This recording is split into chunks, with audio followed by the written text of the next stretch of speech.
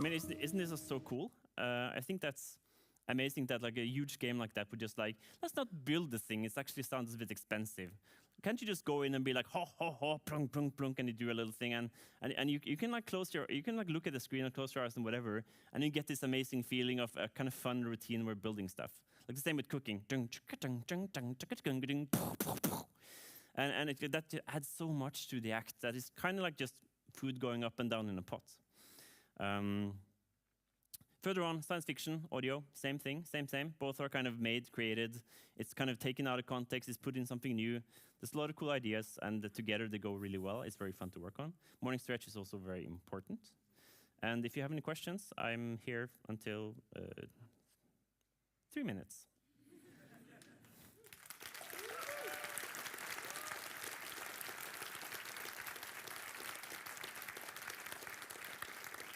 Thank you. Also, it's good to ask, like, is there allowed to ask questions? Is that fine? Okay, I think we can ask. Yes, you, Stefan. I met you once while you were working on Domekeeper. Hmm. And there's something I found a bit interesting with your workflow, is that you worked with the video of the game rather than a playable film. And it's kind of having that your screen with your project, and you have another screen with the video, and you have to go back a little second, tweak the sound, and go back and forth. Could you expand on that a little bit? Yeah, I think it's very easy to kind of work. And the question was, he's seen me work a little bit with a video, and I can often quite have a little video that I kind of capture from the developer when they have I made this new cool thing, and I just like capture this video, take it down to my computer, and I'll kind of work on something and I'll upload it. And it's kind of similar to what I'm already doing in games, because the good thing about sound is that you don't really need to kind of know that much about sound design to know that a sound is kind of working. The good thing is like when you're experimenting on random things and you put it to something visual, you notice it's the right thing when your brain believes it to be that sound, and it's a very distinctive click. It's literally just kind of putting it there, and suddenly like, oh, that's the sound. And then you kind of realize, oh, it's actually not the sound, it's just something I put in. So it's really nice a way to kind of like figure out, based on what you're seeing, how it should feel. And I work pretty similar when it comes to games, because we use something that's called audio middleware. That is, you can kind of live hook up to games. So then I can kind of live tweak it as it's happening. So I can go over, I can start a conversation and they go like, bloop, and I'm like, oh, that didn't quite sound like a start of a conversation. And I go away, I put maybe like a book opening, because it's a bit more like a narrative tale. So I go up there, and I'm like, oh, yeah, that feels better. That feels like I'm now in a conversation in this game. So that's kind of what I use it for. I use it for like, basically I want the mental click in my brain telling me I'm doing a good job. Anyone else? Yeah, over there.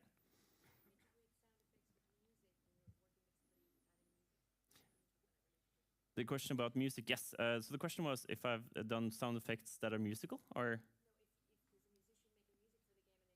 Yeah, quite often, yes. So the question is if I worked with musicians for games and kind of do this A/B testing, yes. And quite often I do that. And it's also because it's a lot of things to do, sound design and music for a game, because I kind of see sound design as art, but I also believe that sound design is kind of like, it's easier to define as craftsmanship as well, because it's kind of like building a chair. I kind of see sound design, and you can say like, this is a nice chair, but if it doesn't work as a chair, everyone can agree that that's not working as a chair. It's not a chair. But with music, I kind of feel personally that it gets a bit more like wallowy. Like, what is a chair or not? It doesn't really matter anymore. But and then it becomes more like, but what does it make me feel? And I think feelings are so subjective, and the music is great for subjectiveness. But I kind of like, it's nicer to be able to work on something that everyone can kind of look at and agree that this is the thing that it is, not that this makes me feel sad, but this makes me feel happy. Or can you make it sound more green, you know? I think it's just practically because it's easier for me to focus on that, and it's also kind of nice to work with someone else to riff off. Usually when you come into an indie team, it's quite small teams, which means that you're the one person doing what you do. So it's nice to have a yin to your yang kind of thing. I think I have one final very quick question, if we have one. Speak now, or yes, back now.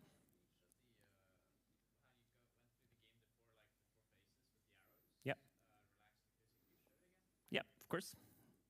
This is kind of like how at least like I built Domekeeper to work as. So it's basically like trying to transition it between the states of the game. with some titles of what it is and what I'm trying to do, and kind of just audio notes for what exactly like I'm trying to do in that specific point. But yeah. I hope you all have a really good time with Soon Lunch, other speakers. I hope you enjoy Konsoll.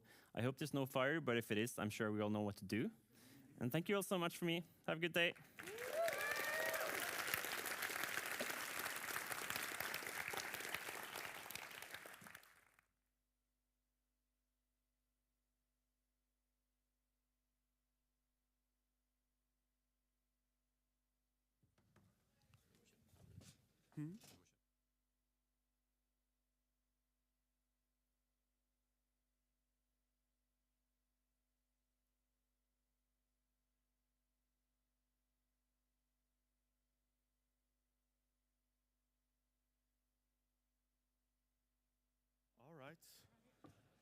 All right. Well, people are leaving, so bye. Is my thing on? Hello? Ah, is it like a break now? What's going on? I should know, right? I'm the host. I mean, I know what's going on. Ah, yes, the thing where the people go out, which is in the schedule. I actually decided that. All right, that was interesting. I didn't know Martin worked on any games after Manuel Samuel, to be honest. I'm kidding. Jeez. I also know he worked on Helheim Hassel. No, it's cool. I know he has worked on every game ever made. All right. Yeah, that was awesome. So our next speaker is awesome. She's like, she's not Leica, she is an actual consultant of anatomy for animators, and also a medical school professor. Yes, I got it. And I met her earlier, and she showed me like some of the projects she had worked on, and I got starstruck. I was like, oh snap, you worked on Tarzan on PlayStation 1? That's crazy. And she was like, oh no, I worked on the movie. And I was like, oh, I blew out my back again. I mean, I was already starstruck with the PS1 thing. And then she's great. Waiting for like a thumbs up before I can continue. Anyway, how have you been? Like, what's going on with you? Oh yeah, everybody's thumbs up? Awesome. Cool, people on the back? Oh yeah, I can see your thumb up. Nice. I'm sure all of those were thumbs, I hope. Cool. I'm, mentally, very good. Physically, like a 33-year-old grandpa somehow. Cool. Oh yeah, also, I posted like a picture of myself on Instagram earlier. I was like, yeah, I'm hosting Konsoll, and then I see like they don't even have an Instagram page. So I had to like tag Konsoll, and now I'm the only guy who has done it, which is kind of eh. So like if you do any pictures, post them on Instagram, hashtag them with Konsoll 2023, so my picture shows up too, Or else nobody's gonna, that's gonna be embarrassing. I don't want that. Awful stuff.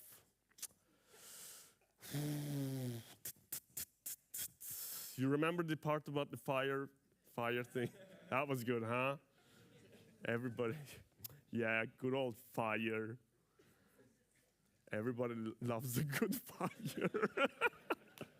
No, nobody likes a good fire. But we're all, at my office, we keep practicing for fires. Like every day, they make us go out with those loud. Do they do that at your office?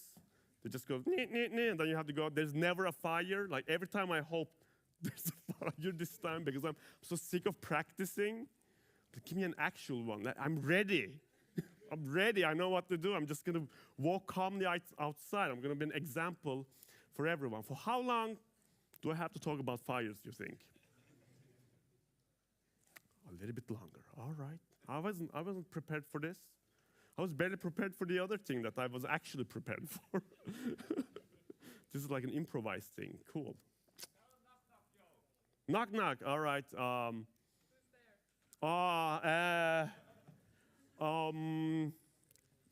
we're done. All right. We're done who? We're done right now. Goodbye.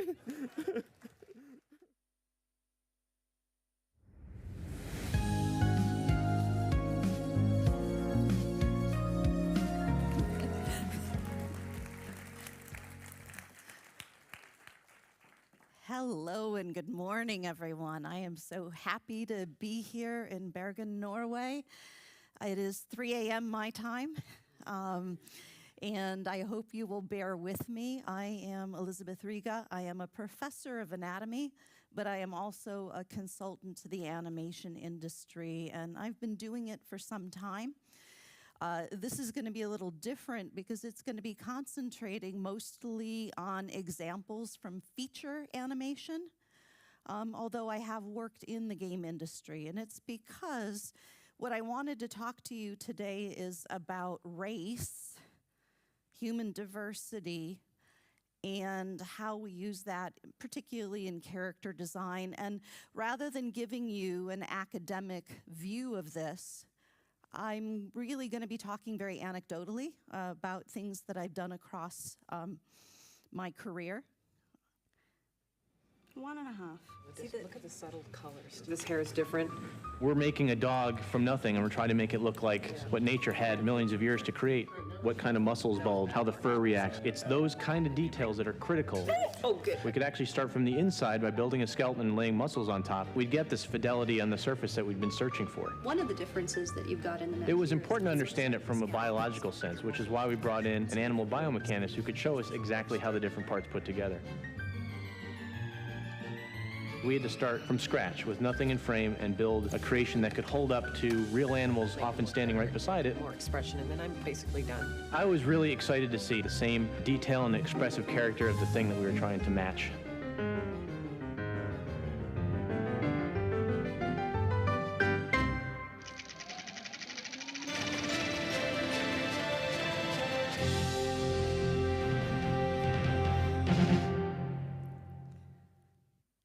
I don't know if you caught the date on that, right? So I'm going to be giving you what could be ancient history, speaking of archaeology. And so this is just a list of some of the productions that I've worked on. And I really started with Lion King, and as was mentioned before, Lion King the film. And moving on through a series of projects, including Pocahontas, Mulan, Tarzan, Dinosaur. Many of these things I know are going to be things that you guys probably saw as kids. And so I hope that some of this is going to resonate with you, and what I'm going to do is go into some of the science that I brought to the animators in terms of making this a better experience. And my most recent project has been on Disney's Strange World, so I'm going to be using some examples from there as well. I don't know how many people have seen Strange World. How many of you have seen Strange World?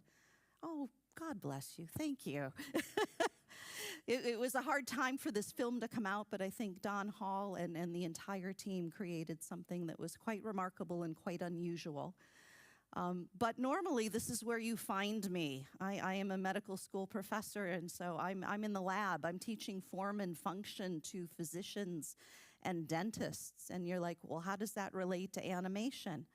Well, you know, some of the explanatory things that you use are very similar. Here's a concept in comparative anatomy that is extremely important. It is called serial homology, and it is a fancy way of saying that you have the same thing in different parts. And so if you look here, you can see that between a horse and a human and a dog and a cat and a cow, the different shape of the shoulder blade, the different length of the upper arm bone, the humerus, the different proportions of the forearm bones. And then most strikingly, notice the differences at the wrist and the hand, right? Horses are remarkable. They're standing up on a single finger like this. I'm not trying to be rude, right? And this is anatomy, and this can be kind of boring, right?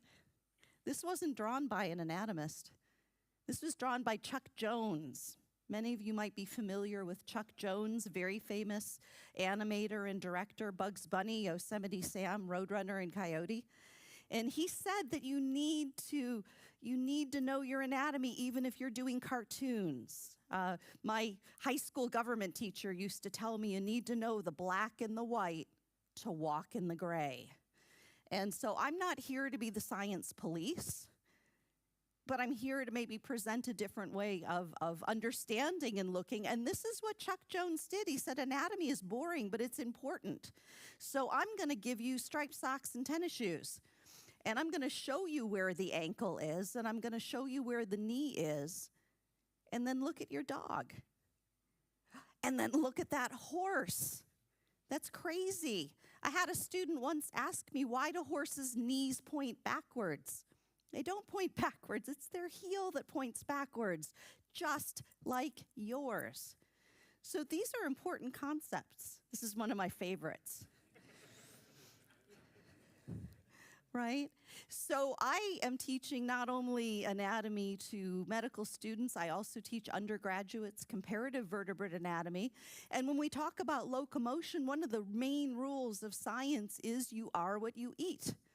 And what you'll notice when you look at these diagrams is that these are both running animals, but because the top one is an herbivore, the horse, and the bottom one is a carnivore, a cheetah, you will see that not only are they different in the way their legs contact the ground, right? Notice that the horse floats only at one phase of its gait, but the cheetah floats at 2 phases of its gait. And when you're in the air, you're faster than being on the ground. How does the cheetah do this? Look at its backbone. The cheetah is able to extend its backbone and then flex its backbone, so it uses its backbone to propel its limbs. Look at the horse. That backbone is straight because that horse is an herbivore. It has a big, heavy gut. It has a big, heavy backbone, and it can't move its backbone. So what you eat determines how you run. And so whether you're doing something that's very cartoony or whether you're doing something that's realistic, if that horse's backbone isn't stiff, you're not going to believe it's a horse. If that dog's backbone isn't bendy, you're not going to believe it's a dog. So the science becomes a nice driver.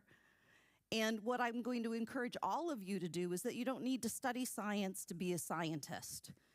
What you need to do is be a keen observer, and all of us as artists and humans should be keen observers. And here's another observation that I'll share with you. Here are some drawings that were done of a deer slipping on ice. Very realistic renderings of something that at the time hadn't been done. This was not done by a scientist either. This was based on a dissection of a 6-month-old deer done by Disney animators for Bambi. Now, honestly, this is not the world's most realistic deer. I mean, look at that giant head, right? And these rabbits are just giant hopping heads. But all of this, look at that heel pointing backwards. So you've got to be drawn into Bambi. You've got to be drawn into the story. You've got to believe that Bambi is a deer, even though Bambi is cartoony. And so there is, even in things that are cartoony, that are not meant to be science, observation is critical. And so Disney animators did that, not only looking at the dissection and doing the dissection, but looking at a real deer. Although pertinent to this talk, I want you to look at who those animators are. We don't see a single female there, do we? Which is why I'm so happy to see women representing half here, yay. It really did. I used to look out at audiences and I'd see 3 or 4 women and I'd go, hey, I see you. And now I think it's just, and it affects the industry, it really does. And then finally, one of the other things that I do when I do research is I study dinosaurs. I study the bone structure of dinosaurs, and I study the bone structure of this animal. It is important to me as a scientist that you know that Dimetrodon is not a dinosaur. All right, if you see this in the dinosaur kit, it is more closely related to mammals. This is a mammal ancestor, not a dinosaur ancestor. And I've had the privilege to work on Sue the T-Rex in Chicago, where some of the imaging we had to do in a CT scan, this was taken at an industrial facility at Boeing because the head is so big. So when you're dealing with big animals, you've got a lot of different things to think about, but it's all form and function. And so you don't have to know much about anatomy or even fossils to know that those look like carnivorous teeth, don't they? And it provides a lot of experiences. So back to that archaeology metaphor, you'll see a couple of pictures. This is my son Owen here, digging up dinosaurs when he was 3.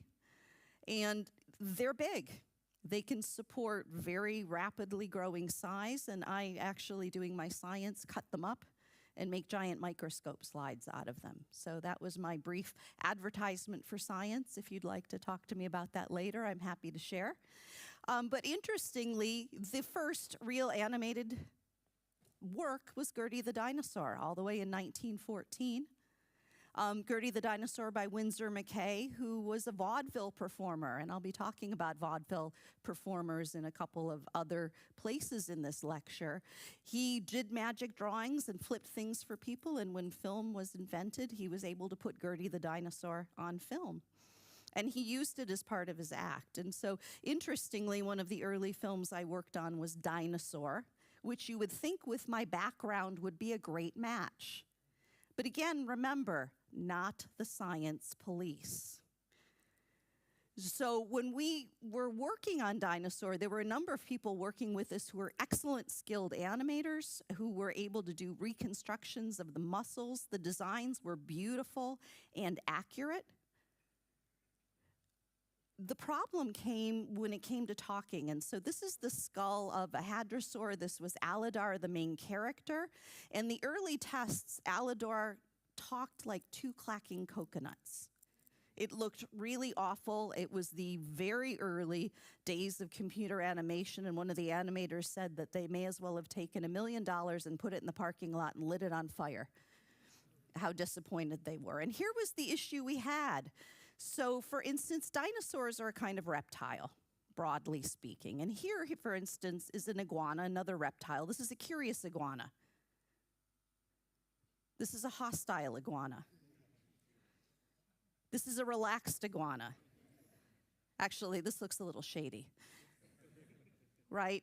Reptiles, fish, amphibians, dinosaurs, and birds, because birds are reptiles too, have no muscles of facial expression. So what do? Only mammals have muscles of facial expression. Why do we have muscles of facial expression? Because they're essential for nursing. So we have all of these muscles of facial expression, and when we did the test of the dinosaur, not having muscles of facial expression killed it. I'm not the science police. So what we did is we designed a whole series of facial muscles based on mammals, put them on Aladar, and Aladar becomes much more expressive, right? Problem solved. So it's not accurate, but is it telling the story? Absolutely. Same thing with Rafiki. I came into the animation industry on Lion King specifically for this character. He is supposed to be a baboon mandrill hybrid, but he is not a real monkey. But he has attributes of a real monkey, and in particular, there were a lot of battles early on about the feet to not make him knuckle walk like a gorilla or a chimpanzee, because that, even though he is a fantasy character, would have been utterly inappropriate. How do we know that? Well, he's got a tail. And he's mostly quadrupedal. He's mostly on 4 limbs, except when he's on 2 limbs. Right? Except when he's doing these extraordinary things. And then he has to have structures. You wouldn't see a monkey doing this. But if a monkey were to do this, this is how a monkey would have to do it. And look at that tail counterbalancing. All right? It's about telling the story and being true to the character. And this character is also supposed to be old and wise, with an old, wise face. Whereas in contrast, we can look at other characters like Tarzan. Tarzan is also a fantasy character. Glenn Keane said, what would a man who was raised by gorillas look like and run like? Well, look what he did with his toes. Look what he did with his feet. And look at the knuckle walking right there. So this was really fun with the Disney animators. When we worked on Tarzan the movie, we were out in the hallway knuckle walking. All of the animators were practicing their knuckle walking. This is Glenn Keane, is a wonderful animator, who then said, here's Tarzan knuckle walking, and here's what his form is going to look like. And here's what his posture is going to look like. If you were a man raised by gorillas, this is the way you would hold yourself. So it's awkward for him because his legs are long. Look at the gorilla versus the human. I hope you can tell the difference.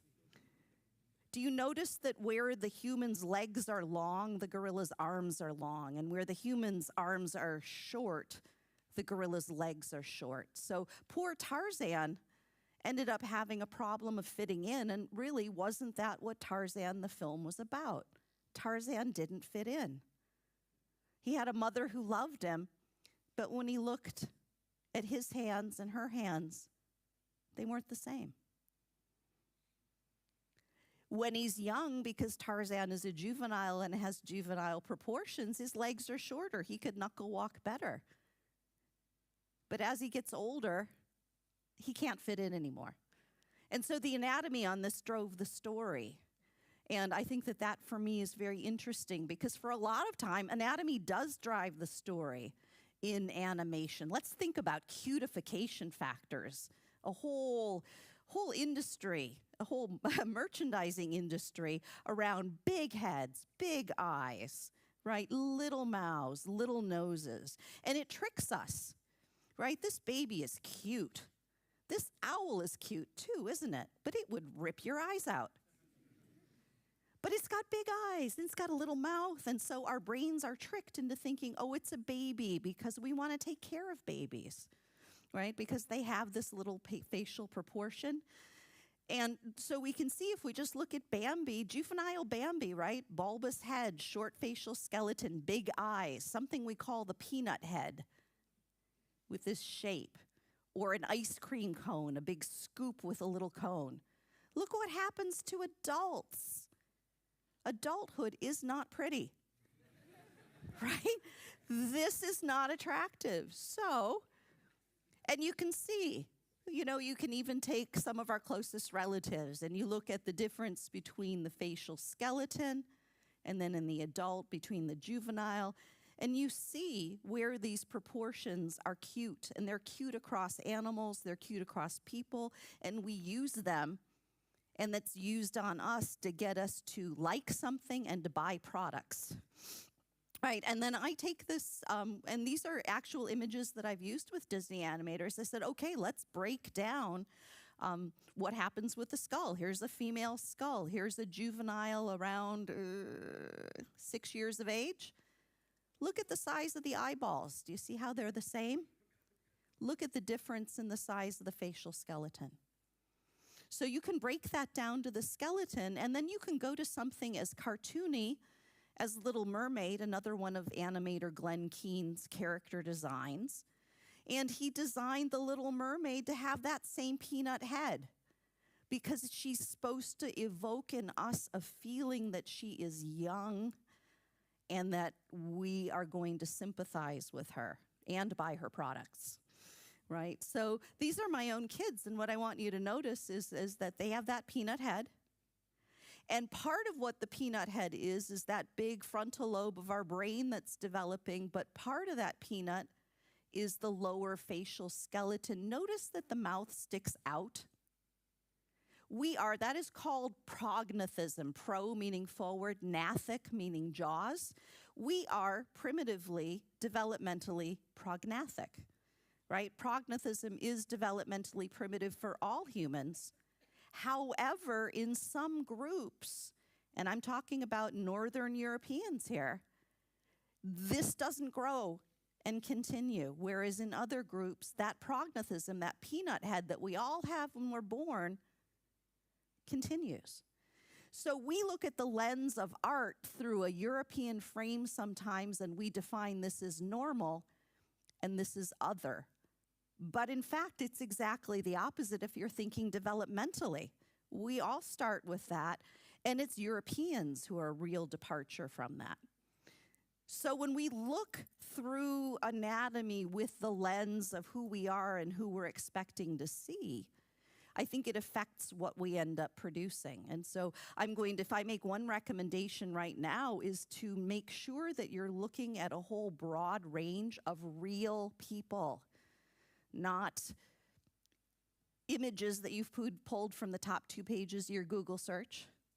Not AI, certainly, because AI is going to reproduce some of the worst tendencies of being lazy about art.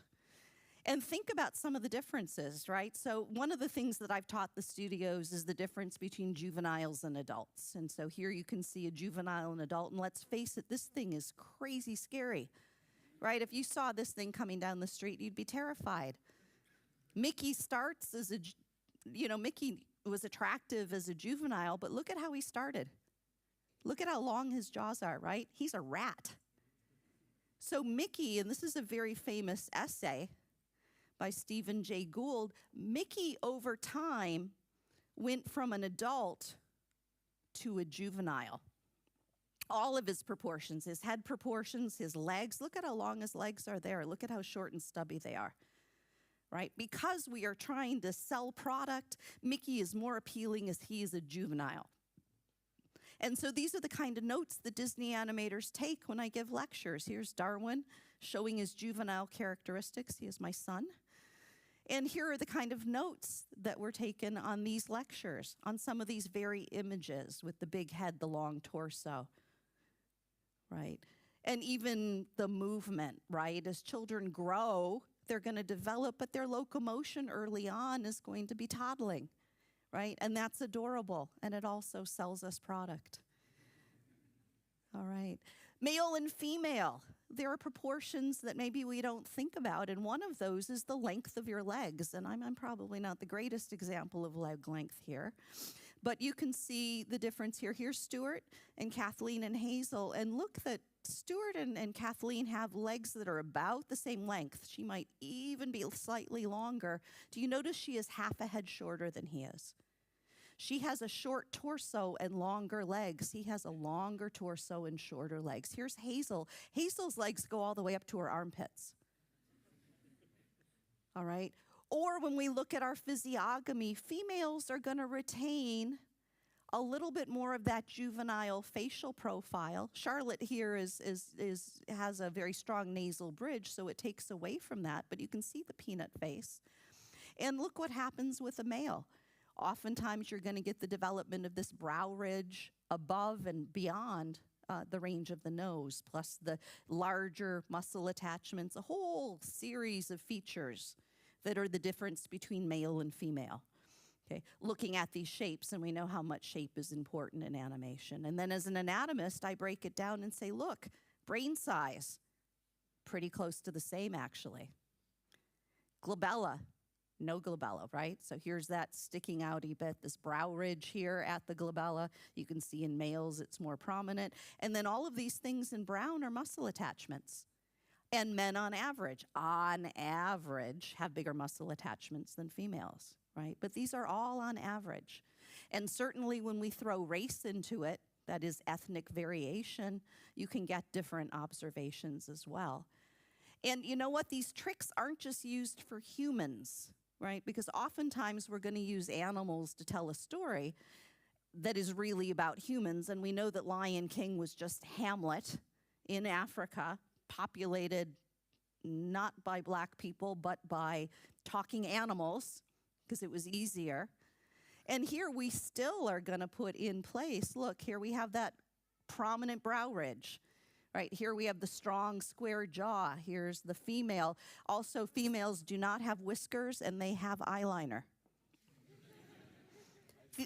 Right? These are not accurate lions. These are humans in lions' clothing telling us a tale as old as time. And I'm not trying to be critical. I think Lion King is a tremendous success, but don't be fooled. These are not supposed to be accurate. So when we break down things like gender differences in proportions and leg length, that takes you being sensitive to that. So look around and notice how that is played out as what is expected and what is normal and what is desired, right? And it's based in biology. Not only do women have those different proportions, if you look at our hips are designed, at least in principle, to push a baby's head through. And so those hips, which are an important part of the locomotor structure, are going to be broader, not only relatively, but often absolutely, than they will be on a man, because there's only one thing that needs to come out this hole, and it's not a baby's head. All right, and we can take that into play, and this was when I was working in Florida. I think I'm allowed to show this. One of the animators drew this, and clearly Goofy is a male. And I'm not talking about his behavior, I'm just talking about his pelvis. But if we look at Mickey, it looks like Mickey's been cross-dressing for years. It's true. So this brings me to race. And I'm using race in quotation marks because we know that race is a social construct. And it is a social construct that is created usually by the dominant group, right? And so how do we deal with something as fraught as race? And when I came into the studios, it was really a question. And one of the projects that we had to do, this wasn't my earliest project, was working on the President Obama figure for Walt Disney World for the Hall of Presidents. Now, the weird attraction, and I won't apologize for how weird the United States is. I'll do that later. But think about it. These were actual physical audio animatronic robots driven by air, driven by pneumatics. They'd never done a non-white male. And we had to work on this before the election was over, and so we had to do a female, Hillary Clinton, and a black man. And that actually pushed the limits of what was there in terms of the machinery. So I think ultimately we had some great discussions, we had some great projects, and that particularly noticing the asymmetry in the way that President Obama talked, you could make it look more like him by imitating that asymmetry. And please remember that real humans are asymmetric. Introducing asymmetry can create realism. So I was able to work additionally on some other projects, particularly where we were targeting African and African-American facial features. And the scary thing is always the history of animation is pretty unsavory, right? When it comes to issues of race, racist tropes as comedy they don't have a long history, they have a long history, right? Think Bugs Bunny nips the nips, right, 1944. Right, okay, that's wartime propaganda. Maybe Lady and the Tramp, wait a minute, this isn't wartime propaganda, but those Siamese cats are evil and offensive.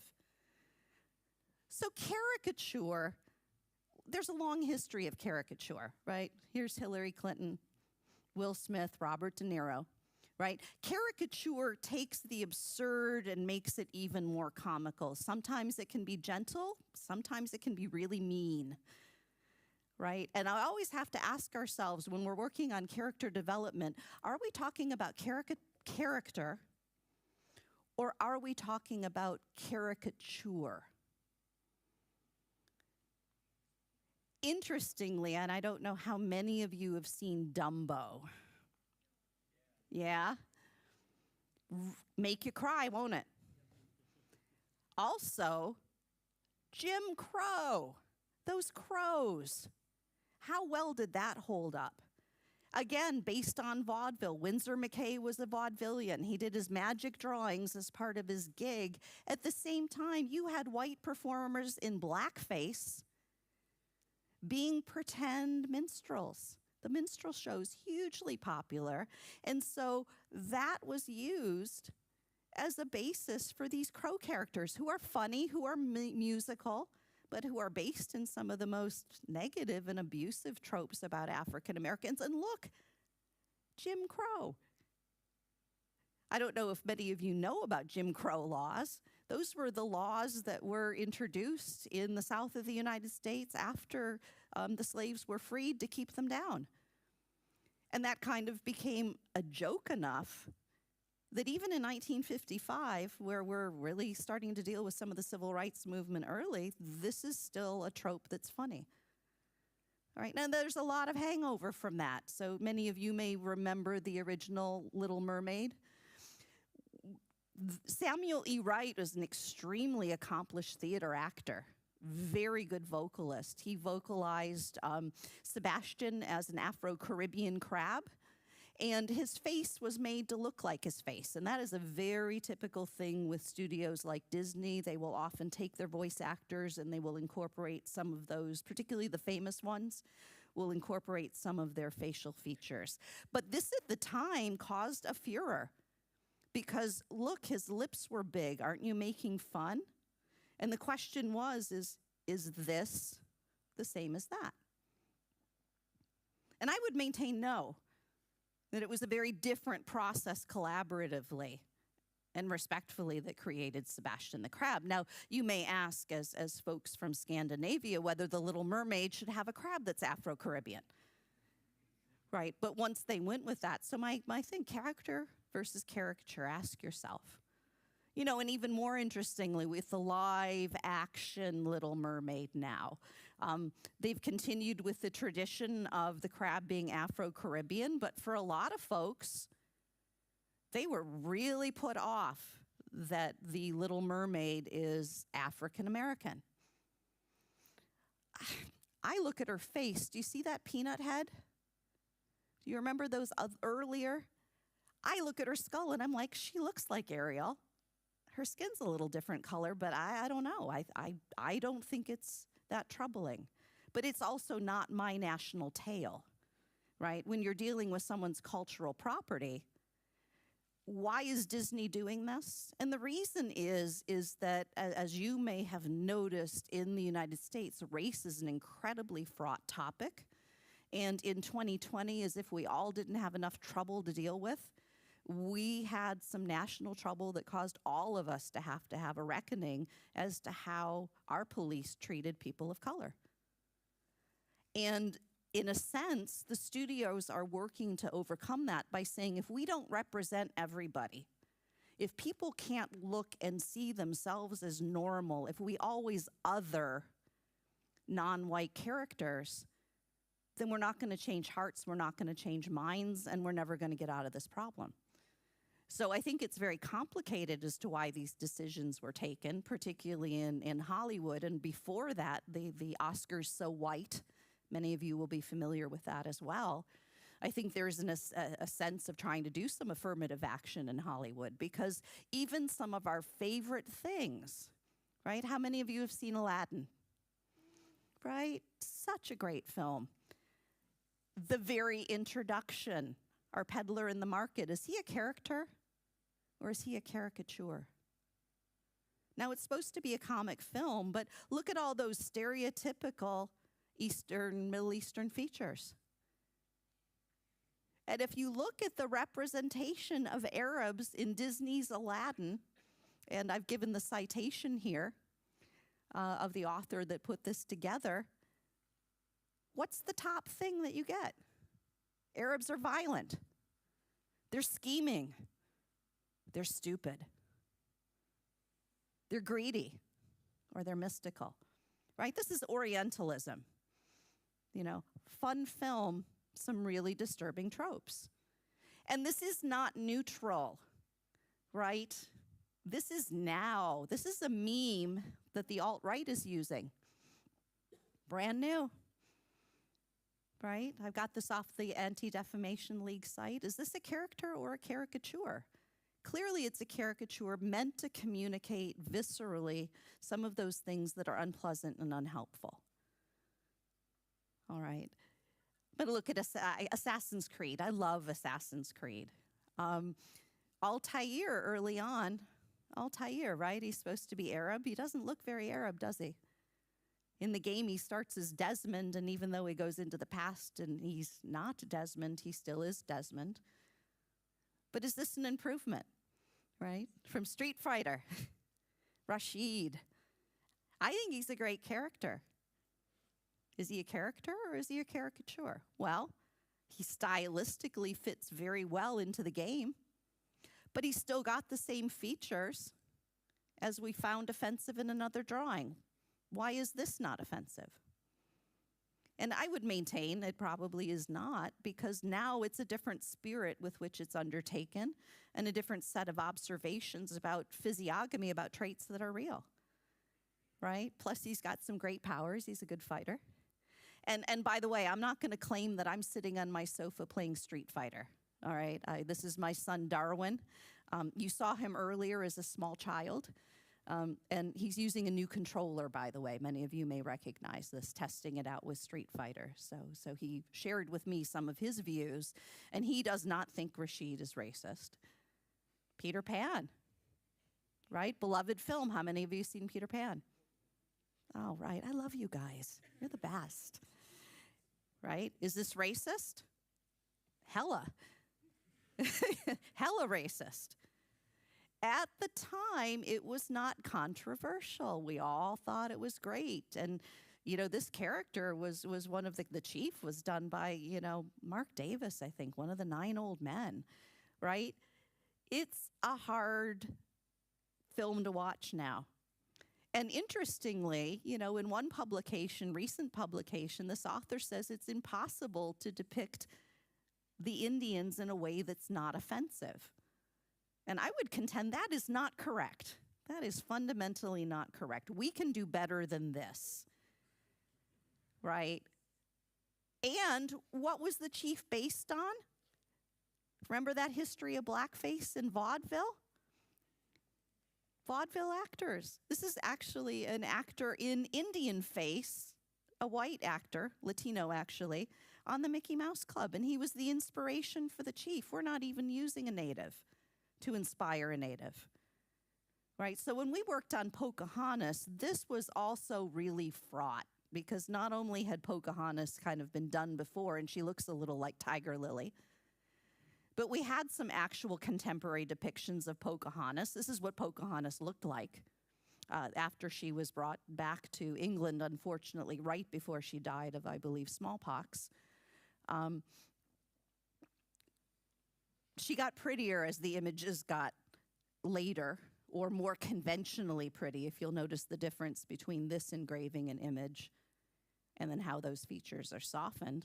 And then here's John Smith and Powhatan depicted in a relatively contemporary engraving as well. So we had historical things to work with, but what we also had to work with was the reminder that American Indians are still with us. They are not dead, they are not extinct. Though colonists have done their best to make them extinct, they're there. And so it's a matter of going to our own students. I just took this photo a week ago in Pomona, California, when our local tribe was celebrating Indigenous Peoples Day. And you just have to go and observe, I think, with a humble spirit. And for Pocahontas, one of the main people that was brought in as a consultant was Russell Means. Russell Means is a very famous Native American political activist, since deceased. And the same thing, looking at the physiognomy, looking at the features, and looking at character, not caricature. And so I think that Powhatan, for example, Ruben Aquino was the animator that did the character design for Powhatan, and he's Filipino. Was, I think, very sensitive to issues of race. Another Glenn Keane character, this was his original design for Pocahontas. Beautiful and accurate, right? Because when Pocahontas met John Smith, she was about 10. Right, he was about 32. Yeah, so, well, we had to change that, right? One of the things we thought of with Pocahontas that was very different than a Disney princess is that natives, particularly historically, would often use their teeth as tools, particularly the women. This is what happens when you soften hides with your teeth over time. And because you're chewing and using, not only using your teeth as tools, but you have more coarse food to chew, your jaw muscles are going to be bigger. And this was deliberately included. And by the way, in case some of you are interested, you can reflect on that by looking at the dental wear in natives, right? By the time some of our skeletons from the ancient past, archaeology, are in their 30s, their teeth are worn to that point. Can you imagine having your teeth worn to that point? And the morphology of native teeth is quite particular in the front, the shovel-shaped incisors. So all of these things went into the design of Pocahontas, who was very different. And Glenn pointed out she is not a Disney princess. She's got this really square jaw. Her mouth, rather than going up, goes down. He felt that this was a very different character design. However, he was told by Jeffrey Katzenberg, hey, I think Cindy Crawford's really hot. I have this exercise video, so can you make her look a little more like Cindy Crawford? At the time. It's all a compromise, isn't it? I love Pocahontas. I still don't understand how her dress stands up. And her waist is still impossibly tiny. But she also, look at those feet.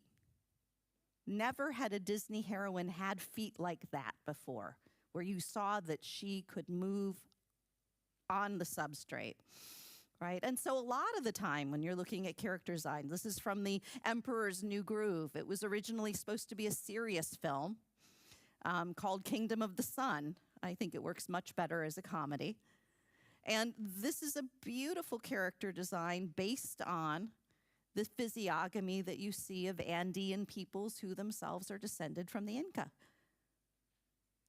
Hopefully we're going to say that's character, not caricature, but it's still the extreme.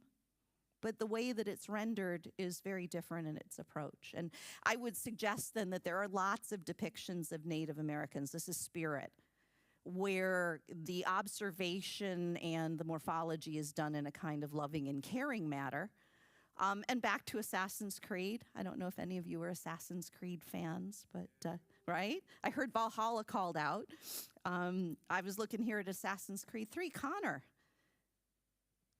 Half American Indian, half white settler. This is another great thing about people from the United States. We have this fine percentage of what ethnicity we think we are. Very strange, but we are a nation of immigrants, so we have to have some way, we think, to contextualize ourselves. Here's Connor as a mixed race individual, picking up on features both of his mother and his father. Right? So the same question, Red Dead Redemption 2, beautiful visuals in Red Dead Redemption 2, beautiful character design. Character or caricature? I think there are actually a lot of Native Americans recently that have been depicted very sensitively. We're getting much better depictions. Here's some of the concept design art for Red Dead Redemption 2 of African Americans. And then I'm going to pivot to end this lecture with Mulan. Right, I'm going to go back in time because while I think that there are many representations that are improving across the industry, we still may have some problems with accurate depictions of people from Asian backgrounds. And I'll tell you a little bit about, and I think there's something pretty simple at stake here. Mulan, the assignment, and this was coming off of Lion King and Pocahontas. So by that point, the studio was like, okay, we got to have you in. You got to talk to our animators. We're going to do, what are we doing this time? Well, the assignment, how do we take a girl dressed as a boy and still read for the whole film that she's a girl? And now we're dealing with China. What do we do with Asian faces? And, you know, here's some of the earlier renderings. I'm not even going to start talking about the costumes and how the costumes were more Korean and Japanese than Chinese, right? That was not my department. But here is Mulan as Ping, and very different look for her, huh? How did she end up looking more male? Well, the armor is certainly helping. The hair is certainly helping. But one of the things, and by the way, I tried to find the best Asian Barbie doll I could find.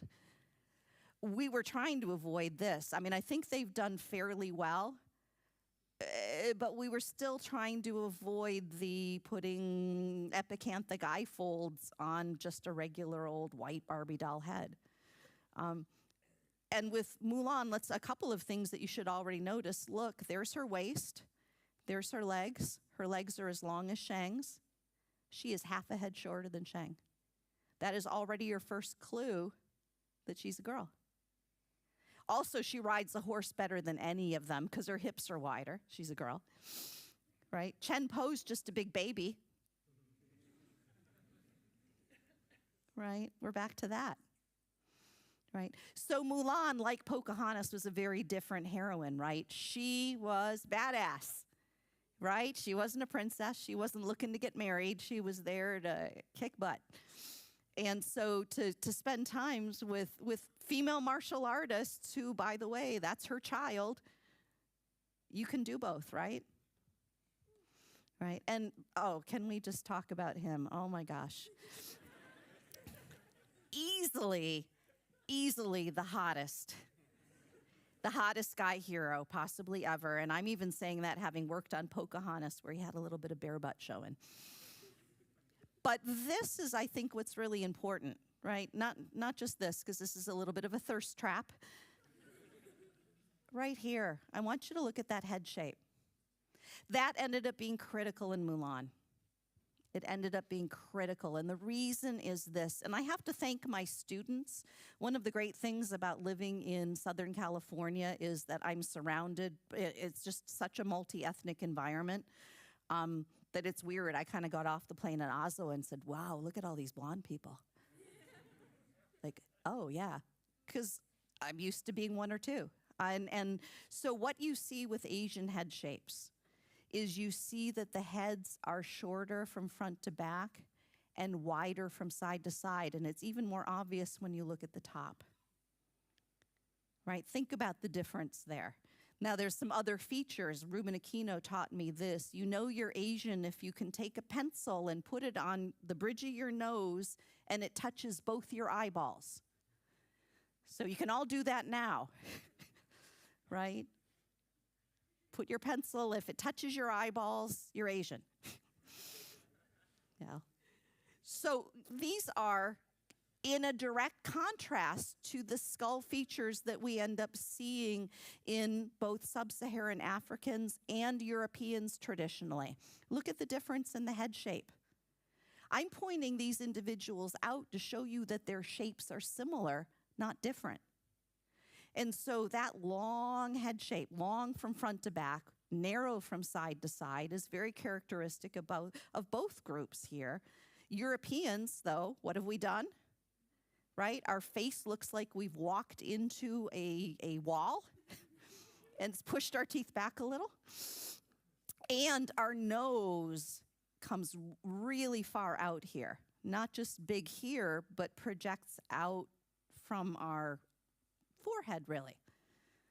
So, and these are, I asked some of my students in anatomy, so what do you see? It's just, all we see is noses. You guys look like you're all nose, right? So here, very short from front to back, broad from side to side, even more striking, isn't it? Well, that turned out to be really important, and it was a battle, because what happened with Mulan is you want to make the Asian facial features with the very strong cheekbones really prominent. If you make the cheekbones broad and leave the head as a long European head, the head is too big and doesn't look right. And believe it or not, this was a huge battle with the producers to come up with these profiles to say, no, this is what an Asian head looks like. And they won. And I was just really impressed that both Mulan and Shang ended up looking, to my eye, so respectful and accurate. And, you know, we can go back to the science, too. So here is an old person. When you lose your teeth, and with age, your jaw starts coming out. Look at Granny. Very few lines. And I love Mulan so much. She has a mother who's alive. She has a grandmother who's alive. Did I mention she's not a princess? Right? Very few lines are communicating. Look at this. You know she's old. Look at those earlobes. Right? And are there some villains here? And are there some villains here that might be racist tropes? Maybe. Right? I know that when this character was designed, I think Press Romanios did some of these, we were looking at a gorilla-like form to try to make the villain seem more animalistic. And indeed, he was given very animal-like features. If you're a Hun, is this offensive? Probably. All right, go back to Street Fighter again. Character or caricature? Any Street Fighter players out here? All right, I've got some of you. So let's do a vote. What are you thinking, character or caricature? Everybody for character? You say character? Raise your hands high. There is no wrong answer. Okay. How many think caricature? All right.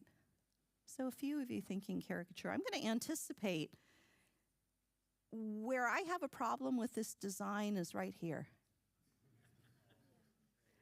This has become so fashionable.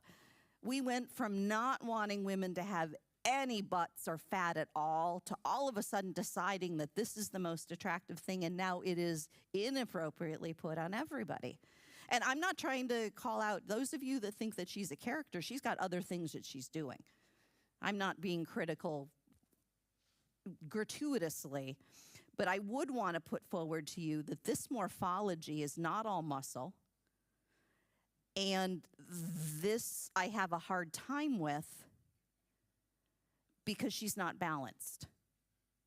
And this is not a typical body shape for someone of Asian background, unless you've had a Brazilian butt lift, right? So, and maybe, but this is what we want women as objects to look like. And it's one of the reasons why I'm so happy to see so many more women in animation, but particularly it's so important to have women in gaming, right? To define those gaming spaces. And this is not to denigrate men at all, because you're our partners in this, because we're all trying to make a better world. And I hope that better, maybe more respectful designs are made that might be a little bit more indicative. Although, like Hazel, look at her. Her legs go up to her armpits. And let's face it, when you're kicking, why would you bother to punch if you can kick? And isn't that part of her strength? Right? So that is accurate, right? If you're a woman, you kick. Don't try to punch, kick. Right? So I look at these things through the lens. There is a particular look with character designs that is inherently more exaggerated and comical, but that's where you have to look at yourself and try to get outside the lens of your own interpretations, your own ethnic group, your own physiognomy, which, wraps me up here with the Clade family, right? Because this is a mother. I love her. She drives like I do. And a father and their multiracial kid. The Clade family I want you to come with me on an expedition. just crash landed Where in the world are we? in a strange world. Will you get that off your head? Now they must come together They're finally getting along. Right? They're basically the same person. Watch out! My bad. to find their way home. Come on, we got a world to save. I'm for a barbecue. How are you my dad? When two people love each other. Stop talking! Stop talking! Disney's Strange World. Rated PG. Only in theaters November 23rd. That was last year. Clade, I love that as a scientist. Clade refers to all of the descendants of a single common organism evolutionarily. So it's a little bit of an Easter egg. This is our clade, right? If we're looking, this is where humans are. This is another shot of Darwin. He's going to kill me. Right. So I think Don did a really great job. I'm not going to give away the plot to those of you that haven't seen it, but The Strange World is strange, and it's very biological. And what I really like is it's populated by a group of people that have been informed, even though they're cartoony, they've been informed by a lens that has some diversity behind it. And I'm actually really almost happy to say that I did not have to work on any of these character designs. The studio has come so far now that my involvement was in story and in concept because their animators already know the lessons.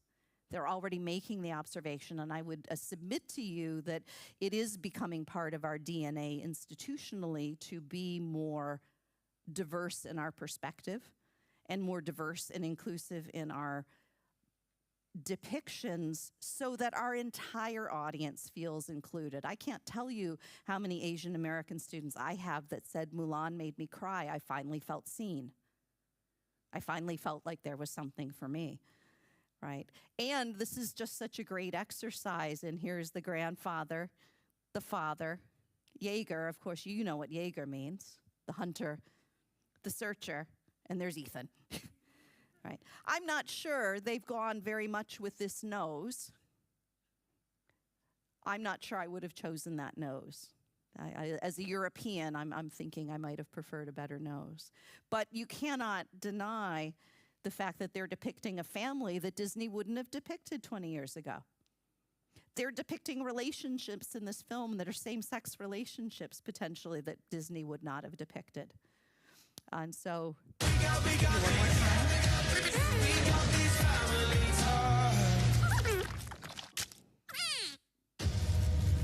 Whoa! Baby Clade! What is the president doing in our front yard? Our entire world is in grave danger. I want you to come with me on an expedition. I'm not my father. He was the explorer. I know you were just a kid when you went missing, but now you're all we got. Mr. Clade, I'm a huge fan thank you. Of your dad. Where in the world are we? Ethan, you brought the dog? He just wants to help. We are clearly in uncharted territory. Hello. You probably don't understand a word I'm saying. Of course I understand you. Huh? Dad? Dad? Grandpa? I'm a grandpa. All the trees that have... What is this place? The cliffs are alive, and the waters dissolve the flesh off your bones. Is this thing dangerous? It's so cute. I want to merchandise it. We got these family ties. They're basically the same person. Are you okay? Yeah, I'm talking to my son. We got these. Hold on. We got these family ties. Come on. We got a world to save. Let's get moving. Whoa, wait. You can do this, Ethan. It's just a nightmare tunnel. Just be brave.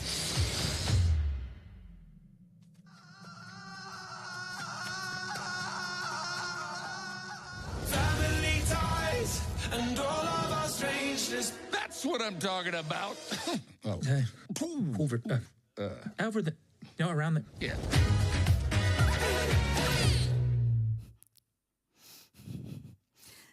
By the way, I do have to thank my gaming consultants, Darwin Sumida and Owen Sumida, my sons. When I look at us, I definitely see the similarities and differences, and I tend to look more past the coloring. Oftentimes people will go, oh, you look much more like Owen. But if you look at my son Owen, he inherited a lot more of his Japanese grandfather's skull. And so I think if you look beyond the skin, you begin to see some differences. And so with that, thank you very much for letting me take up an hour of your time. And I'd be happy to answer any questions that you're willing to take into the lunch period. Thank you.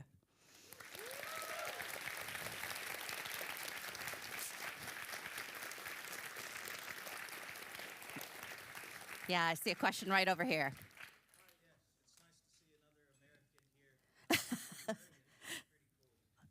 And what an amazing, beautiful place. Just so excited to be here. Thank you. And no rain today.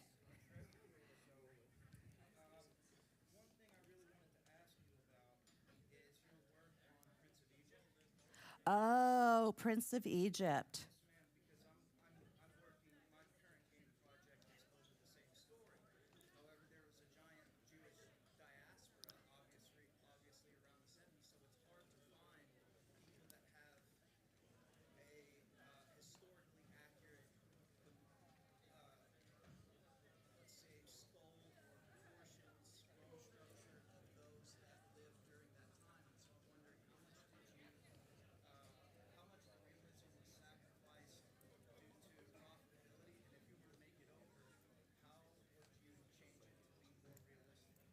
All right, so thank you again for that question. I know we have some folks that are exiting, hopefully quietly, for lunch.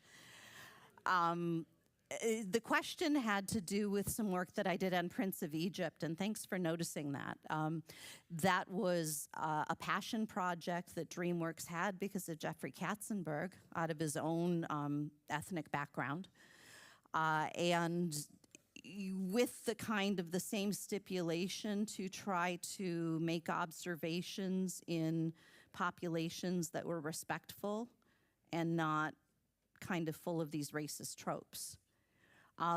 In terms of the sources for the designs, I would say that there was not an effort on my part to look at archaeological material, though in hindsight there probably should have been.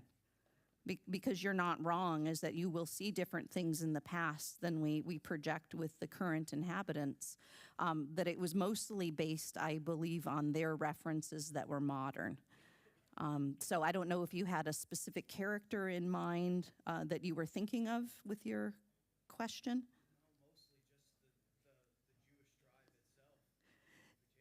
Well, and here's the interesting thing, right, is when we talk about sometimes the folks that are the closest related are the bitterest of enemies. I was, in 1992, I was in Serbia and remembered what happened with the Serbians, Croatians, and Bosnians.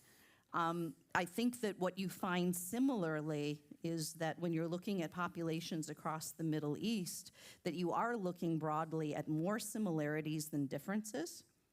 And that becomes kind of the issue because you're supposed to be perceiving these as two groups that are so different. And then you look at the skull shapes, you look at the nose shapes, you look at the body proportions, you look at the skin color, and it's the same. And that maybe should tell us something more than it does. And so maybe that, then again, I don't think, in other words, that you can go back and go, okay, I've found this population of Jewish skeletons, and I'm really going to see how they're different from the Egyptians. I think you're going to find very few differences, and the issue is going to be then more things that you have to pull into place to depict character. That's a really hard, good question, and I'm going to think about it more. I know I've not given a complete answer, but thank you for that question. That's actually all the time we had for questions. I'm sorry. Oh, yeah, okay. Oh, everybody has to go to lunch, but I will answer your questions if you don't need to eat right away. Thank you again. Yes. So yes, it's lunchtime now. Where I said earlier where it would be, there's also the Women in Games lunch across the street. So if you signed up for that, that is happening. So the next talk in here is at 1 o'clock. Also at 1 o'clock, there's a workshop upstairs in a room called Beckan. That's not Bookgan. I know it's confusing, but that is just how it is. All right, have fun and good eating. And I'm sorry for rudely, they made me do it.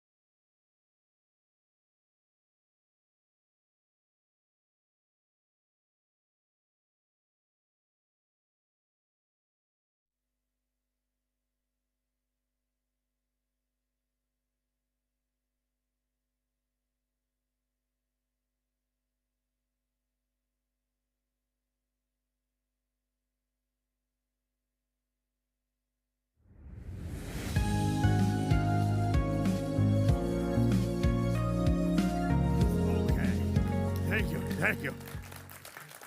Good to see you all again. Welcome back to the to here. You know what I mean. I hope you all had a nice lunch.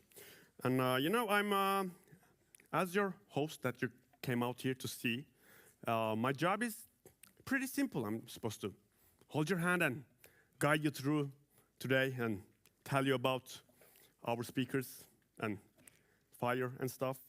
But I'm a little bit overwhelmed right now, and I can feel I'm about to do a bad job at presenting the next batch of people, because there's 4 of them, and they're all awesome. And between them, they've been with Square Enix and Microsoft and circuses. It's all over the place. I don't really know what to say. And they're going to be talking about publishing and investment. Please welcome Dan, Yves, Nina, and the Gael.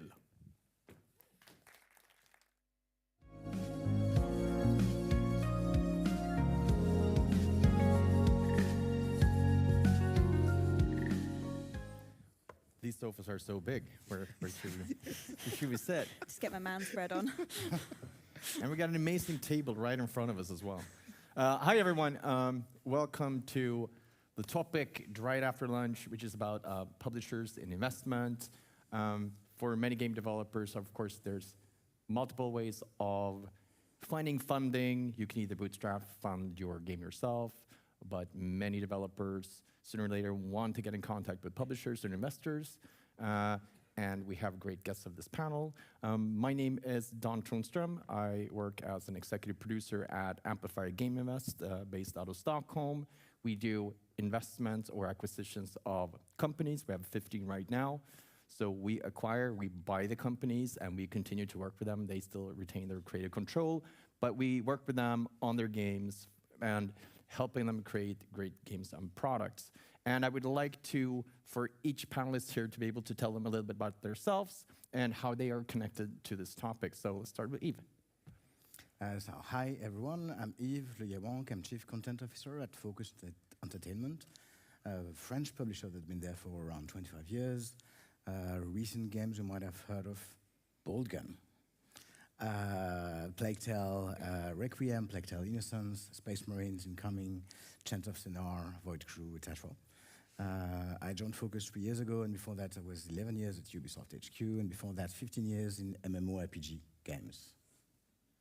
Hi, I'm Nina. I'm Operations Director at Aura Digital, part of the Sumo Group. I've been there for just over 8 years. I started when there was about 12 of us. We're now 130. I'm here because I've pretty much done the loop on all of this stuff. We went through various publishers for lots of our games, small to working our way up to the size of people like Focus. We had a round of private investment before we finally got acquired in 2021 by Sumo. Hello, Des Gale here. I'm the studio executive producer at a indie publisher developer called Radical Forge. Prior to that, I used to run production for a publisher called Fellow Traveller, and before that, I used to work at Square Enix Collective, publishing indie games. Before that, a whole bunch of sports titles and other games you haven't heard of. So we've been mentioning both publishing and investors. They are different to how they behave and how they operate. Also within publishing itself, there's different sub-genres, I would say, in the same thing in investment. Like, just for terminology's sake, can we just help clarify a little bit of these magical words? Like, what is the major difference between a publisher and investor? Like, would like to start? Funding is only a small part of publishing, and sometimes there are some publishers that don't even provide funding. The most thing about publishers is expertise. So expertise on all the things that would prevent you as studio, creator, developers to be creative. So the fun stuff like legal, accounting, getting back the money from specific stores in Brazil, Indonesia, etc. Trade marketing, like the booth at the event, PR, community management, communication, release management, certification, relationship with first parties, getting the better deal with Game Pass, etc. So a lot of the non-creative stuff, that's what the majority of publishers are doing, so that you can focus on being creative. while investors are more betting on studio. You would know better than me, betting on studio versus pure games. Even if publishers, we try to create a first collaboration through a first game, and then if all goes well, then we do a second game, third game together, and eventually it can turn into an acquisition. But the most thing for publishers is about a game, while investors are about studio growth and portfolio management. So Nina, your company, you've done both things. You worked with publishers, but you also have taken in investments. Can you tell us a little bit about that trip and what are the difference there, and how was the reasoning for those different partnerships? Yeah, so we got to a point, I think we were about probably 20 people by this point. We'd released a few games that had done okay, enough for us to go like, yeah, we're all right at this. And we wanted to grow. And the kind of position that you end up with yourself in is, as you've said, when you work with a publisher, they're working specifically on a game, and you have to be very transparent about who's working on the game, what the costs are, and you agree that with the publisher. So all that funding goes into the game. And what you don't end up with is money to grow your own marketing team, or to have a leadership team, or to have more support in admin or HR or payroll or any of those things. And it's really that infrastructure that supports your growth, because I don't know many people that potentially have done it here, but if you grow really big and you get loads of developers, that's all wonderful. But if there's no one to look after them or pay for them, they very quickly start leaving. So we needed that. We needed a cash injection to actually support the company, not just the individual projects that we were working on. So we got what's called seed funding from a few different investors, and that gave us a bump to be able to then grow massively over the next 4 years. And continuing on there are many ways to go to market today. Many game studios do that as well, and that is of course totally fine. Des, can you talk a little bit more, to build on what Yves said about what is the publisher support, what is the benefit of that? Yeah. So get the game to market. There's a whole bunch of shit you got to do, really. And I think the key thing, definitely when we look at publishers, is we want to focus on making the game. We know all of the things that we're good at, so we're just going to stick with that.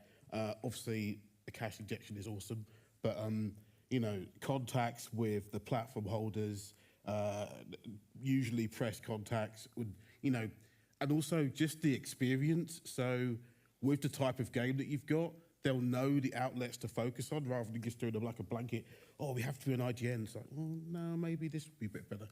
And also, they can help you, when you get halfway through development, when you're thinking about what the game 2 is, hopefully the relationship's going great. So you can help, as a studio, mitigate your risk by potentially signing a next game with them and having a long-term relationship.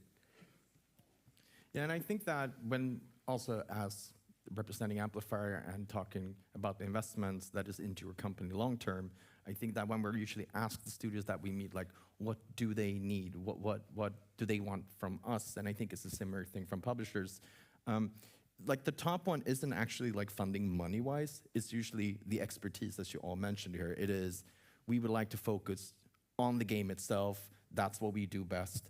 But going to market, or how do we localize, or how do we organize the outsourcing and Q&A or QA, and how do we understand, how do we bring this to market is usually what is lacking within the studio.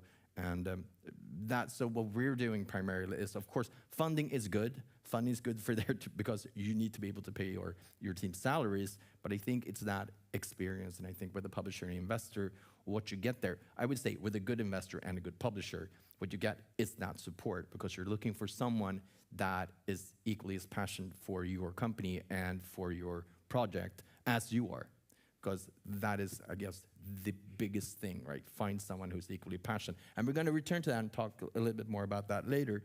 But these couple of years have been quite tough. We've seen in the industry studios closing down. We've seen layoffs at different studios. And one of the questions here is how has this, with high inflation and seeing what the climate in the world is right now, how has that had an impact on the gaming industry, especially from a smaller game developer perspective, reaching out to publishers? Has the publishers or investors, have you felt that there's been a shift there? Yeah, 2023 was pretty tough for multiple reasons. So as you mentioned, inflation, money being more expensive, global context, like what's happening in other countries brings uncertainty. So VCs and investors are more shy towards investing. Plus a lot of games that were delayed during COVID all came up during 2023. So the competition was more fierce as well. Plus the big bubble of COVID, everyone played games, so this is where money is, so we've got to put a lot of money there. And then after COVID, or after the massive crisis of COVID, then it started decreasing a bit. So a lot of games were cancelled, projects, publishing partnerships, VC investment, etc. Bubble deflated, but it's starting to, that's the optimistic me? Yeah. Yes. It's starting to get back to growth again since end of August, Gamescom, etc.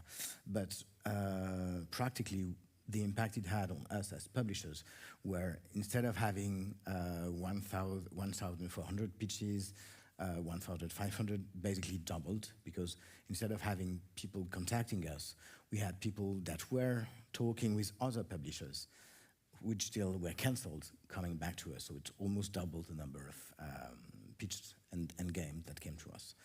Of course, more delays getting back to them. So since their financial situation was tight, and us having more delay, that created some studio that didn't get on time new partnership. So some studio that crashed, etc.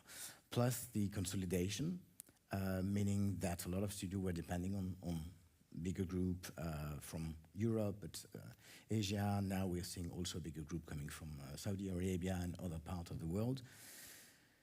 But the good thing about consolidation is that some people don't want to be part of consolidated group, so creating offspring a new studio, a new independent studio. So always trying to see the good side of the stuff.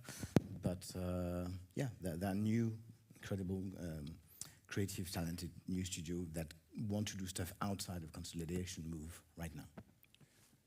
And I think an important thing to note is that the level of preparation that you have to be in, like prepared, do your homework when you're talking to publisher and investors and looking at the quality that you kind of have to have and able to get your foot in the door to have a great start of a conversation. And I would say that as a comment saying, before this slump kind of hit us, that quality bar was very, very high. And right now, we see publishers and also investors being a little bit more risk averse, holding their money and their investments a little bit closer, which means that the bar is even higher. And that is a challenge, and that is something that also means that as developers, you need to put in the extra effort to really, make an amazing presentation, be able to show something that is very playable. And I know that yesterday when we had a conversation, you said that before you could see deals being the conversation could be started if you had a presentation alone. And then you said well, that has probably changed now. You need something more. Would you like to? Yeah, absolutely. So, even being old and having the contacts I have, that discussion is gone from show us deck what you got. Hey, Des, we need some pixels moving around the screen, please. You're like, oh, okay. Come on, I can do it. So that's definitely shifted. Like you said, everyone's a lot more risk averse now.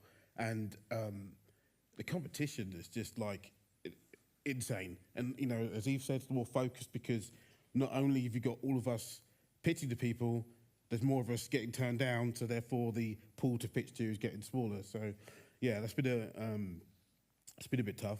But, the biggest problem that we have when we're doing that is it's money, right? It costs money to do that. And not all publishers are super great at seeing some concept art and seeing some grey box moving around and being able to use their imagination to pull that together. So, when you've got teams that can do a bit of sexy artwork and the pixels, the bits moving around, they're in a much stronger position. And fortunately for us, we had a couple of contracts pulled, but we just went back to our drawer of broken dreams of old prototypes and, started polishing them up. So we're not starting from zero, but, we can have a better prototype to show. So we need to start somewhere, right? Like, and I know it's scary because I've been on that side of the table as well. It's like, okay, we're going to start talking to publisher. Like, how do we reach out? Like, how do I create a network? Like, what is the starting point here? And so maybe go around the panel here to say, like, what would be some of your top tips, your top advice to say, this is what you need to think about before you start doing it? Like, Nina, I mean, you guys have been working together, so I assume that you pitched as well, but what would be some of your advice, like, start reaching out? Like, what do you have to have prepared? I think there's a couple of things that it's worth remembering is, obviously, you're very passionate about your game, which I hope you are. So that's really great, but the people that you're pitching to, especially if you go to something like GDC or a big conference like that, the publisher that you're talking to is seeing anywhere between 30 and 40 pitches a day. So it quite rightly can get a bit drained and sort of tired from it. So just try and keep it really succinct. Like you're gonna want to say everything. You're gonna want to go into all the detail about the gameplay and why it's so amazing. And no, you have to listen. But it's just going to go over their heads and you're going to be forgotten. So just try and keep it really succinct. Almost treat it like an elevator pitch. Like even though you may have 20 minutes, try and get it less than that so that you've got time for questions, and really just make sure you're honing in on what makes it special, who's it for, and most importantly, is there an audience? So this is the other bit of advice that I have, which we've always done in our pitches, and we've always had really good feedback from publishers about this. We did it with Bolt Gun. There's some quite simple tricks just to get an idea if there's an audience for your game, and I recommend doing this even if you're not trying to find investment or publisher for it. Because it's really easy as a developer to go, I've got a great idea, people are gonna buy it. Just because you think it's a good idea doesn't necessarily mean that everyone else does. So before you spend loads of money on it, just see if there's an audience. So one of the quick ways of doing it is you go into Facebook, you go to create an ad. You're not actually gonna create an ad, but you can pick out targets for audiences, and Facebook will tell you how many users on the Facebook platform there are. Now, obviously, this is not foolproof. Not everyone's on Facebook, all of that stuff, but at least it's a general idea. So for Bolt Gun, we did this with the kind of more wider target audience. We literally did into Warhammer, into retro FPSs, and is into one of the consoles or platforms that we were planning to release onto. And that gave us, I think, nearly 2.5 million potential audience. That doesn't mean that we're going to sell 2.5 million copies, but it's a pretty good indicator that between those things, there's a pretty good appetite for what we were trying to do. Eve? Yeah, just doing the link with the previous question, because I don't want it to be a bummer and depressing panel, but if you look at 2023, basically, whatever the size, like big games, smaller games, we had to manage between proving that there is an audience, because risk adverse money-wise, but at the same time, all the games, whatever the genre, that performed well in 2023 were all games bringing something new on a game design recipe. So risky somehow, game design, gameplay-wise. So it's kind of contradictory, because you have to be innovative, but conservative at the same point, proving that there is an audience. So that's also part of why 2023 is really kind of ambivalent in having two directions between being conservative, money risk adverse, but being innovative to find an audience.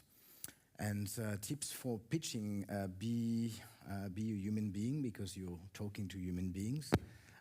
So not all pitches need to end up with something being signed. Part of pitching is first training for yourself and getting feedbacks. Also getting yourself known by publishers. So maybe sometimes this game is not for us, but if you've pitched well and you acted well as a human being, maybe I will remember you, and maybe for your second game, your third game, etc. Oh, that's the nice team I saw at GDC, the nice team I saw at Konsoll, etc. So the most important advice is don't be an ass. That's. I think that's very true. Having worked in the industry for a long time, going to different conferences like Konsoll or GDC or Gamescom. I mean, GDC is for, more expensive to go there. But going to these kind of events or online events, you will create a network. You will start knowing more and more people, and you need to start doing that because that will make it a lot easier. Because, and as you said, just to bolt on to that, when I've been pitching to publishers as well, it is the most important thing is feedback. I need to understand how did the presentation go? Is there anything about the presentation? I would like to hear feedback about the game. So even if I know there might be a no there, and I usually try to get a no as quick as possible. And so I usually say this, like, every publisher will be interested. And I have many studios that, like, I've spoken to publishers and they're all interested. They will be all interested because being interested is free. Interested is not yes, and it isn't a no. And you need to be as quick as possible to find a yes, or as quick as possible to find a no. And just to understand, like, is this something that would be attractive to you as a publisher? Is like, yes, but not this year, because we don't have any release slots available. Okay, so then you created a connection, right? And then you can go back and kind of like build that relationship over time. So, because it does take a lot of time to do the pitches. And we were talking about it like earlier as well, like how would you, like we were saying, like do your homework. Like, are all publishers the same? No, and fortunately not. So my number one tip would be, as part of doing that research up front, is you want to look at what publisher has an affinity with your type of game. You don't really want to be pitching a football game to EA because apparently they've already got one. One of the benefits that I had when I was working at Fellow Traveller, like we're strictly a narrative publisher, so story was key. So going back to like getting quick no's, it was awesome for me being at events because I'd be like, what's the story component? And if there wasn't one, I'd be like, cool, meeting done, nice to meet you. Everyone gets 25 minutes of their day back and, we part ways. And also very good the other way around because we can be like, okay, story sounds cool. After that, okay, what's the game component? Because it does still need to be a game. But yeah, and there's a couple of good lists on the internet. And, there's about 300 publishers around, 30 odd that you actually want to work with. So yeah, I would prioritize that list with that close affinity, and then after that, you're kind of looking at budget ranges which aren't always super public. And then like the let's say from 20 to 30, like they're your Hail Mary plays, because I don't know if you've had this or experienced this before, but like some publishers, like they just have an internal change of strategy and they're just like, oh, we're gonna go for these games now. And you're just like, what? Like when I spoke to you 6 months ago, you said no. And that kind of goes back to like, don't be an arsehole, like, maintain these relationships because they're like, oh yeah, that person was nice. Hey buddy, now we're doing this. Are you still making that game? Be like, oh no, we killed it because you were too late. So, but yeah. Why would there be a reason to have? I'm leading this question. I realize that like some studios have one pitch. Why would there be a reason to have multiple different pitches of the same game? I'm not testing you, Nina. I'm assuming you mean for like different scenarios. So depending on what you've got, so say you're going to GDC or you're going to develop in the UK, you get a half-hour slot, but you actually get less than that because especially at GDC, you might have to get 10 minutes across town to the next one. So then all of a sudden you've only got 20 minutes. Oh, but wait, the publisher has also had to come from another meeting, so they're 5 minutes late. You're down to 15 minutes. And this is where it comes down to the being succinct thing. You want a nice, short, snappy, who are we, why are we making it, why are we the right people to make it, and what is it, and why is it different? Plus a couple of other bits. But if you have got your foot in the door with the publishers to say you've already got a relationship, you've pitched to them before, they didn't take it, but they liked you, you might end up going to the city that they're in to go for a meeting, and then you have an hour. And then you have the space to make a much more in-depth pitch. And then on top of that, you want to have ready videos of the demo, concept art, the build, and then also a kind of more fleshed out document. I wouldn't recommend sending a whole GDD because they won't read it, but you can definitely do a slimmed down version that gives a bit more depth, because what the publisher will do is you'll have someone like Yves, who is the gatekeeper. And if you can get in with him, he'll send your stuff to the people who analyze it in way more depth. So it will go to a team that will look at the audience. They'll go to the head of tech to see if it's actually possible. It will go to the game designers to see if it's actually a thing that will work. And that's a whole team that makes the decision. So you want to have that stuff ready as well for when you do get further down the line. I have a super hard question here because I know it's hard. But I do get the question quite a lot of time from studios and students about how long does it take from starting talking to a publisher to when we might be able to sign the deal? And I know this is a very hard question, but first of all, it depends per publisher. It depends also on the time of the year. If you're sending just before GDC, just before Gamescom, or just right after GDC, right after Gamescom, without having a meeting with the publisher, then you just drown in the mess. So I would strongly advise against sending around GDC and Gamescom date. Within the year, January, early February is pretty quiet in terms of events, etc. So it's a lot of catching up email, catching up pitch deck, catching up build. So that's where you get more, you might get a more open window for attention from publishers. But then time-wise, it also depends on the publisher's portfolio. Sometimes publishers do have deals cancelled as well. Sometimes a game is postponed and we're lacking something a bit last minute within the fiscal year. So while 6 months ago, we would have said, no, sorry, we were full for this year. Now we might say, oh, we need something within 1 month. So also depending on publisher's timeline, but the fastest would be between first contact and actual letter of intention or something written would be 1.5 months, I would say. Really fastest. I am sorry, I just gave you a very, very hard question. I understand that. But I think it's good to know because you mentioned it a few times now that there is not unlimited slots. And what we mean with release slots, and that is very different from each publisher as well, and that is planning in front of you. It is not just, okay, let's release this, let's release this. There are slots there. Does anyone want to just talk a little bit more how those kind of slots work, or? I'll let you talk about the actual slots, but it's just reminded me, if you do get signed, or if a publisher is potentially going to sign with you, that's great. A really important question to ask is how many games are they releasing in the year that you're releasing into? Yep. Not so much a problem right now, because as Yves said, that most publishers are slimming down on the number of projects they're doing, which means that they're actually dedicating attention and money towards those projects. But what we've had in previous years, and I'm sure will no doubt come around again, is a lot of publishers will do kind of a scattergun approach. So they will take on more games than they plan to support, which means your game will release, but you won't necessarily get any marketing backup other than the bare minimum, and they'll hedge their bets on the one that they think is going to do well, which I've been there. It's shit. It feels horrible and doesn't make sense as a developer, because you're like, well, hang on, you've given me $500,000 to make this game. Why are you not doing anything with it? And it's just because they've got something else slated for that year that they think is going to do better. So a really important question is how many games are being released and what are they dedicating towards your game if you sign with them? Yeah, absolutely. And just to elaborate on the slot thing, so let's call it a year, 12-month period. It's not so much now, but there was a couple of months of the year that we'd avoid.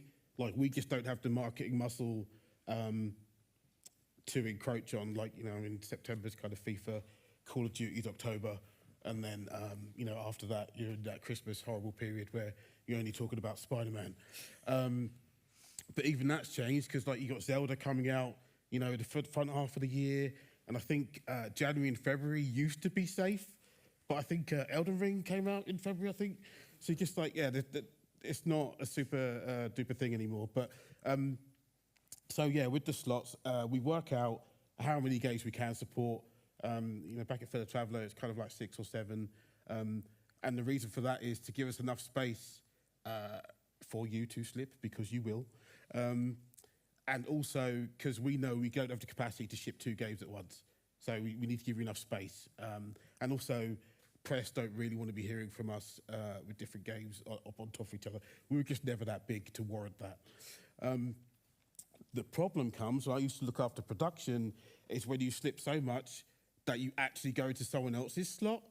That becomes a very difficult conversation because we can't go to developer number 2 and say, hey, developer number 1 slipped, do you mind if we bump you?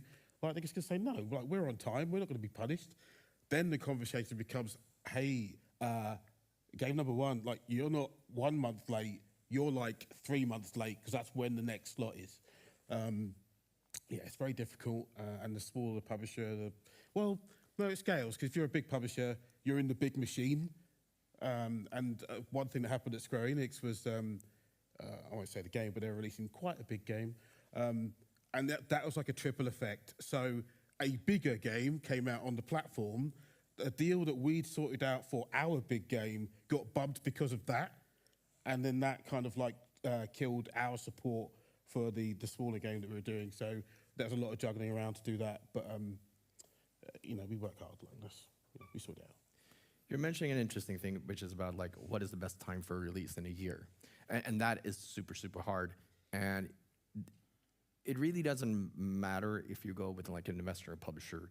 Anyway, that is something that you need to think about. And I think it's good to remember that end of development of a game and the release of a game are actually not connected, right? You can stop the development, prepare it in August, and then launch in January. You don't have to release it right afterwards.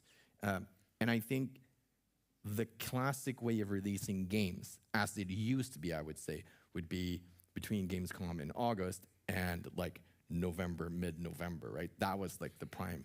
The problem is that it's almost impossible to break through the noise when you're releasing the games then.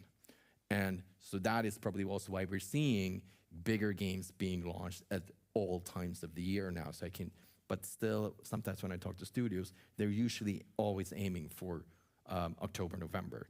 And I usually ask why, and they said, because that's when all the games are released. And it's like, no, that's probably one of the worst cases. Like, don't release there, because if it is a huge game there, then it's a lot harder anyway. But that is something that is important to take with you. So now we have signed with the publisher, then we're all happy, yay. But how, I think that you've all worked with game developers and with publishers, how would you describe like a good partnership? What are you looking for? What identifies a good partnership working together? Nina? So I've done a lot of this. I like to describe this as also trying to find a romantic partner, because the things that you try and find in a romantic partner are very similar to a publisher.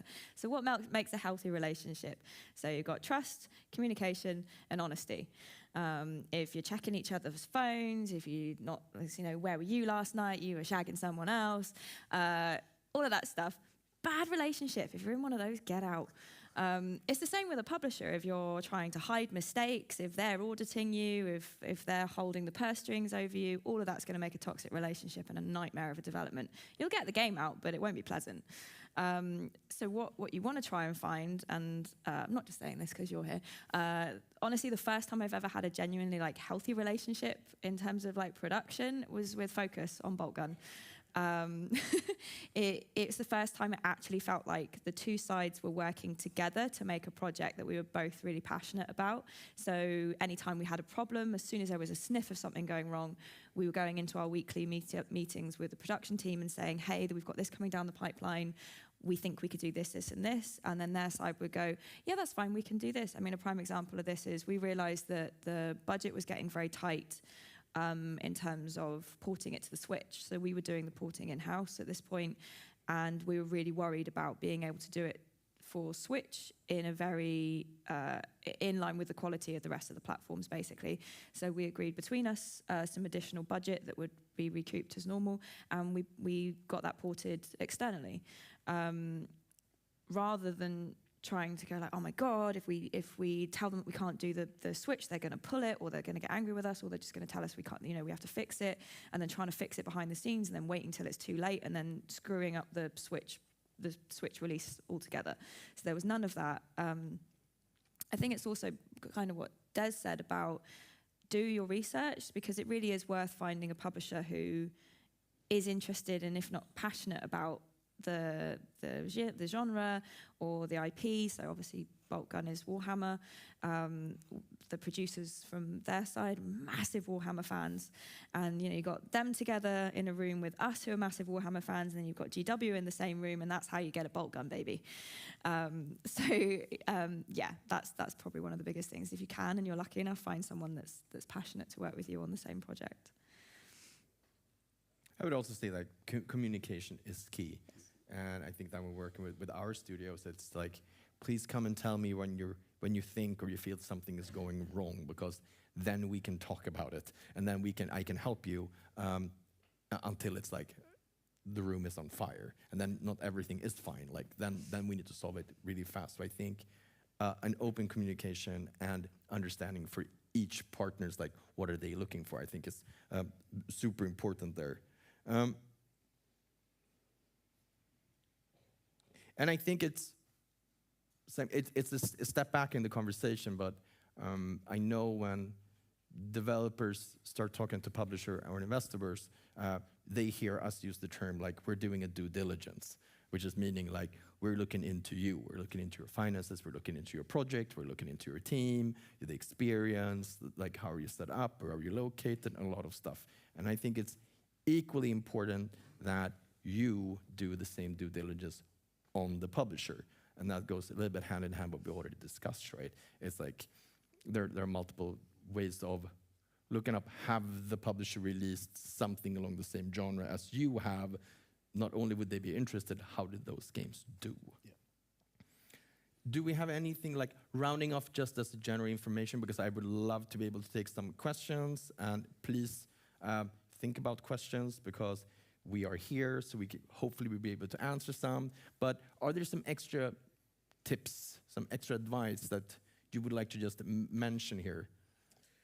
I mean, just to be a little bit specific about the due diligence, some key questions you want to ask is, get to the contract stage, but ask them to model out the recoup for you. Like, there's a good chance you won't understand it because it's not supposed to be clear on purpose, but they can very simply make it in ones and zeros for you and model it out. That's a red flag if a publisher says no to that, because there's literally no reason not to show you how the numbers work. And the other red flag is if you ask to speak to another one of their devs and they don't instantly, if they try not to introduce you to them, it's because something went horribly wrong and it was their fault. If it's a dev's fault, they'll tell you.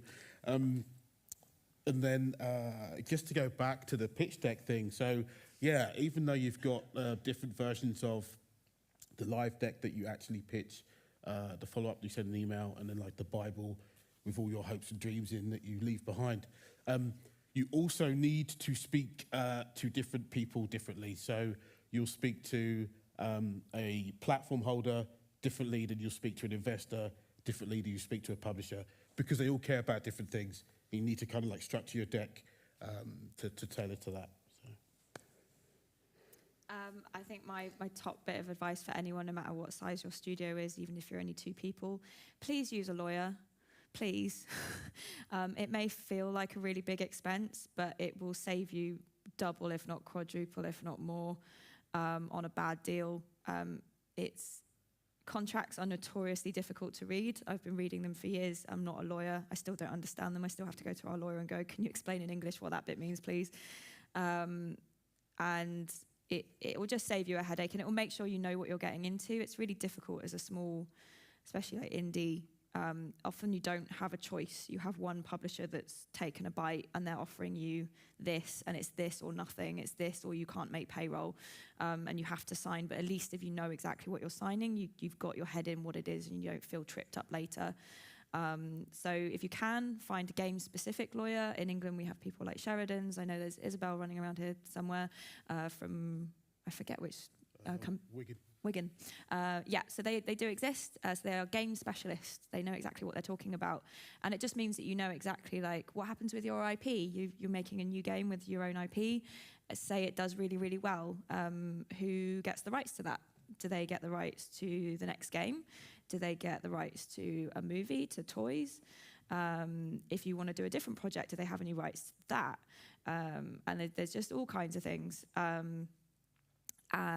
so use a lawyer. So yeah, due diligence on publishers. One quick thing is that if you see a publisher portfolio and no studio ever signed a second game with them, that might be a red flag, or not, but that might be a red flag, because there might be a reason why no one wanted to work with them again after doing a first game. Always reach out to studios who worked with them before. So like in relationships, sometimes out of over 25 years at Focus or over, I don't know, Fellow Traveler, how many years, there was probably one bad romantic relationship happening, but the chances that you stumble across one might be small. But yeah, always reach out to former studios. The number of games they're releasing, which is important as well, because also it will have impact. Like if a publisher with 20 people is releasing 50 games per year, then probably they won't be attending and catering for all these 50 games because they don't have the bandwidth. What else? No, I think that we spoke about it. I think like during lunchtime, it was like we are people too. We go to a lot of conferences. We meet with a lot of studios. We are people, you know, and I think it's still what I mean with that is that we remember you, and we hope that you remember us, right? So everyone is trying to like make great games, make a great gaming industry, and I think that even, as you said before as well, it is even if your game or your game team might not be what we're looking for right now, I mostly like if I find a good team or a good game that we can't sign right now for different reasons, I usually like try to like pass it on. It's like, have you guys looked at this? Have you guys? I mean, this looks like something that would fit you, and then suddenly you get that extra free contact or extra 2 or 3 contacts, and by recommendation from someone else who works in the same kind of part of the business together, that person would probably say, I would probably look at this a little bit earlier, a little bit faster than just through the email. So I think that networking part is very, very important. And if I might add, we do speak among publishers. Like we are officially competitors, but we do speak positively, like, oh, this game is not for us, for portfolio, editorial, or whatever reason, but the team is great, etc. Des at Fellow Traveler, please can, because they're absolutely great. It's not for us, but they need a home, this game is. So we're going to fight, even if it's not for us, we're going to fight and try to find the right publishing partner in which we trust. So we'll already kind of gain time for the devs, because we know who the other trusted publishing partners are. Which means that if you're addicted to or announced to some of the publishers, we're talking to each other, so we're going to know. But positively, if you're a great team, then we're going to know as well, and we're going to exchange. So create a good reputation. Because some of the publishers own other publishers. Yes. So we have a few minutes left here. I would like to open up the floor for questions. Do we have any questions? Yes.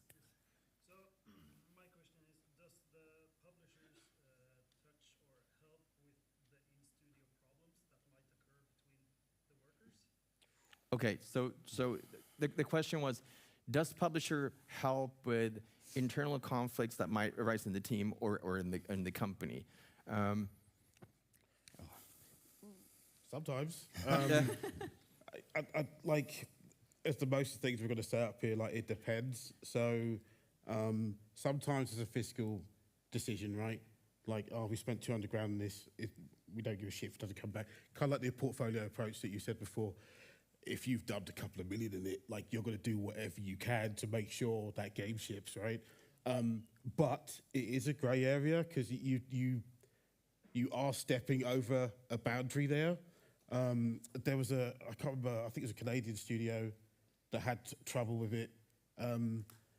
Like the studio was absolutely like carnage, and the publisher, they start. I shouldn't. Yeah.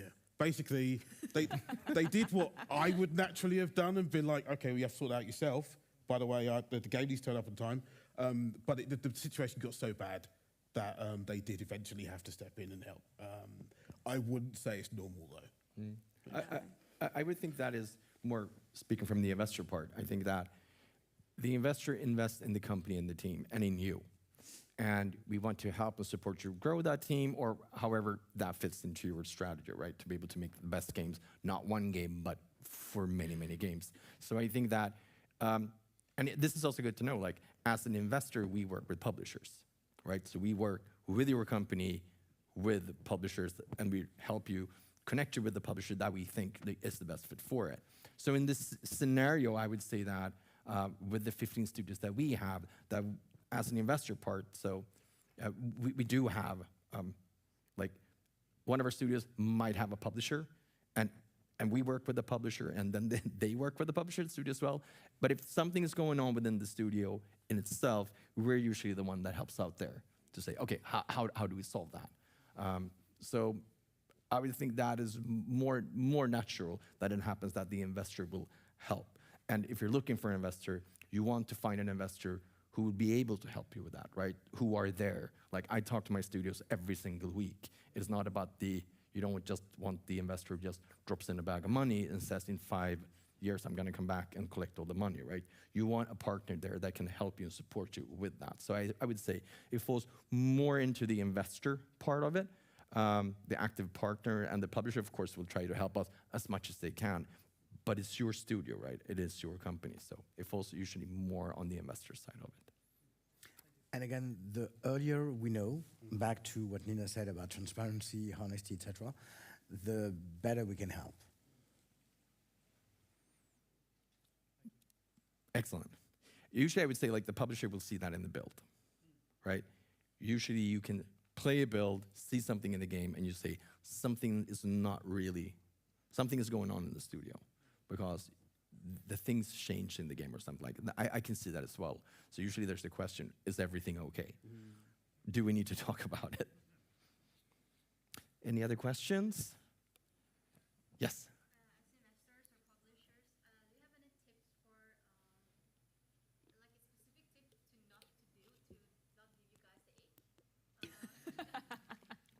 Okay, so what are the big no-nos? Is that what we're looking for?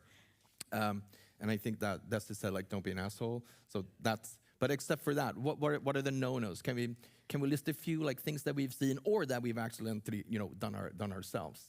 I think I haven't done it, obviously, but don't be afraid to say you don't know. Like you've said, like, we're all humans.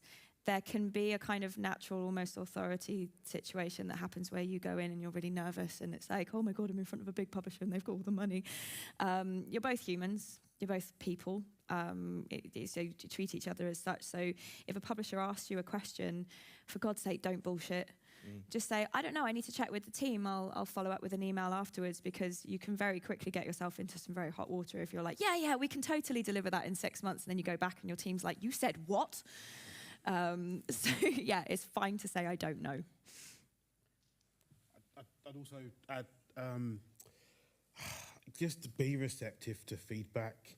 We're not usually mean when we make comments on your game. Like, and I've been on both sides of this. When someone said, hey, your baby's ugly, like, it's super offensive, but like, you got to take it on the chin. Like, you know, it's not just that individual's experience, it's the absorb experience with the rest of their organisation. So, you know, there's a lot of context they've got when they say that, including they've seen a game that is like 90% the same as your game and looks better.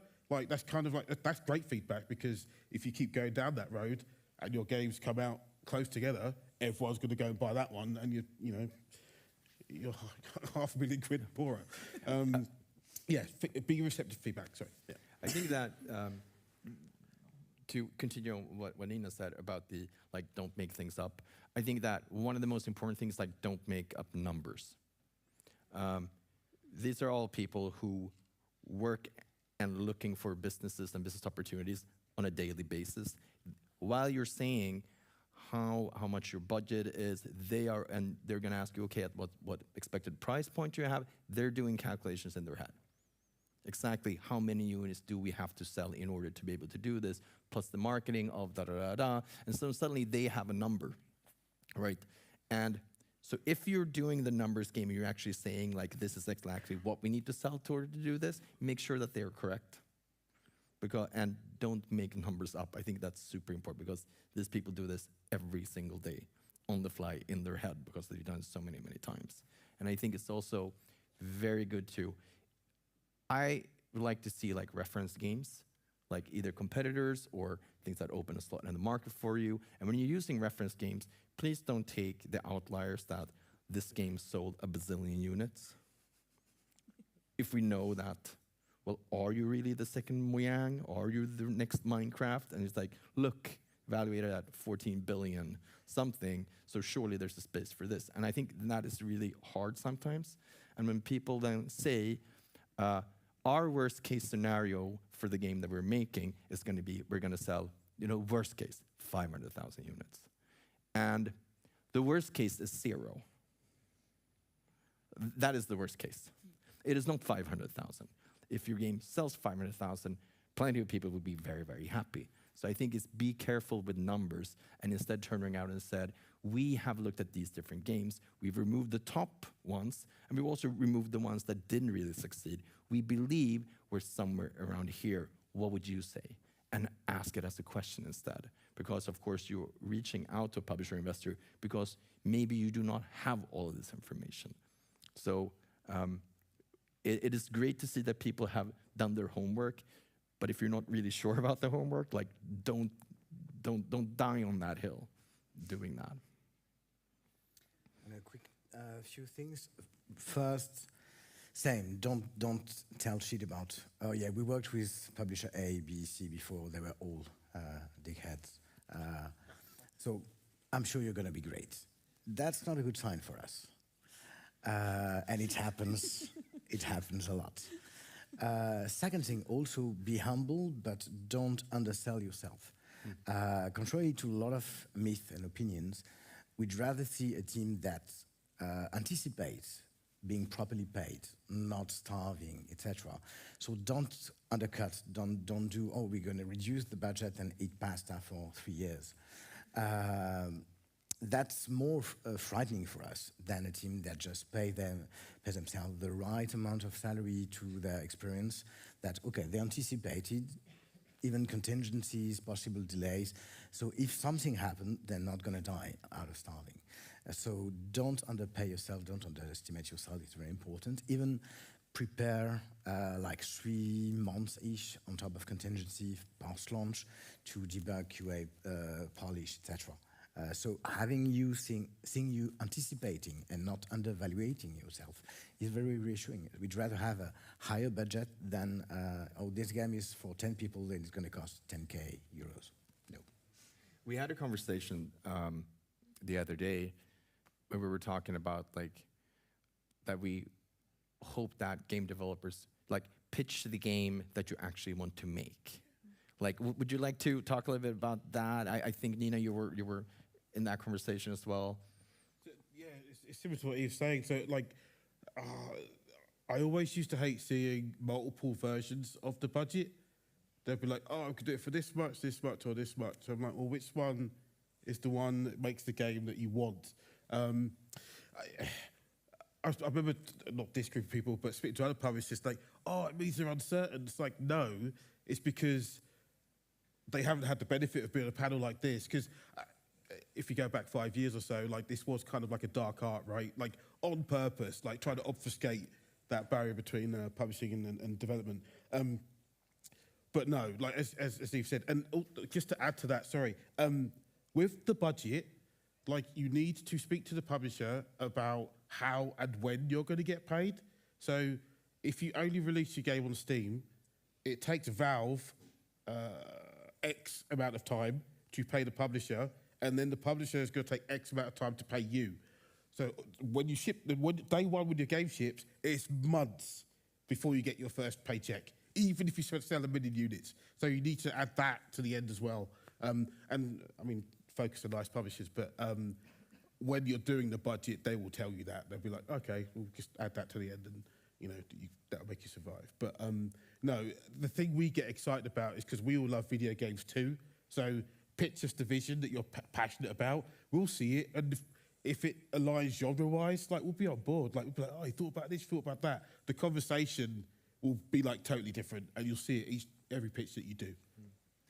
It's quite common, I would say. Like I usually ask the question when students come to me, is like, so if you had more time and more money, how would this game be then? And then usually you could see like the stars and the rise, and then we would do this and this. Like, and most of the time, that version of the game is a better game and a better product, right? Like, okay, because then we can see past that budget and say, well, that would take you 6 more months. That would make it a better game. That's the one that we should do, right? So, so none of us are trying to just pay you as little as possible or anything like that. We want you to make a great product. We have come to that was an hour. That's 60 minutes, and it is super interesting. And we had a conversation yesterday as well, a little panel, and we were saying like we could sit here for like a day, trying to just give you more and more tips and insider, advice and all of that. But we only have 1 hour. I would like to thank my panelists here. Thank you, Des, Nina, and Eve. Thank you for coming here, and hopefully you have learned something here today. And please find us when we left this stage to ask us more questions. Thank you.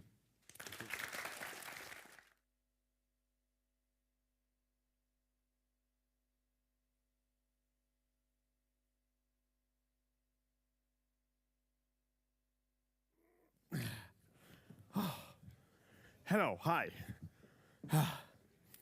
How's it going? You're all good? Still a thumbs up? Cool. So yeah, no, I just realized last time I was up here, I forgot to talk about my back. It still hurts, if anybody was wondering. So everything is fine there. What else was I gonna say? Oh yeah, I'm gonna introduce the next speaker.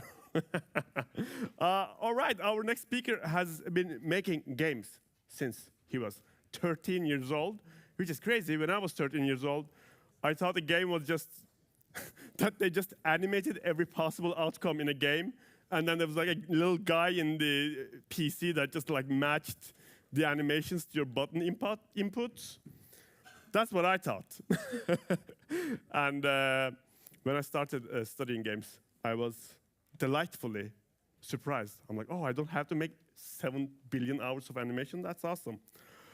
But enough about that. Give it up for our next speaker, Angel. Angelstein. I'm just kidding. That's not his last name. All right.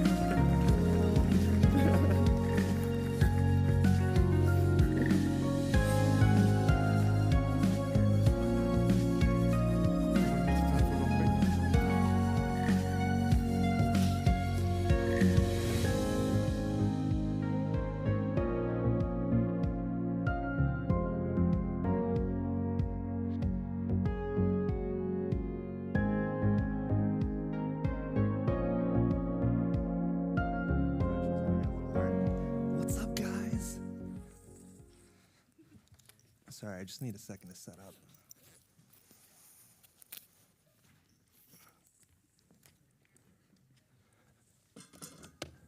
Oh, okay, that works better. Yeah, no worries.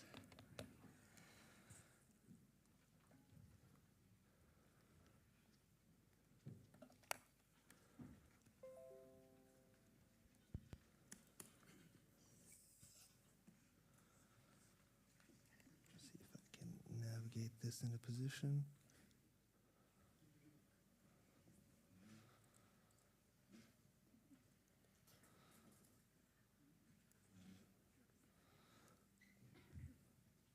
All right, hi guys, I'm Angel.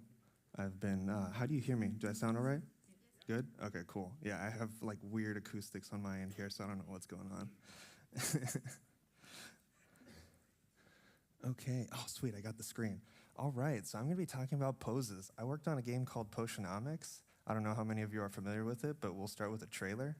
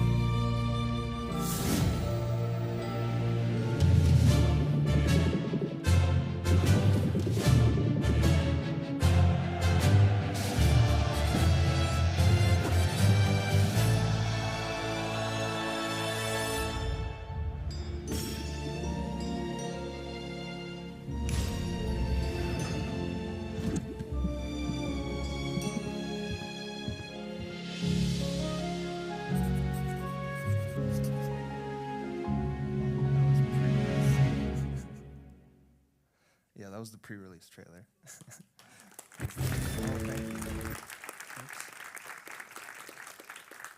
Thank you. It was very fun. We got an Annie nomination, but we didn't win. So we're between the 2nd and 5th best animated game according to them. So yeah, this was me drawing in a bar a couple weeks ago. I was born in Bulgaria, which is a place with like some weird like head language. That's like the only thing I care to give you about my bio. I don't think the rest really matters. But there's sort of a norm to like nod for no and shake your head for yes. But it's a little more nuanced. We can touch back on it later. But it's like a fun bit of like body language weirdness to explore between cultures. So before I did like a talk on the principles of animation and kind of that a big part of getting the animation right on Potionomics was sort of looking at all of them, trying to nail them, deciding we couldn't, and then just like axing half of them, more or less, or finding ways to cheat past it. But in this one, I want to get more into like design, because the principles themselves I think of more as like design patterns, like you'd refer to in programming. And these are just like notes not about the principles, but really about design patterns, like positives and negatives that people talk about. So, you know, the great thing about having a pattern is you have a known solution. That's pretty awesome. And you have a known language to talk about things. But, you know, the criticisms there I think can also apply to other stuff. It's easy to use it as a kludge, like you try to insert the pattern where you think it's supposed to be. It can lead to inefficient solutions, and because you're trying to just fit patterns that you think are supposed to work, you can see a lot of unjustified use. The other thing is when you think, I guess really I'm leveling a criticism here about calling them principles rather than patterns, and trying to reinforce why I'd rather call them patterns than principles. Because principles, you think of something foundational, like in physics, right? You cannot break that. But in reality with patterns, what you end up getting is you observe more and more patterns, and then you subclassify patterns, and there's more and more stuff. And the whole thing gets so granular that the people that are good at it end up kind of just like resorting to rules of thumb a lot of the time, and they'll have like an encyclopedic knowledge of like what you do in which scenario and how you puzzle together all the contradictions between things. And, you know, in reality, they're actually thinking about design in some way, but it becomes a little hard to communicate it because you're talking about it through the syntax of these patterns, and if people don't have the intuitions about them or different intuitions about them from their own context where they've learned about them, it's easy to like talk past each other and stuff. And fundamentally, I think like the best thing we did was just being able to communicate about things. One of the things that helps with that is we all had a similar background of training and stuff, learning animation and learning those principles. And the core thing for us was posing. That's why we're doing a workshop on poses. And this is the inspiration for the name of the talk, this book, Spirit of the Pose, which I read in college. I mean, I looked at the pictures. I don't remember anything that he said about it, honestly.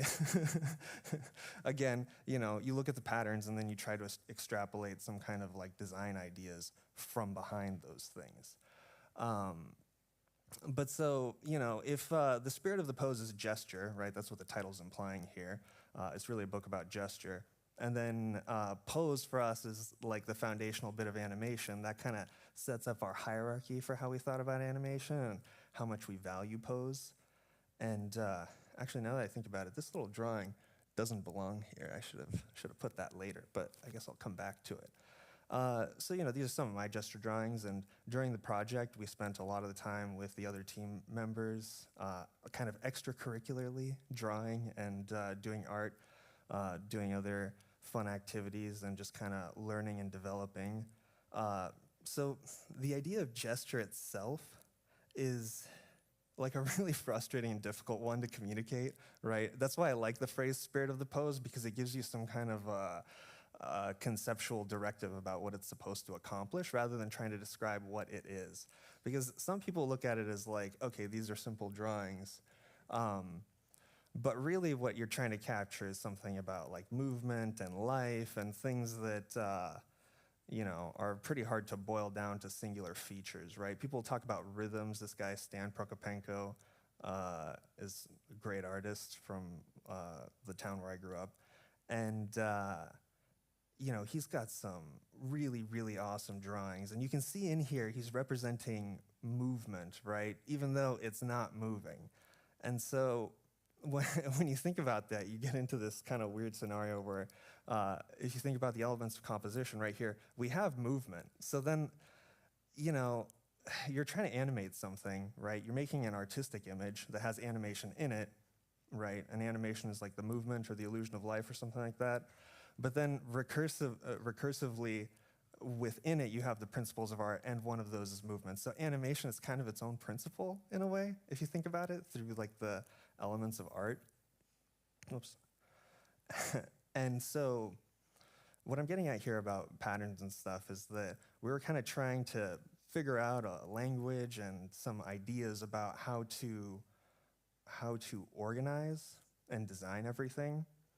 And a lot of that came back to actually those sorts of foundational art patterns and trying to resolve them against the animation principles, right? So here we have this frame from The Matrix, you know, with all its leading lines and stuff.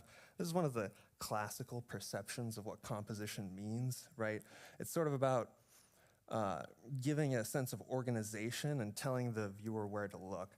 It's very abstract and non-sciencey, but we tend to be able to teach the audience to figure it out, right? Regardless of whether or not it's like actually based on some sort of real neurological phenomenon or the way the brain perceives things. The most important thing is that fundamentally you're able to program the viewer to some extent, right? You can teach them your method of communication, even if it's non-traditional or it's lacking some bit of syntax they're using, or you just make up some syntax. So in the interest of sciencey things, some sciencey stuff that we did lean on was, at least I try to think about characters as a simplified organism. I'm sorry, can I get some water? I'm gonna be talking a lot here, so that'll come in handy very soon. Yeah, so the character itself is a simplified organism. When it comes down to conversations about what they're supposed to be doing or how, we always try, especially when you come into a scenario where there's a lot of conflict between, let's say, how do you define an emotion? How do you break it down? How do you agree on on how the character is supposed to be showing what they're feeling at a given moment?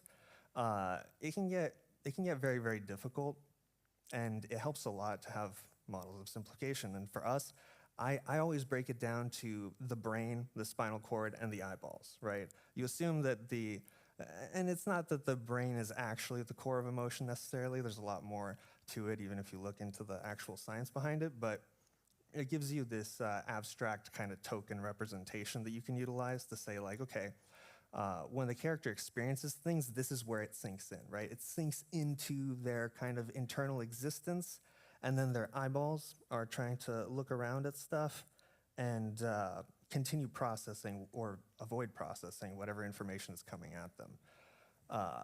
Then beyond that, there's like the rules of constraints of the body, right? The animation principles kind of talk about this, right? You have squash and stretch, you have like these physical limitations of things. Oh, awesome. I've been eagerly anticipating this for the last 30 seconds.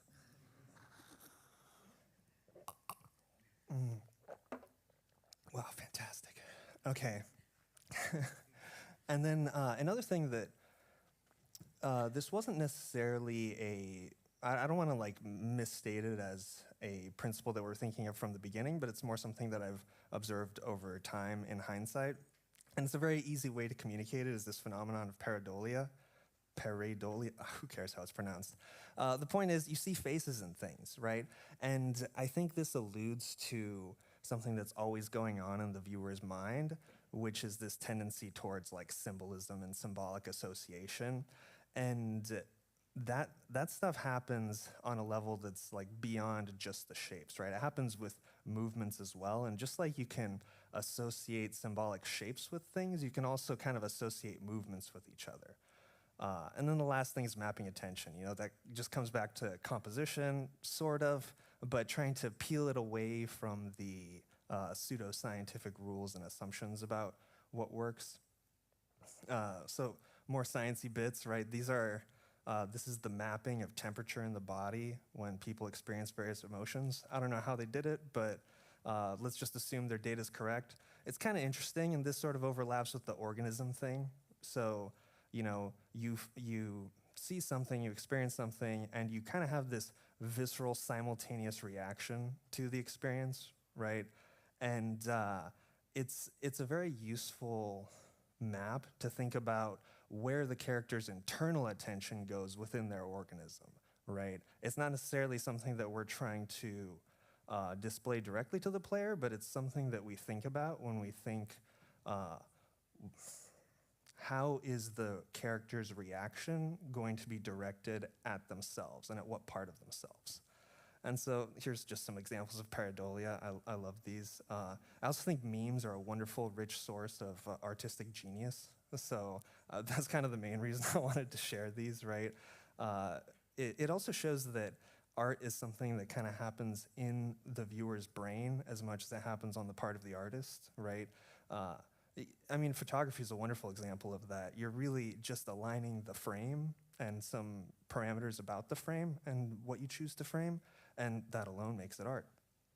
And so here, this is an exercise we did for mapping out the regions of the canvas where we assume people are paying attention or want them to pay attention, right? And so in this case, we were looking at where Sylvia's looking, right, where her eye line is, what her attention is directed at, because we as people like to look at eyeballs, and those eyeballs immediately give us information and cues about what that eyeball is looking at and thinking about, right?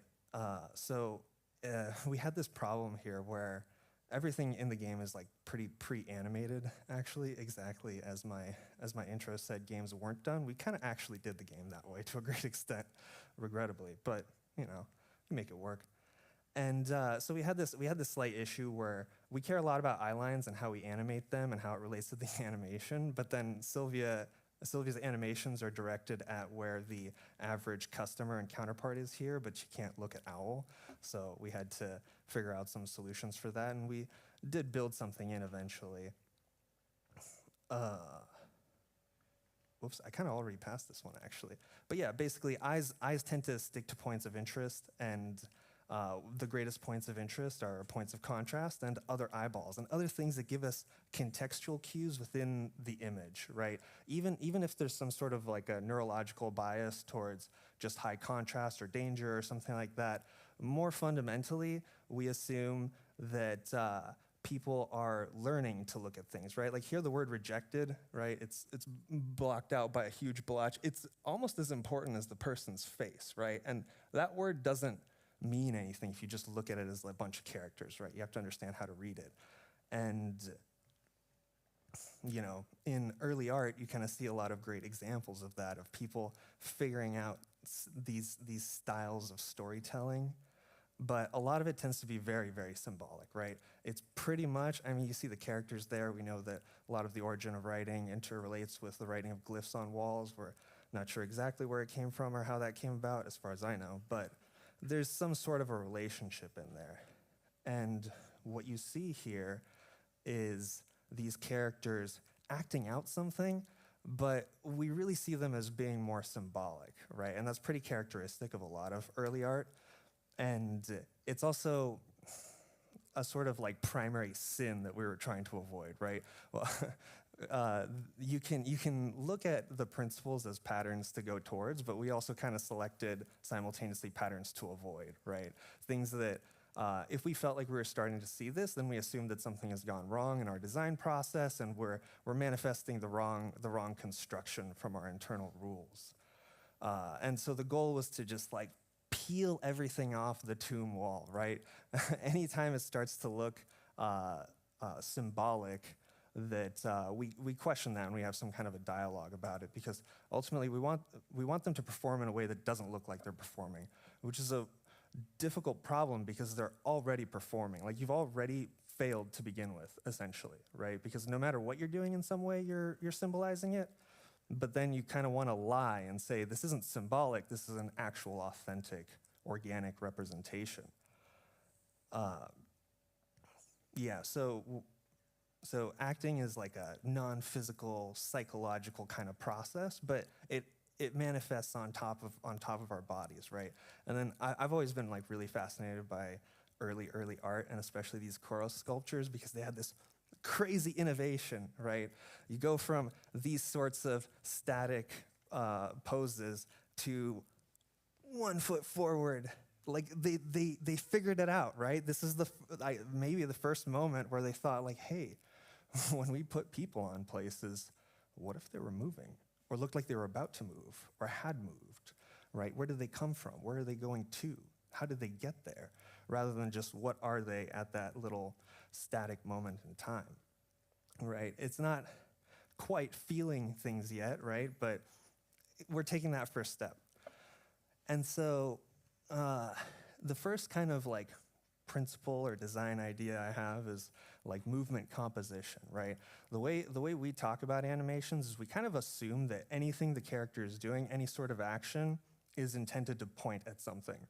And that's not because we think necessarily the character actually is, but it's because of the sort of meta context of being in the game and that we are trying to show information to the player, right? So we see it as kind of a responsibility of the animation that anytime any kind of movement is happening, that we understand that we're telling the player that this is the viewer, because they're not necessarily always playing, but we're telling the viewer that this is meaningful, right? And we have to like maintain an awareness that is what we are telling them, and that anytime we do that, we are building a dialogue. So we want to, as much as possible, remove those kind of that extraneous noise in the communication process, right? We want to be responsible to the reality that every single gesture is targeted at something. And yeah, so further than that, breaking it down, each pose also kind of becomes its own frame. When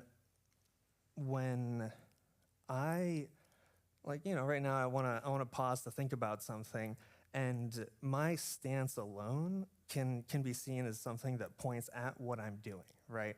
It's beyond just the frame composition, you can also compose with your body, right? And we also see this as something that it's not just that you can, it's that we're doing it implicitly. Again, just like every action is pointing, every pose has its kind of composition that we assume we are, whether intentionally or not, directing the player to look at some subsection, right? Something about that pose is gonna get them to look at one element first, right? You have to plant your eyes on something, so the question is, what's that gonna be?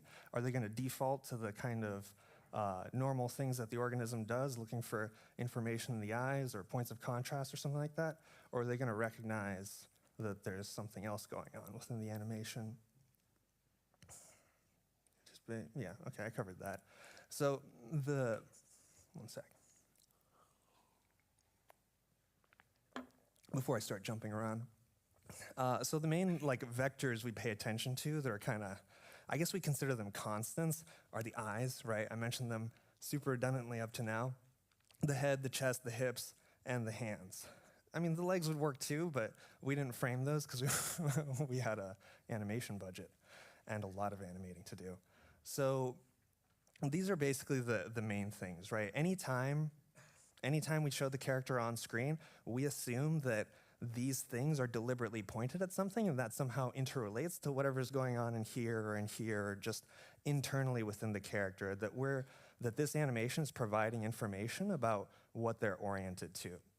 So I don't have a counterpart, but I can go stand by Sylvia, and you know, when she goes like this, and she's pointing her, and she's throwing her arms up, or she goes back down to this pose, right? It's that change, she's pointing at something. She's directing her attention to me over here somewhere maybe, right? She's directing her attention at me. But this gesture, right? This gesture is directed kind of at something else, right? If she's throwing her hands up exasperatedly, right? Like, what is that potentially saying? The hands presumably are pointed at what they want to grasp or interact with, right? And so she's pointing them at something that she can't grasp, right? It's not containable. She's just pointing them at the sky, right? That's what she's telling me. It's like, I can't grasp this. Why are you doing this to me? Why are we in this moment, right? And so that's kind of how I read what's going on in this frame. And then the other one is just a sort of variant of the same idea. Mostly these are diagrams to just label things and make sure that it's clear which stuff I'm talking about. So a bit of a segue, but also relevant to this. When I mentioned that we did a lot of activities together, this and that, a kind of, I guess, I don't know if it's, I would say it's like a little bit of an unattested reality to learning is that animation is done with your tool, right, and presented to the audience through some kind of medium. But your intuitions about it are first built fundamentally from your own sense of body control, right?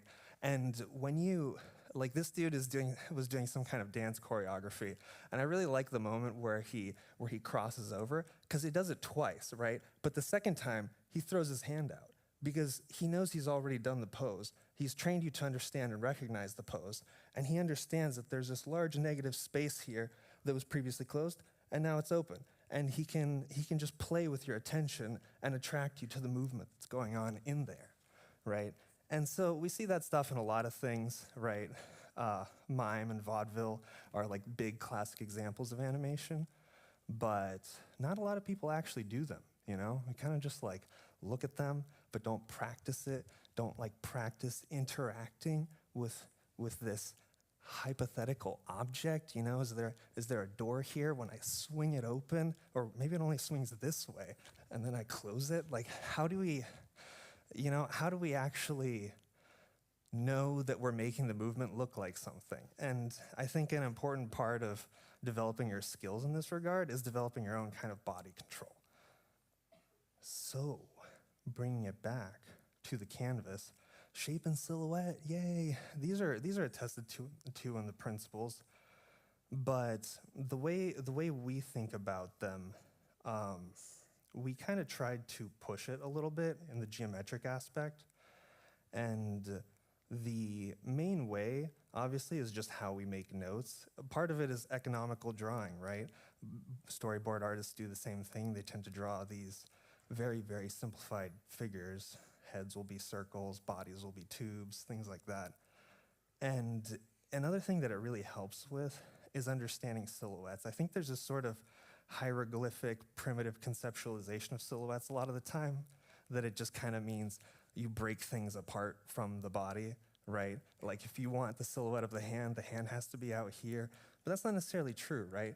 If we understand how like values and other concepts in drawings work, you can still see the silhouette of my hand against my shirt, right? There's nothing ambiguous or difficult. Actually, it's probably, well, depending on which is the background, right? At my angle, I'm looking at the floor, and my hand becomes less clear, even though it's technically outside of the, physical silhouette of my body. And then bringing this back around towards symbolism, right? The actual meaning that we're trying to communicate. Wait, actually, can I get somebody to tell me, what's the first thing you see when you look at the drawing? Let's go. Yeah.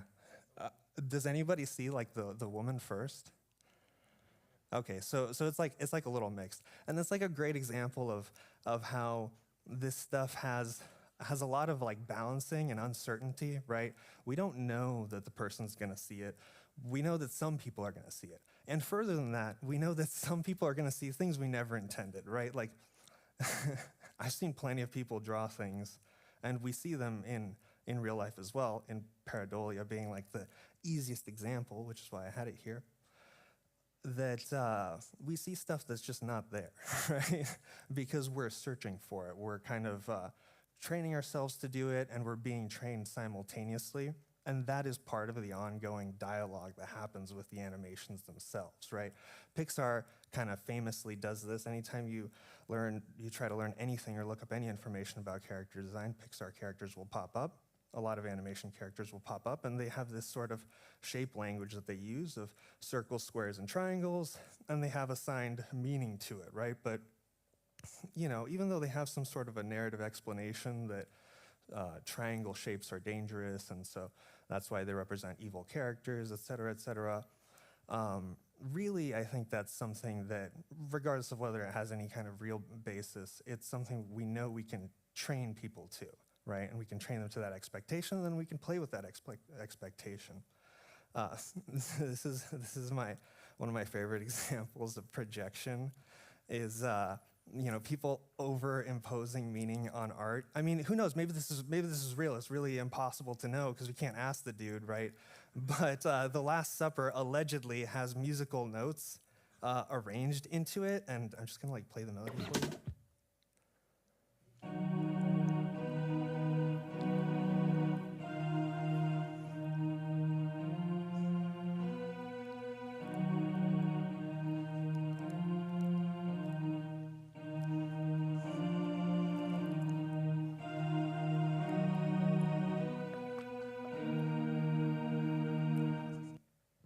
So I don't know if the more impressive part is the idea that he actually did that, or that somebody was able to make up actual like musical notes and fit them into his painting, right?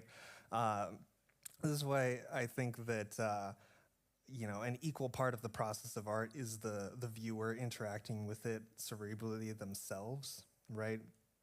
Because man, that's a pretty wild superimposition to think of, honestly. Oops. Please stop replaying it. Here we go. And so this gets into the other part of symbolism, which is that like you write the symbols, but they need to be read and interpreted, right? So we like to look at our Twitter and see how people react to things, and this is sort of a not objective, but I would call it like a temperature gauge that we use for how well people are reading the meaning that we're trying to put into stuff, right? A lot of this is is general things, right? Like, wow, it's me. Cool. I don't know which one is you, but that's awesome. People obviously have a tendency to self-project into these things. That's one of the, I think, like greatest joys of the art of video games is because you have that interactive aspect. The audience is far more prone to projecting themselves into these spaces, into the actions, into the interactions. But also they notice very subtle things, that eye action. Someone else is looking for the famous face palm. I don't know if that's a meme reference. I've lost context on this since I snapshotted it. This one's asking about, wait, can you guys see my mouse? Yeah, okay, just double checking. This one's asking about Saffron, who smokes a pipe. And then this person has an extremely specific, probably Japanese answer that I do not recognize to it. But again, there's so much creativity that happens on the receiving end as well as on the creating end, right? Y'all know that retail life? Yeah, we do.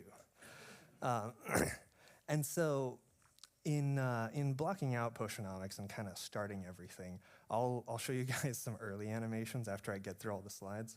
Actually, how much time do I have? 30 minutes? Okay, I got plenty of time, sweet.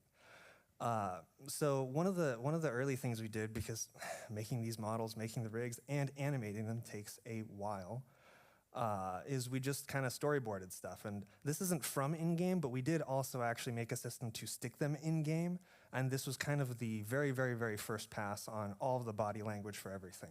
I think, honestly, one of the main reasons we were able to kind of like reach a level of sophistication with the body language is purely the number of iterations, right?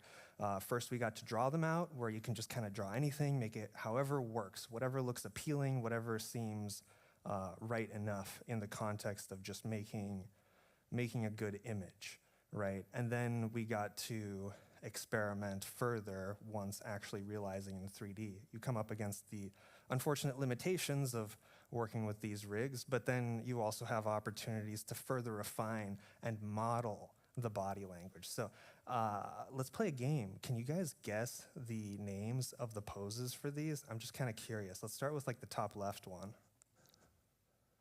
Someone? Venture a guess? Yeah, you don't have to raise your hand, just yell it. You can interrupt me. Hi, okay. Anyone? I want three. Just apologetic, one more? Greeting, okay. I heard inquiry also? Okay. Next one, top right. Was it? Huh? Okay, excited. Inquisitive, ooh, that's a good one. We tried to really Huh? We tried to really exercise our vocabulary in naming these actually as well. Okay, let's do bottom left. Appeased, good word. Pleading, very plausible. One more. Wait, sly and surprise, okay. And then bottom right, let's get some for that one. Yeah. Shocked, astonished, one more. No, you already said surprised. I heard that one from the same voice. No? Who said surprised? Someone next to you said surprised earlier. Oh, okay, my bad. Did someone say sarcastic? Flabbergasted. Oh, man, that's awesome. Okay, yeah, so greet, ponder, sarcastic, and surprised. Yeah, so someone actually did nail sarcastic on the right one, and then someone else got surprised. But, obviously they can swim back and forth, right? They're swimmy. So, again, like I said, memes, wonderful gold mine of artistic genius, and also kind of informed how we thought about characters as we were designing them, right? Sometimes we had the opportunity to have pre-designed them through drawings, but also the reality is since different characters got done at different times, there were different types and levels of context to various things as their poses were being designed as well. Some of them just didn't even have names for like years, right?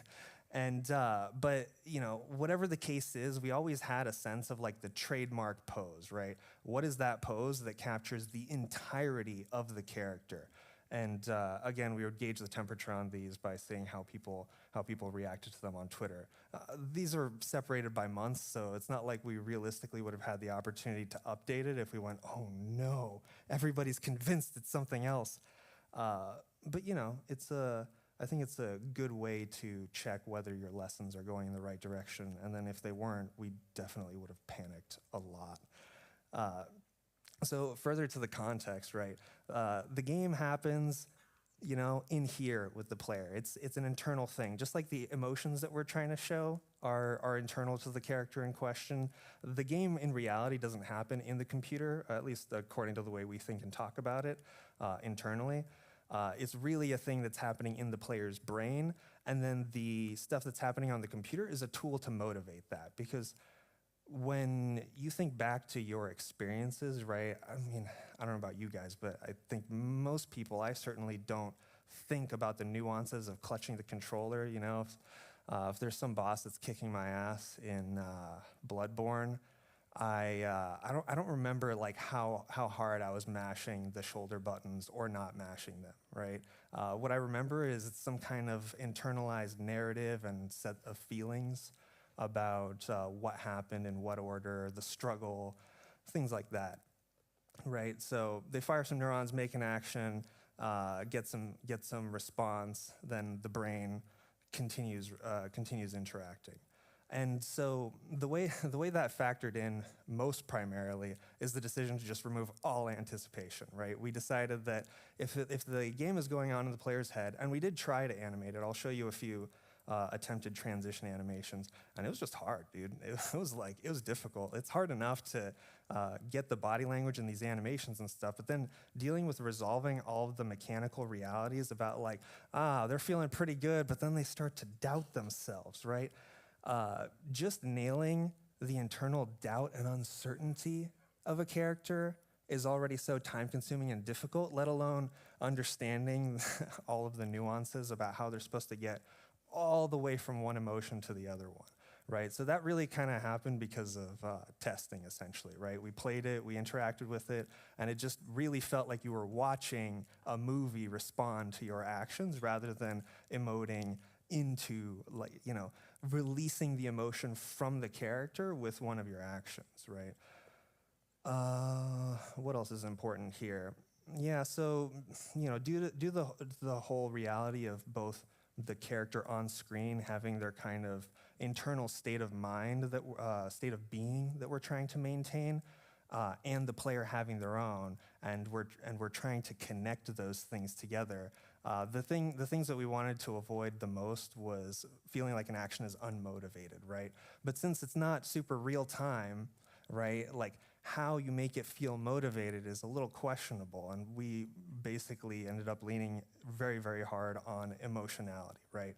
In our kind of internal design model, it's the emotionality that leads everything, right? That's why I showed that like heat map. It's not really so much about exactly where it is or whether it's the temperature or how they got the data. It's more about having this idea of where the motivation arises from in the character to do something. That way we can have these clips with no anticipation pulled fully out of context, but it still sort of feels like they're reacting to actually the right thing because it's emotionally and tonally appropriate.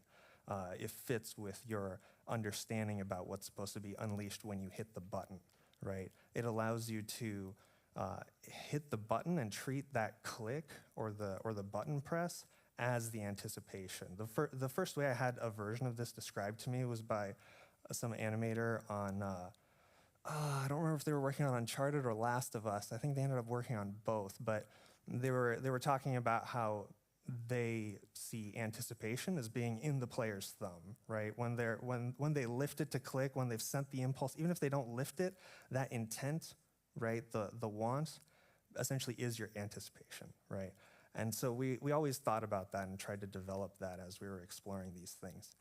And so, you know, further into the layers of gameplay context, there's also the cards, right? Because I guess I'll have to back up a little bit and explain this gameplay feature. So, you know, you probably saw in the trailer there's some sort of cards, and the actual haggle gameplay to sell things to the customers works as a card game, where each card is sort of associated with, again, a kind of abstract emotional argument, right? They have names or themes about what they're supposed to represent, but they're not necessarily like concrete bits of syntax, but they are emotionally threaded through the game because you get these cards from interactions with other characters that you develop relationships with, and the idea is that through that interaction with them, you pick up a little piece of them, right? You get to internalize that information and then later play with that idea or that concept that they have related to you in their experience, right? And so we put in a lot of effort to think about both the nature of the interactions as well as the thematic and emotional layers about all of these interactions, right? So you first see the characters on screen with each other, going back and forth in their sort of emotional ping pong, let's say. You know, I send an emotion at you, you send one back at me, and that gives me some kind of a feeling that I respond to with some other expression, and it maintains the energy moving back and forth between the two characters in question. And then when you finish that sequence of story, you get rewarded with a card that kind of contains the symbology and the emotionality of whatever that bit of narrative experience was. And yeah, so critique and dialogue. The sauce really got made in the feedback, right? Like I said, we had a lot of iterations, but also those iterations weren't just some person alone in a room, right? Trying to evoke some genius from, I don't know, some unknown source in the cosmos or something, right? It happened from dialogues where we would encompass these into some sort of conversations. We would talk about, well, you know, how much are they moving towards or from the character? How are they building up energy and creating this internal motivation to express themselves? And the really, really important thing was to be able to use the principles, but then also avoid the principles or be able to rephrase things, because not everybody had animation experience, right? And you want to be able to take in the feedback of people who are at different levels of the audience, right? And obviously our first reference points were the people inside the team. And so if you can't explain some idea of what's going on in animation to like a 5-year-old, let's say, then you can't get that 5-year-old's feedback, right? Like, I mean, you know, there's always ways you can try to be clever and extract information from people that they don't know they're giving you. But in general, having like an open conversation is the most straightforward. And yeah, I think we're pretty close to, yeah, okay. now I can show you guys some actual animation crits. Let's look at some early, very, very low quality tests. Oh man, the struggles were so real. I'm gonna start from the second one and then get back to Emily's test.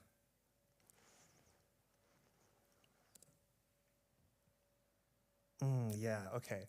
So this was back when, back in the early days, in the dark ages, before we had kind of figured out the idea of phrasing, right? At this point, we were still trying to, I think this is one of my animations, pack just a lot of information in things, right? We had these ideas about looking at things, and a little bit of the body language was starting to develop, even if the character's pose is like mega vertical and rigid here. But man, we just could not keep it simple, right? She looks, she has one reaction, then she has another reaction, then she has another reaction where she thinks about it, and then she finally does the thing, right? Like really what happened is she went like this, and then she went to here. But for some reason, we felt the need to put in an inordinate amount of stuff in between. But let's talk about how I think of like these vectors and stuff, right? So I had a teacher in animation school who referred to some exercise that I haven't really done, but I probably should, where he talked about trying to animate a juice box, or really acting with a juice box, right? He posed the question, like, if you had a juice box and there was just nothing on it, it doesn't have eyes, it doesn't have a face, it has nothing, it's just a juice box. How do you make it have emotions, right? And so I always try to like superimpose that juice box on the character. And then, you know, as we break things down into the head, chest, hips, hands all pointing, kind of each of them turns into its own juice box and it gets more complicated. But the first question is this red box here of just generally, what is the character oriented to, right? What is their most simple, basic orientation? And then beyond that, I drew a bunch of green arrows all over the place that to me kind of, they represent those temperature shifts that I showed you on the chart, right? Like the feeling of passion starts from one place and then it spreads to elsewhere. And so this is simultaneously the character, a representation of like the direction that the character's feelings are kind of pushing them into, as well as the intent of what they're trying to indicate about those to the player, but also to, you know, the customer over here, which at that point was still just Sylvia. Right, in this case, you know, we had the mouse, the wand pointing at kind of where we thought the price would be, the price and the potion, because originally it was just a number guessing game. So we felt like, okay, we just like point at it, right? And that's how we keep the attention to it. And then she's looking at them, so that's basically it. It was as simple as that. That's kind of as far as our thinking went, right? And but you know, there's like weird problems here, sort of, that I have with it, right? So like, aside from the fact that she's super not overreacting in the sense that the reactions are too big, but overreacting in the sense that no one reaction seems to actually be enough.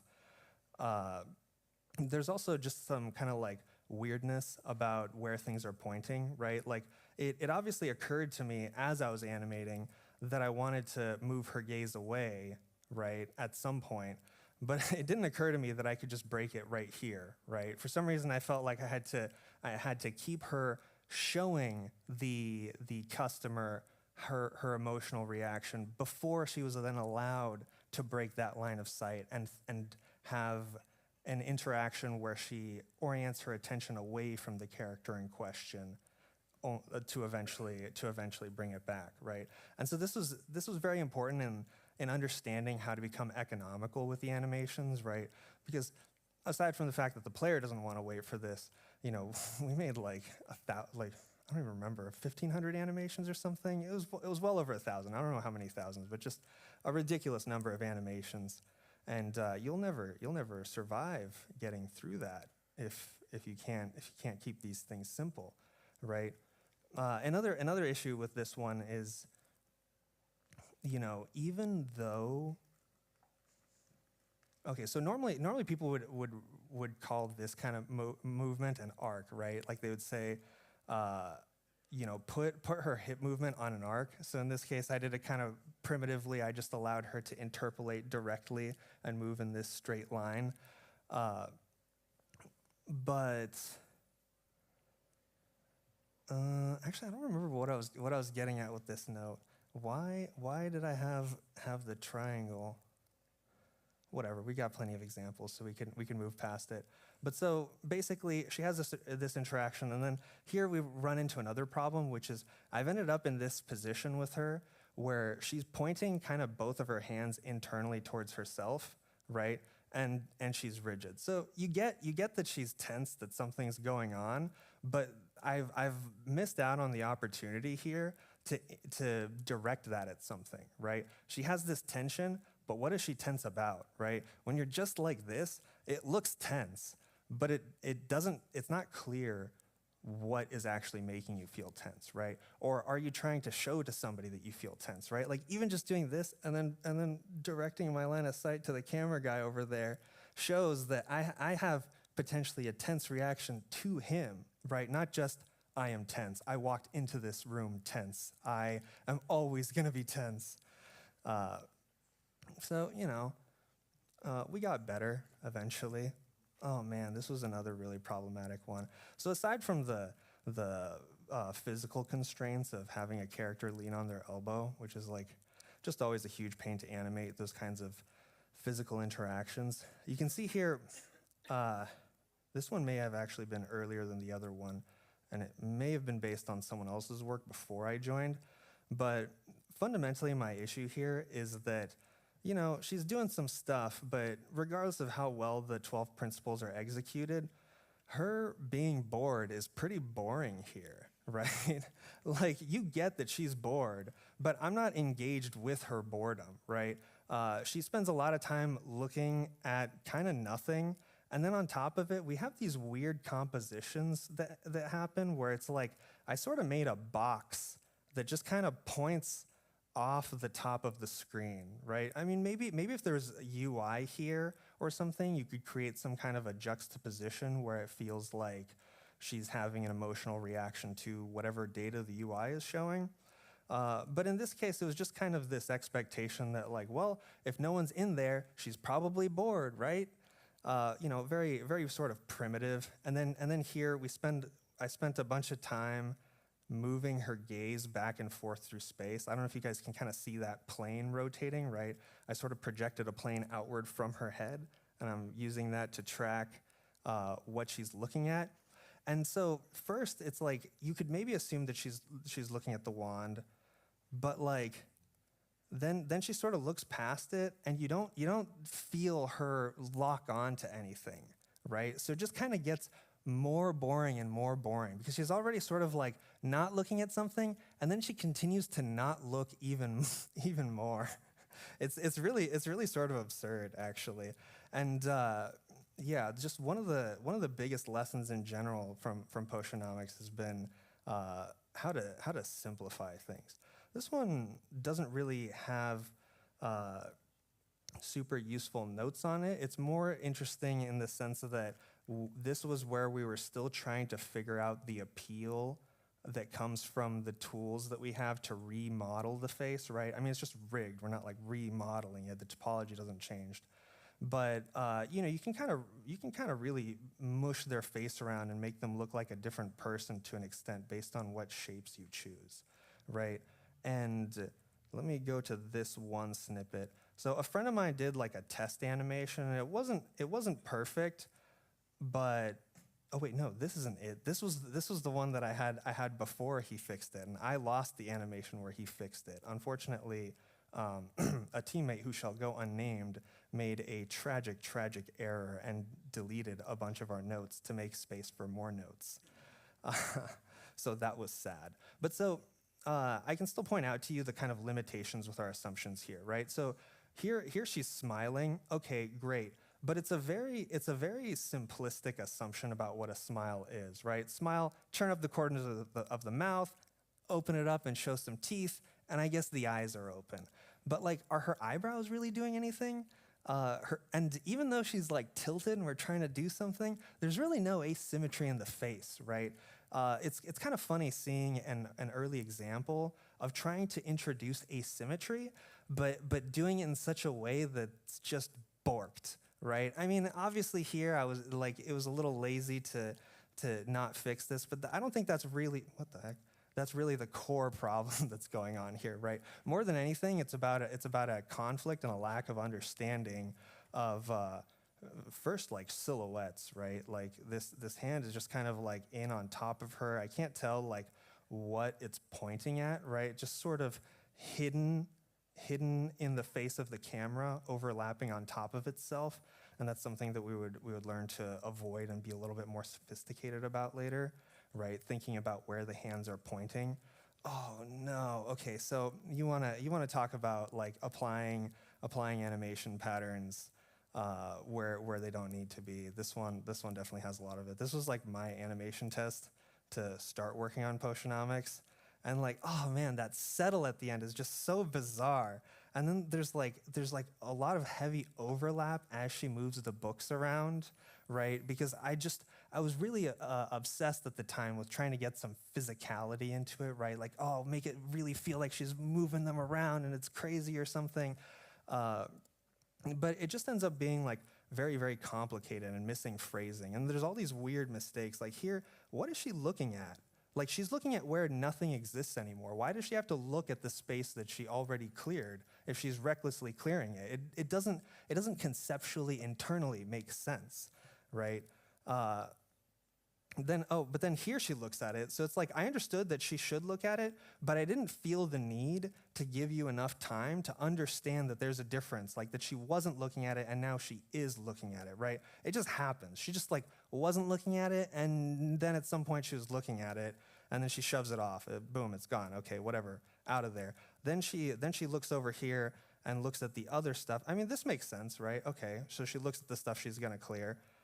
Then over here, I made another weird decision where she's just looking completely off screen, right? Initially she reacted to something very specifically here, right? Like I think this was a good pose, right? She has an emotional reaction. It's contained. It's composed here, right? Everything about this kind of brings us in and makes us think about the relationship of the book she was reading and her gaze. And so probably you're looking at one of those two things, and then when her face changes and she looks sharply off screen, you understand something is here, right? You have a sense of the space she's inside of. Actually, I'll leave these doodles. Why delete them? This is fun. But then later, I sort of just recklessly abandoned that, and she looks back up, but not at the thing she was looking at. Like I had not until this point indicated that there was anything worth looking at or thinking about for the character here, but I just inserted that. And then I go back to looking at the character, and then she looks at, I don't know, just the space right in front of her face before getting ready. Like it's completely all over the place, honestly. I'm so ashamed, and that's why I'm showing you guys, because I think it's good to share your failures, right? That's where, yeah, we got that one off. And this was where we started to kind of nail things a little bit. I understood, okay, we can keep things much, much simpler. As long as the phrasing is clear, we can just kind of hit a beat, and then just be done, right? It doesn't need any more crazy complexity and additions. And then, yeah, this has sort of come up a bunch of times, right? A version of this pose where she's trying to be contorted, and you can tell there's an idea of wanting contrapposto, but not an idea of exactly what everything's directed at, right? Again, her hand is sort of like, I don't know, just some weird curled shape. I don't know if she's really trying to hold on to the wand. I don't know if she's trying to point with it. Her hand's just kind of there, and then the wand just happens to be there in her hand. I don't know why. And then her body, you know, there's some kind of, I mean, you could say there's a rhythm to it, but the rhythm's not oriented towards anything, right? Like she's not putting force into something. She's not holding anything up. She's not leaning against anything. So it's like, where's the rhythm really coming from? What's motivating it? But, you know, here we started to there's a little bit going on with the eye line. It's a little complicated. Her eyes just sort of track off screen, right? Aside from being unnatural, because eyes don't typically move that way unless you get hit in the head really hard or something. It's just, I think the greater sin isn't the one of it being non-anatomical or breaking the sort of classic principles or patterns, but really it's that this is not motivating, it's not telling us anything, right? This information of her eyes rolling to the side and then she blinks should be meaningful, right? Otherwise, I wasted effort, frankly, right? Like I did it for no reason. I could have used that time setting keyframes to set any imaginable keyframe, but I said those ones. Why? Well, I'm telling you why, because I just didn't know what I was doing. And this is how I learned. So, no sweat. Oh my goodness. And then this smile. Yeah, so then this smile I've never liked. I think it's actually still in the game, honestly, because it gets the emotion across, right? And we need a range of emotions. You can't always just have like a cute little smile. But man, it breaks the model. Like that, is that even the same face as this one? Like this girl and that girl are not the same people. Like, whoa, what is that? I mean, if you turn off the computer-generated imagery and you just look at the squiggles, it's exactly the same shape, right? It's the same face, and it's not Sylvia. But at least here, she has this reaction, and she's gonna do some kind of a knee slap or something. But I had the wherewithal to understand, like, okay, maybe if she's gonna do it, she shouldn't just do it in any random direction, but she should do it towards the character, because this is the person that she's responding to. Sorry, I don't mean to make you feel uncomfortable. I don't.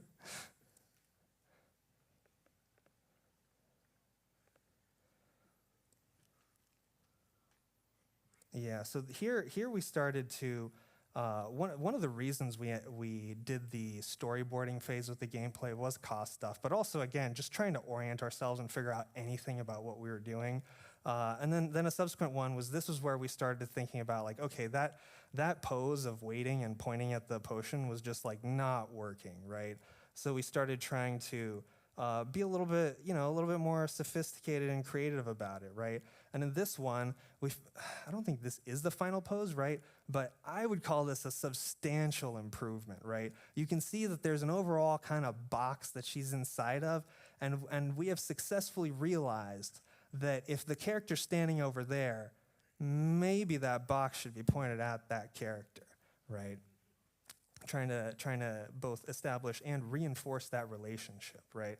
And then, the accumulation of this is that the player, again, because their memories are imprecise, right? There's just this swimming set of emotions and images and almost illusions of what they experienced when they played, right?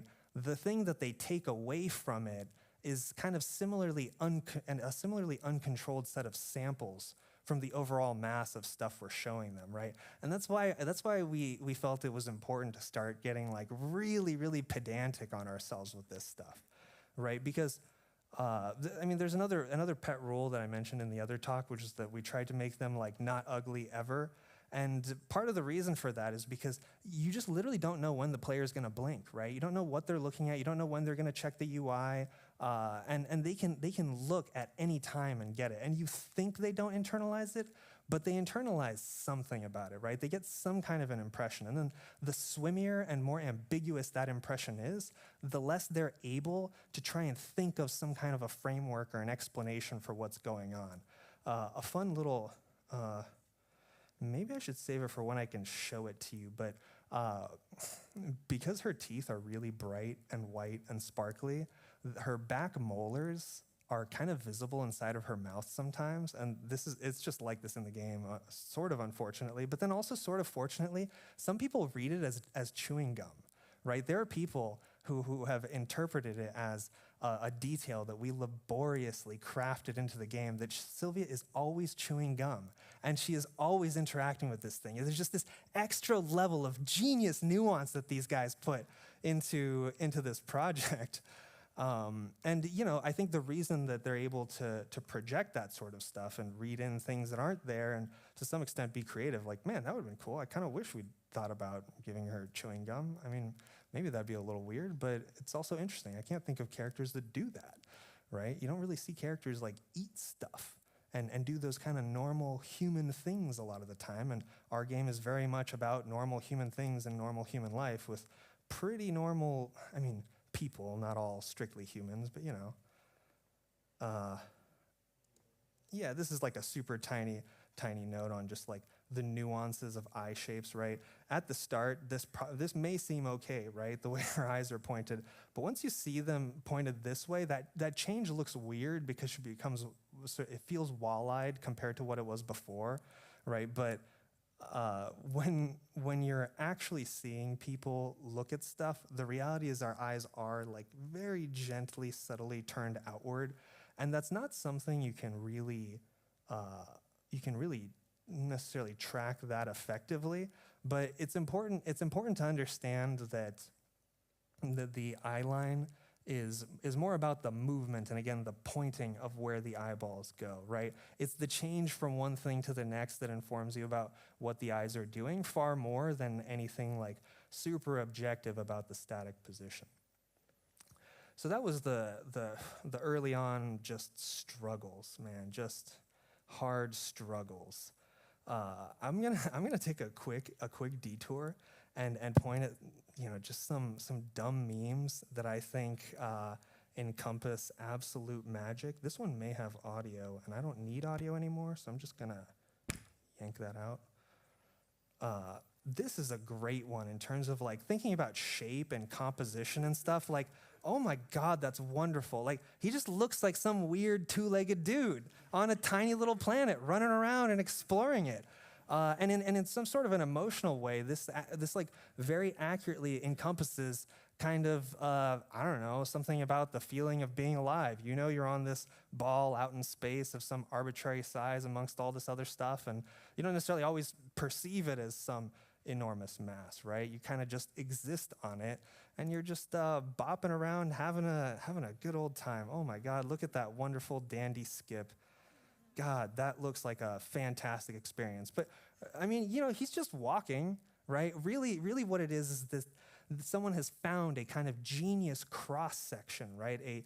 A remarkable silhouette here that you can see and connect to, right? Even the fact of his nose being huge, like this distortion of the face.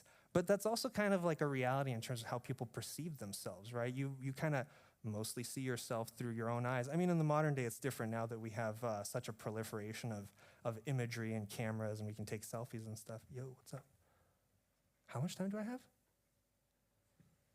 Oh, it's done? Oh, wait. I guess I was really confused about, whoa, I just soared through that. Oh no, okay, I'm sorry. I looked at my watch and I literally just imagined the wrong hour somehow. How useless is that, man? Okay, let me just blast over to some final ones so I can touch back. Wait, how many? Can you give me a number? No? Okay, well, that says everything. All right. But wait, we're just going rogue now. I'm just a renegade here. Let's go. Let's do this, guys.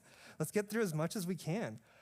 So this is like some of the later developments, right? I think this was around 2019, 2020 when we were trying to really wrap the game up, and we were playing with the carnival, right? With them going back and forth, and a lot of effort went into the selection of this this wasn't the final camera angle, but into deliberating over the camera angle. Again, because of how the characters orient and point towards each other, we wanted to try and preserve all of these considerations we'd made for the animations, even as we broke them out of their constrained space and pulled them apart from each other so we could stick other elements in the composition and increase the scope, right? Oh man, that was great. I like this version of her despair. And yeah, okay, 2 minutes? All right, cool. So let's see, how do I, man, so I really, really wanted to play charades with you guys. That's the one thing. I'm so sad I mistimed this, because I kind of wanted to play around with communicating some of these concepts, right? Like, if I have any closing statement, it's referring back to that little segue on body control and expression and personal activities and things like that. Because ultimately what you're trying to communicate is based on your understanding of these things. And the way to develop that is based on things you do. And if there's anything that's robust and applicable and transferable across different kinds of animation, different contexts of animation, it's charades. It's practicing using your body to communicate ideas, right, in a more sophisticated way, right? Because you need to try and approximate the semantics of something using not your verbal language, right? So play charades, play Pictionary. More importantly, play charades and Pictionary with me. Thank you. Yeah, give me some.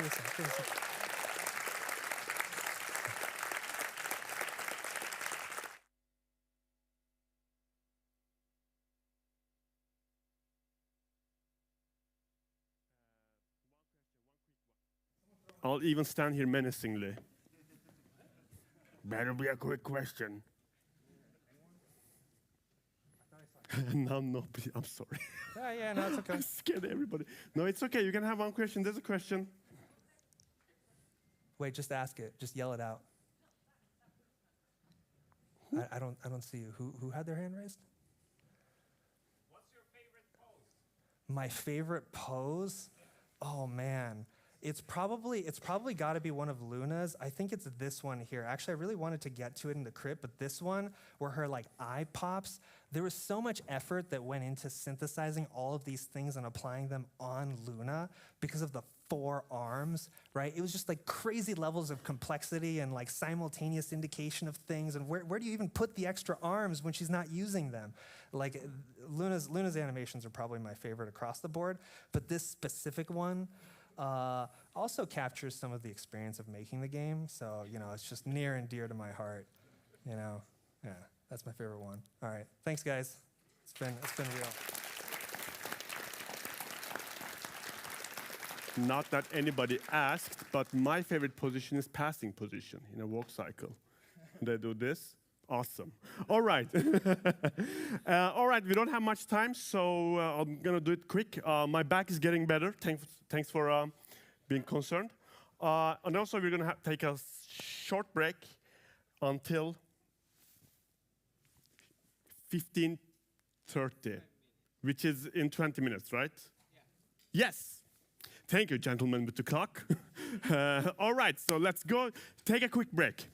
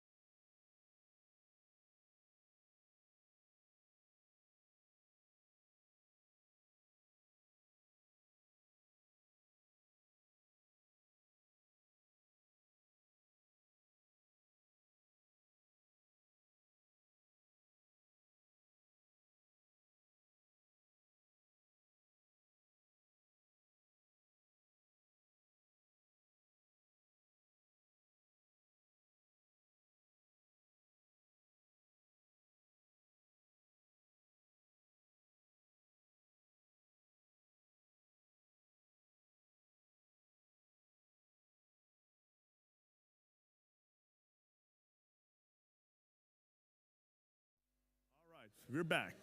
We're back in business time. Ooh, is this water for me? No, it's not. It's never for the host, the water. Is this thing on? Hello? All right, welcome back to Osan hosting Konsoll, which the event should have been called, if you ask me. No. Okay. Nice. How's your back? Yes, I'm glad you asked.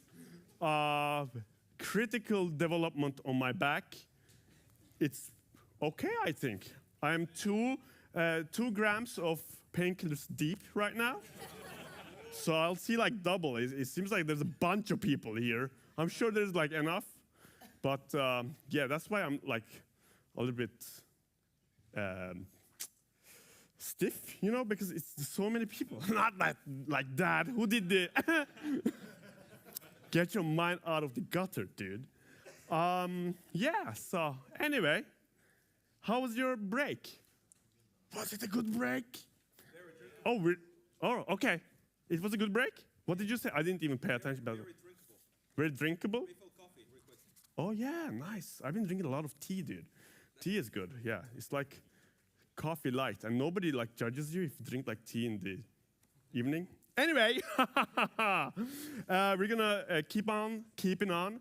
Our next talk is Anna Brandberg with the psychology of play. Also, she works on Metal Hellsinger. What? That's awesome. Love that game.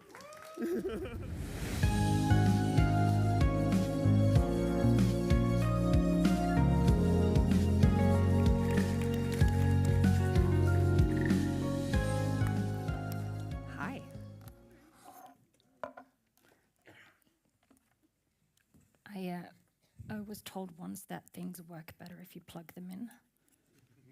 So we'll give that a go. And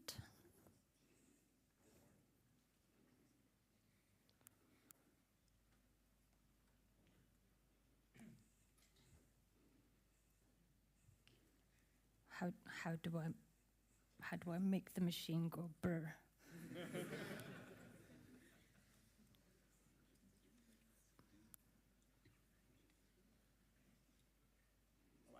On the back. Thanks.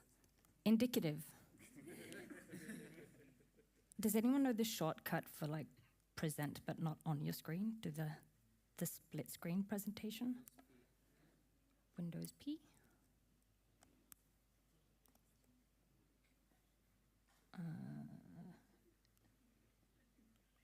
On second screen only.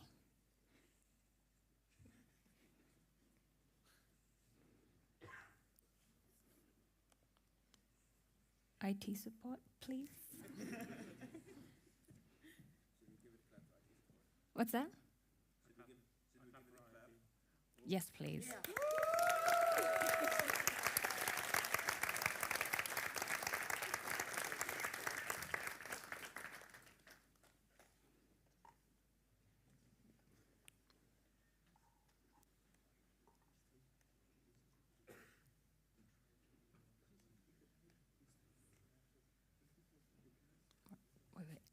Extend, so I can have my speaker notes and present. Yeah, that works. So you just push it over to the other side. Cool, thank you. Keep.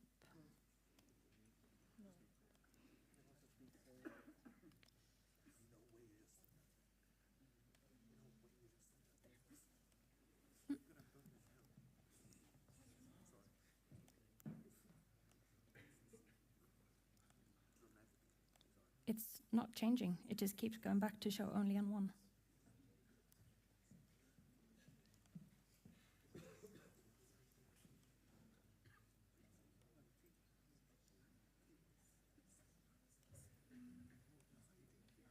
Okay, if we just mirror it, I think that's best. Will I be able to get my speaker notes for a minute? Of course. It's refusing.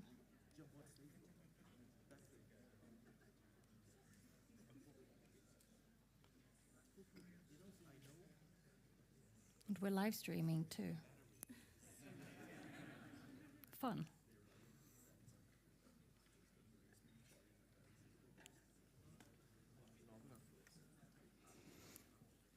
It's not letting me extend or duplicate my screen. Try this one? Sure.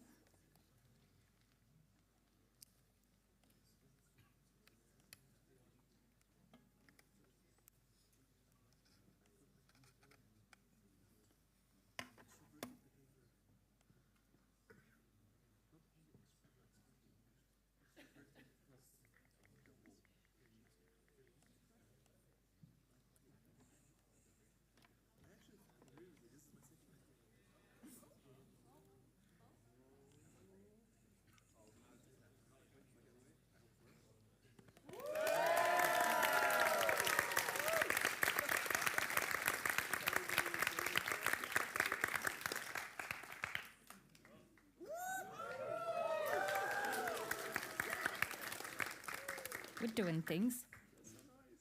And now, present. Thank you. 10 points for the tech team.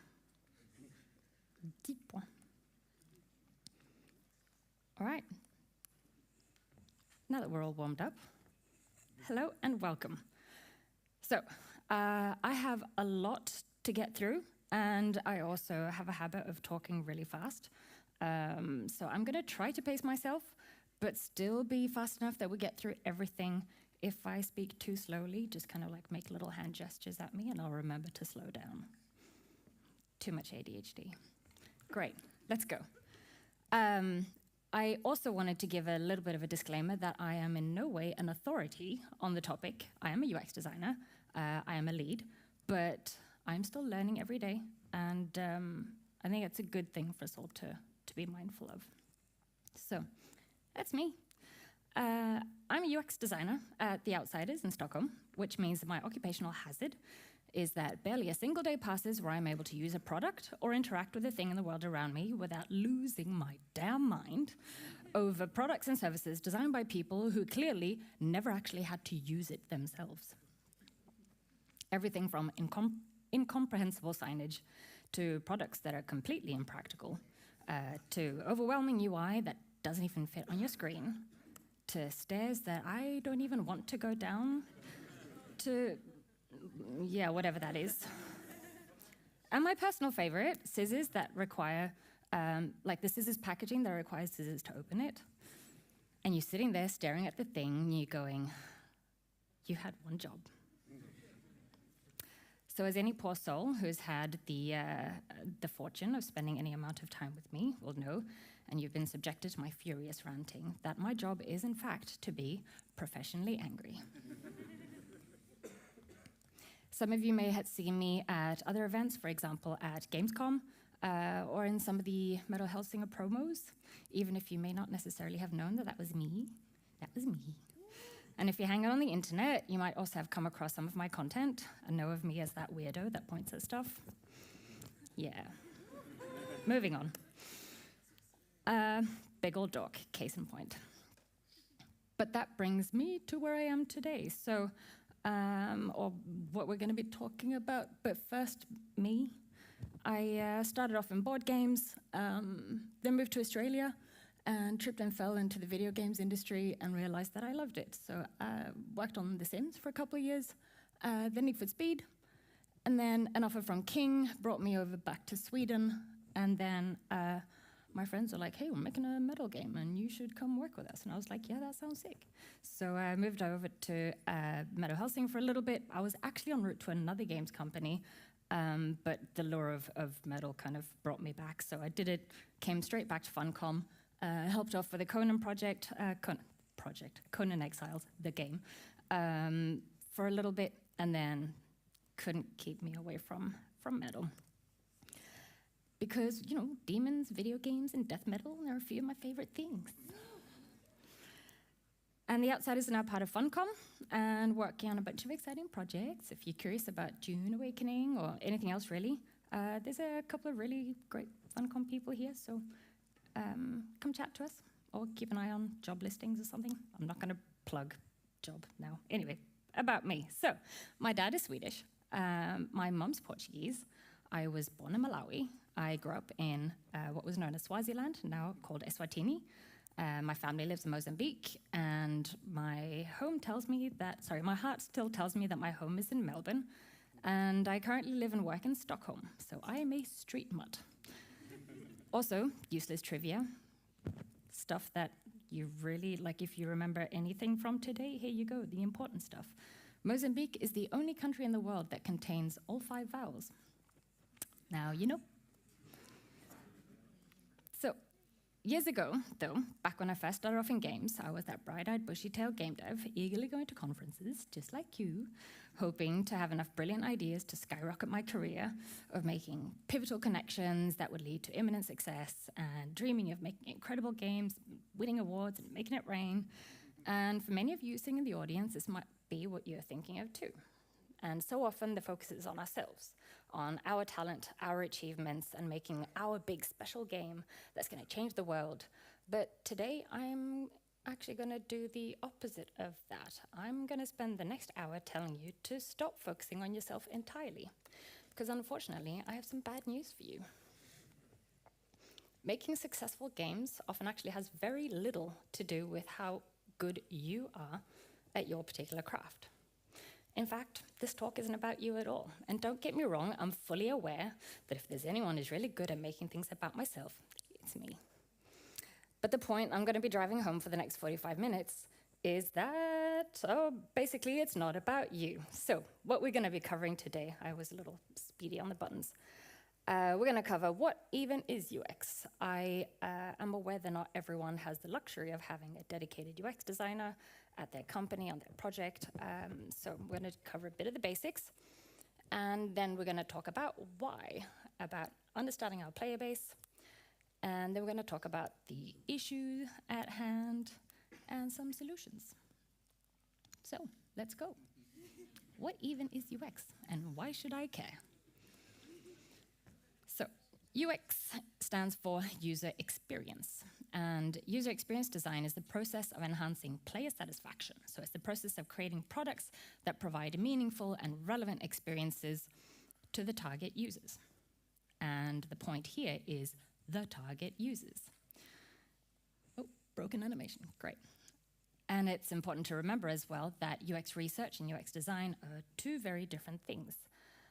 UX research is data-driven, and it deals with observing people and observing their behavior and analyzing their motivations, and they generally don't work with visuals. UX design, however, is design-driven. So we take all that research and we combine it with the data from our analysts and design briefs from our game designers, and we turn it all into intuitive visual concepts, often in the form of wireframes or clickable prototypes, and we work iteratively, meaning that we collaborate with our researchers again as we play test in order to create products that are intuitive and engaging for our players. And so while the UX researcher's focus is on identifying what problems that players have, the UX designer's focus is on trying to find ways to solve them. So in true UX fashion, allow me to UX that for you. So if UX, or user experience, is the way in which a player interacts with our game, and this is our game development team, then UX research is the name of the discipline that deals with analyzing and understanding the players and identifying their needs, their emotions. And then UX design is the way in which we use that information to design the gaming experience for them. Also, UX is not the same as UI. And even though we often get clumped together, 2 very distinct disciplines. Again, UX, we've covered that. And UI is more artistic, so they deal with the visual aesthetics, the iconography, the graphics. They're the ones who bring the solutions to life. So we figure out how we're going to solve it, and then we give it to an artist that makes it pretty, gives it that life, and makes it actually interesting and engaging in that way. I am not an artist. I cannot draw. Disclaimer. And thankfully, I'm not alone. Game designers are also not artists. But we'll get a game design brief, and we'll turn it into a flowchart to figure out, cool, what goes where? So at what point in the game do we do this thing? Here we need this box that comes with this information. This information, we put it over here. Like, what order do we want the feature to develop? And then what do those screens look like? So we do a prototype. That is a high fidelity one because that was done for Candy Crush, and we already have a lot of the screens and assets for that. But often it'll just be wireframes. But then we go to make the clickable prototypes, and they get complex. They get very complex very easily. And they end up looking like that. But, oh, I've got an accidental box on there. Disregard. That's a mistake. But it's okay. They can stay. I was going to say as well that, I'll go back to that. So that is what I do, the terrible art, and I turn that into a wireframe. As you saw before, the difference between a high-fidelity prototype and a wireframe is that. And then it goes to UI, and UI actually makes it pretty. And before we continue, you might stop and think, but like, I don't work with UX, so why is this relevant for me? And it's true. Not every team will have a dedicated UX designer, but I'm hoping that you'll at least understand why it's important and how it affects every aspect of game design. Because if you were to imagine all the different disciplines and how they overlap, and yes, I'm aware this is not an accurate representation of the roles, but UX would cover all of that. And I know you say, sure, of course you think that, you're biased. But it's true. The way that the player interacts with your product actually affects every different discipline on the team. And it's because it's all encompassing. So we start off, for example, by considering our target audience. So what is even our target audience? Different people play in different ways. And when you're designing a game, it's always good to imagine and to remember when and where your user is likely to be playing as well. It wasn't me. I guess it's because of your mic. I guess so. Oh, it's my hair. It was me. Sorry. Can I do that? We'll keep it there. Thank you. But it's important to remember our different users' playstyles.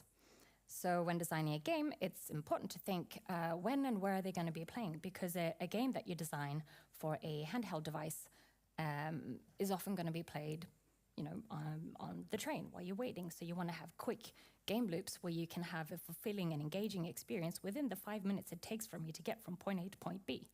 Also, there's going to be people around me, there's going to be noise, I'm going to be interrupting what I'm doing. So you have to find ways to work around that.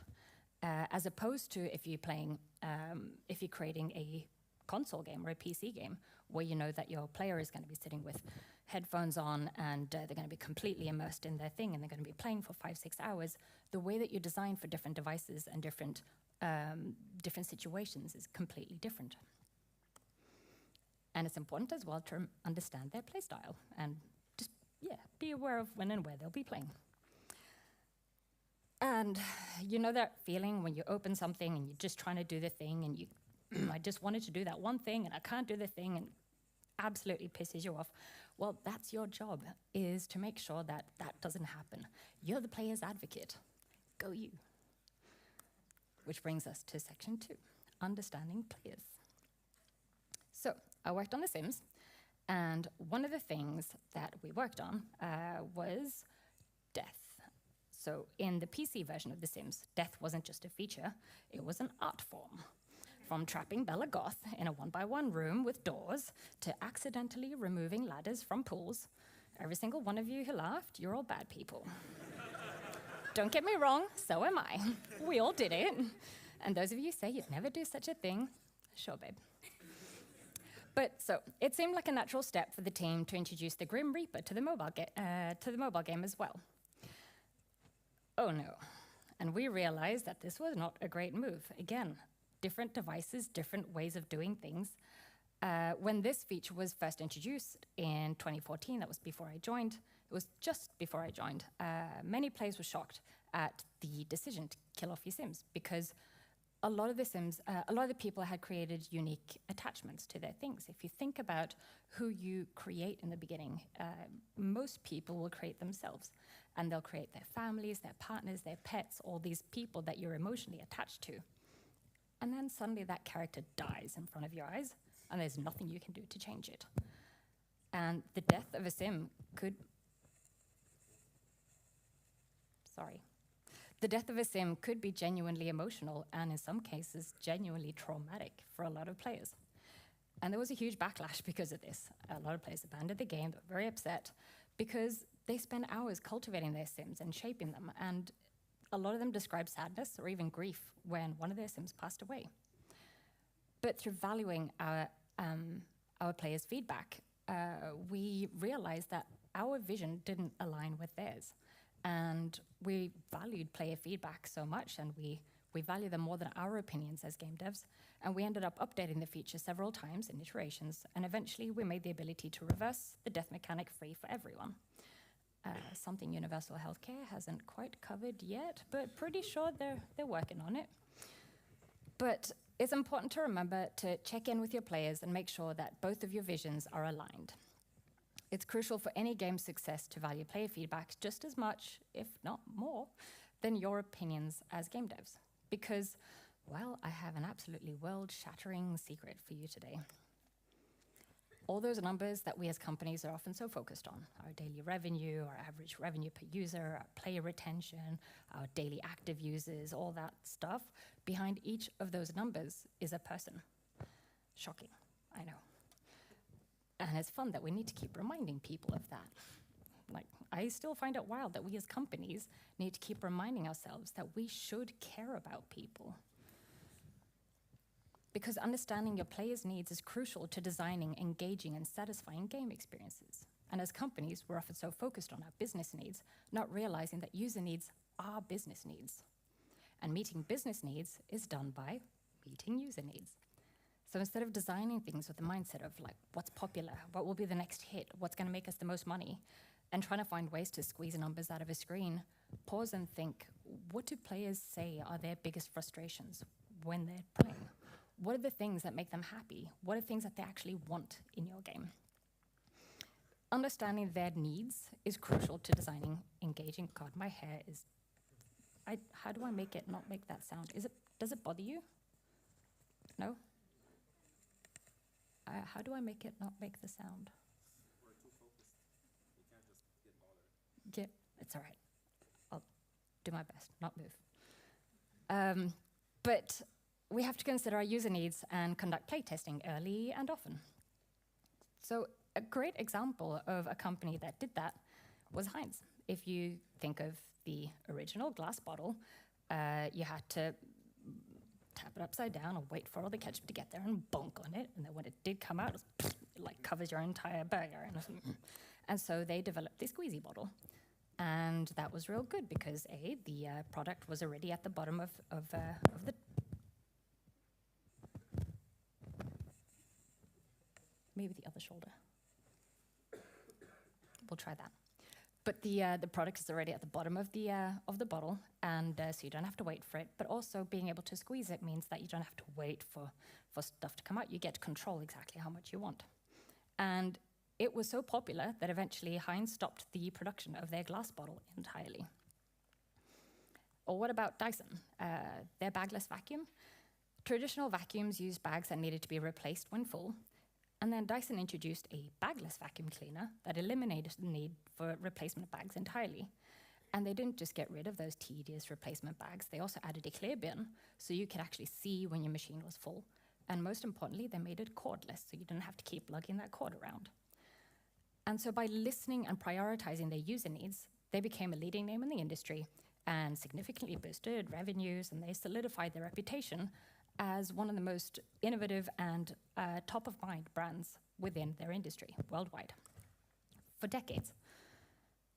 So it's important to remember that thinking about the way that we interact with our products is going to define how successful our products can be. Good usability is also good accessibility. If we think about what disability is, it's not just, disability isn't defined. Should I tie my hair up? Sorry. Disability isn't defined as a personal health condition. This is taken from Microsoft's inclusive design document, which is brilliant and wonderful, highly recommend. Disability is when we have mismatched human interactions.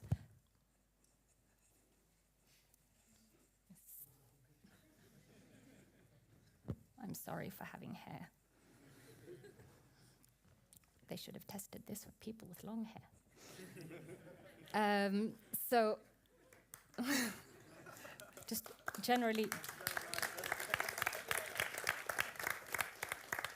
I feel like this is a moment where I should plug a book called Invisible Woman, which talks about how so much in society is designed through one specific type of person. I can imagine by testing products with women, you may have come across stuff like this. Anyway, but when we design things for people who are disabled, everyone benefits, because what actually is disability? So Microsoft also created this as part of their custom personas. It's called the inclusive design principles. And so these solutions are about thinking about disability as... Yes, thank you.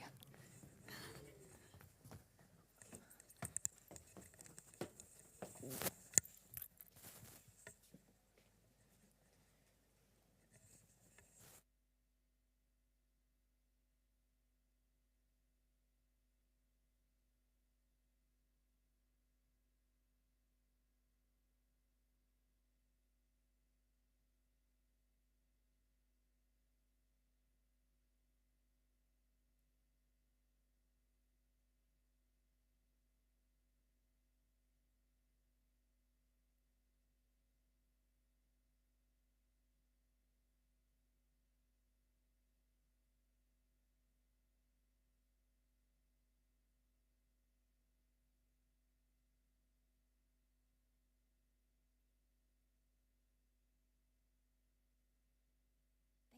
Thank you so much.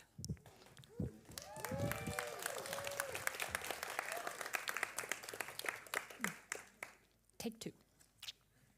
So what they did here is they started thinking about what are permanent disabilities and what are temporary disabilities.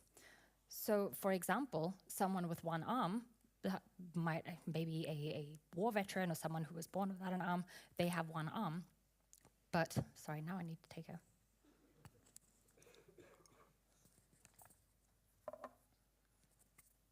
These great microphones, so you can hear the sound of me swallowing. You're welcome. So someone with an arm injury, for example, you have a temporary disability. Or someone with an ear infection, you can't hear properly, you are temporarily disabled. And if you think about situational disabilities as well, if you're carrying a baby, if you're a new parent or carrying a computer or something, you also do not have the use of one arm. You have a situational disability. Or in terms of sight, if you're distracted. A bartender perhaps might not be able to hear things because of the loud music. Someone with a very heavy accent might not be able to communicate properly with people around them. And someone in an open plan office might not be able to focus and think properly. So, excuse me. So thinking about these things really drives home the point earlier that making things more accessible makes it better for everyone. And this is a good business case. Again, God of War is a great example of a team that really focused accessibility and really prioritized accessibility needs. And they spoke with lots of advocates and experts within their field about these things. And it was a wonderful game that was able to be played by basically anyone who wanted to. And games are for everyone, right? If you think that 5% of the world's population has disabling hearing loss, so there are 400 people in this room, and naturally this isn't a representative segment, this is a very specific category of people, but if we use it as a way to contextualize numbers, so if you consider how many people are in this room, this means that a whopping 20 people in this room have hearing loss so impactful that it affects their ability to simply function on a day-to-day basis. 4% of the world's population have visual impairments. If you think about how many people you interact with, or just that you have at your workplace, or how many people you interact with on a daily basis, at least 1 in 50 will have a visual impairment or vision loss. 8% of men worldwide are colorblind. 10% of the world's population have manual dexterity challenges. Also, 10% of the world's population is dyslexic. And, oh, I lost my text on that one. If you think about disability as a whole topic, 15% of people in the world have some form of disability. And 100% of the world's population have a unique combination of genes, experiences, and perspectives that shape how they interact with the world around them. And a great way to do this is by using user stories. How many of you are familiar with user stories? Oh my God, that makes me really happy. Yay. That is way more than I was expecting. So you'll be right on board. You know this one. So as a player, I want intuitive tutorials so that I can learn game mechanics naturally without becoming overwhelmed. So user stories are a good way for us to think about separating ourselves and decentering ourselves and centering the target user. But they don't just need to be limited to games.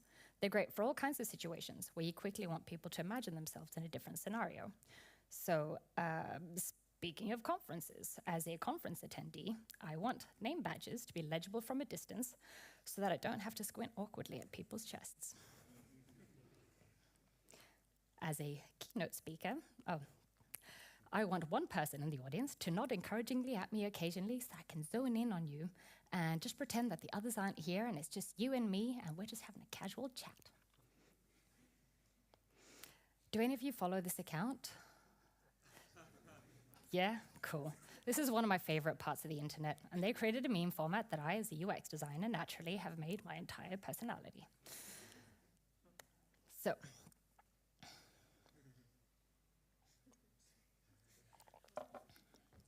on to the next section.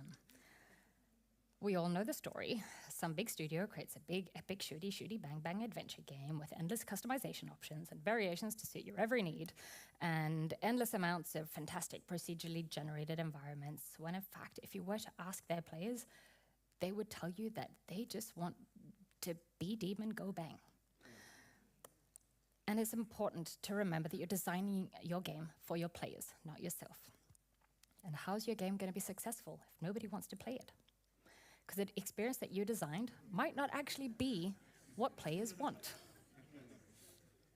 So, as a player, I want NPCs to walk either slightly faster or slightly slower than my character's pace so that I can remember that patience is a virtue, especially when it's being tested. Or as a player, I want a plethora of in-game books, scrolls, and notes with content that doesn't advance the story so that I can appreciate the game writer's unpublished novel excerpts. Another set of hard-to-swallow pills. Often, players do not care about your genius. In the world of game development, our personal visions and creative genius can sometimes cloud the bigger picture. So let's take a moment to look at one of the best examples of listening to your players from gaming history. So The Sims was inspired by architecture and urban design. It was initially visualized as a digital dollhouse. But during playtests, they discovered that players were actually more interested in the stories that they could weave between the characters than the structures that they build. So recognizing this, the developers shifted their focus to simulating human behaviors and interactions and putting the emphasis on the individual Sims' personalities with their diverse needs and desires. But you want to know another fun little trivia nugget? So architects use this little thing known as a plumb bob, which is a weight with a little pointed bottom, and it is used as a directional reference or a plumb line. And you know those little diamonds that Sims have? They're also called plumb bobs. So cute little nod to real plumb bobs still. It gives a little wink to the game's origins. So these games have all had their ups and downs through the years, but something that they all have in common is that they have a strong relationship to their player community. And they've had decisions where, game releases, very quickly they realized that that was not in line with their player visions, but they've pivoted and they've listened to feedback and they've adjusted, and they take direct feedback from players. And this meant that they've been able to sustain a long and successful career and keeping their game successful for a long time. So how do we do that?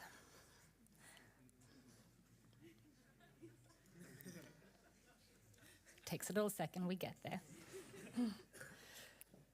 So, we start by centering our player. So user-centered design is a philosophy and a process that prioritizes user needs and their preferences and the context in which they're interacting with our products.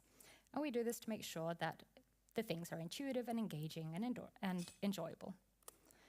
And it is player first, always. It places the player at the heart of the game, making sure that we're adapting to them and their needs.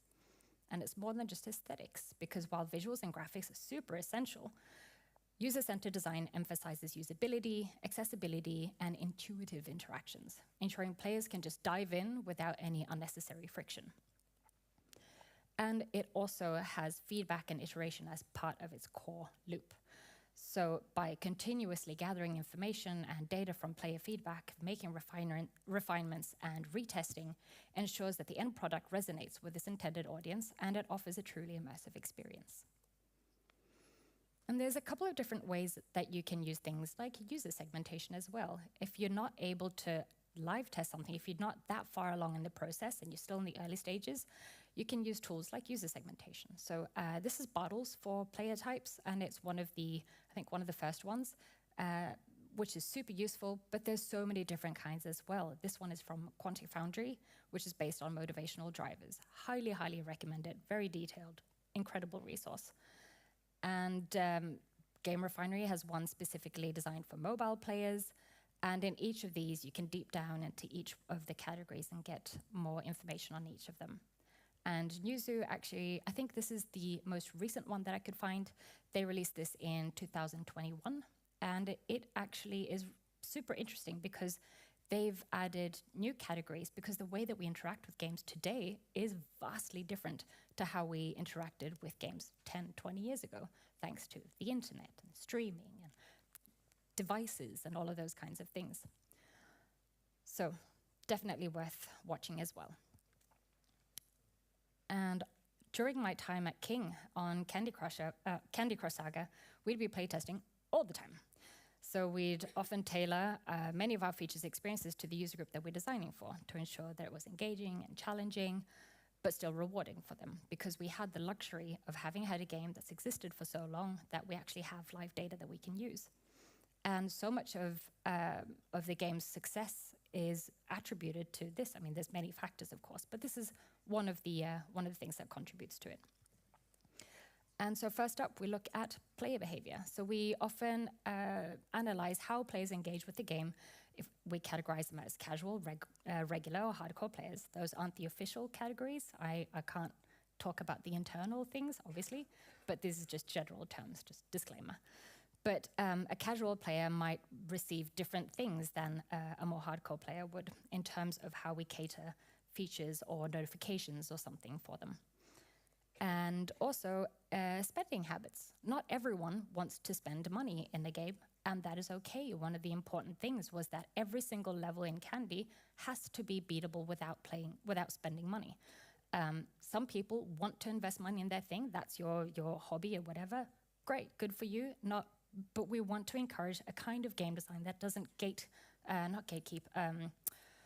paywall people, that you can pay if you want to, but you should still be able to play through every single level without having to spend money. But by being able to analyze those things, we can target different kinds of purchases and things catered to your particular interests. And then progress and difficulty. So we're able to see how far along people get, or if players get stuck somewhere. So by segmenting users based on their progress, we can adjust difficulty levels or offer hints or provide power-ups to assist players through tough stages. And we also obviously look a lot at feedback and reviews. So players provide feedback that can also be segmented. There's players who give positive feedback and they might get little thank you rewards. I mean, I don't know, I can't think of an example off the top of my head, but if someone provides negative feedback, maybe we'll be able to address those things specifically. And if we find that there's a lot of negative feedback about a particular feature, then perhaps we can have surveys or do user interviews to try and understand those concerns better. And A/B testing is a really good way of, in case people don't know what A/B testing is. So A/B testing is a way to compare two versions of something against each other to measure which one performs better. So often we'll release something and we'll release it to a smaller segment first just to see how does this perform? Is there a dramatic thing happening? And then if that does really well, then you push it to the entire player base. And another thing we used was player telemetry, which is automatically collecting and transmitting data that we can analyze. So in live service games, this is implemented through code that can gather data about how the player interacts with the game. And we can then analyze that in real time. So if we notice that players, for example, they're engaging, they start a feature, but they don't complete it, cool, where are they dropping off? If they've done 20% of a particular thing, and this is not just Candy, you can do this for any game. If you notice that players are engaging with an event, but then dropping off at a particular time, you can see what happens there. We did this on The Sims as well, Need for Speed.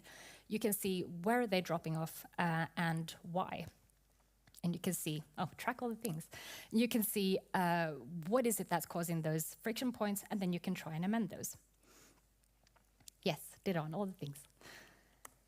Another thing is player surveys and user interviews and usability tests. So at King, we had the luxury of having an incredible lab, but I understand as well that not everyone has the luxury of having a UX lab. So there is lots of resources online that you can do.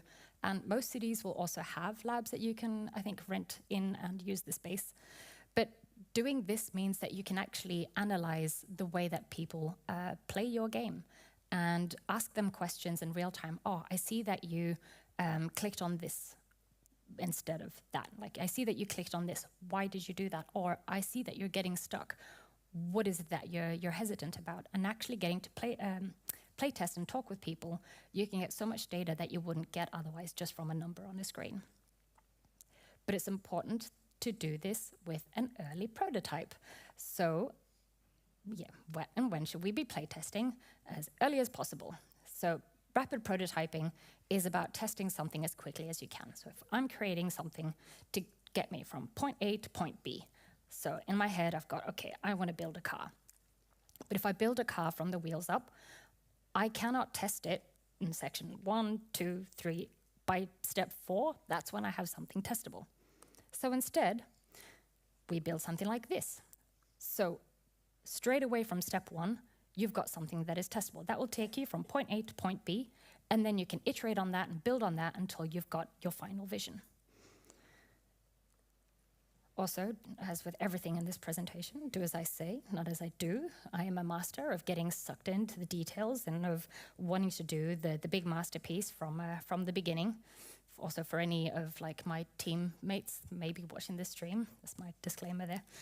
But I'm trying always as well to try and remember to keep things simple. And I'm actually going to be making a reference to Martin's talk from this morning, which is why I broke my animations before.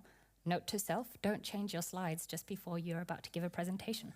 But I did want to add this because Martin spoke about being an archaeologist instead of an architect. So an architect would design all the big things and you got it big mapped out. But instead of an archaeologist, I'm going to encourage people to be sculptors. So a sculptor will work with a bit of clay and you've got a bit of an idea of what you're doing and it starts taking shape.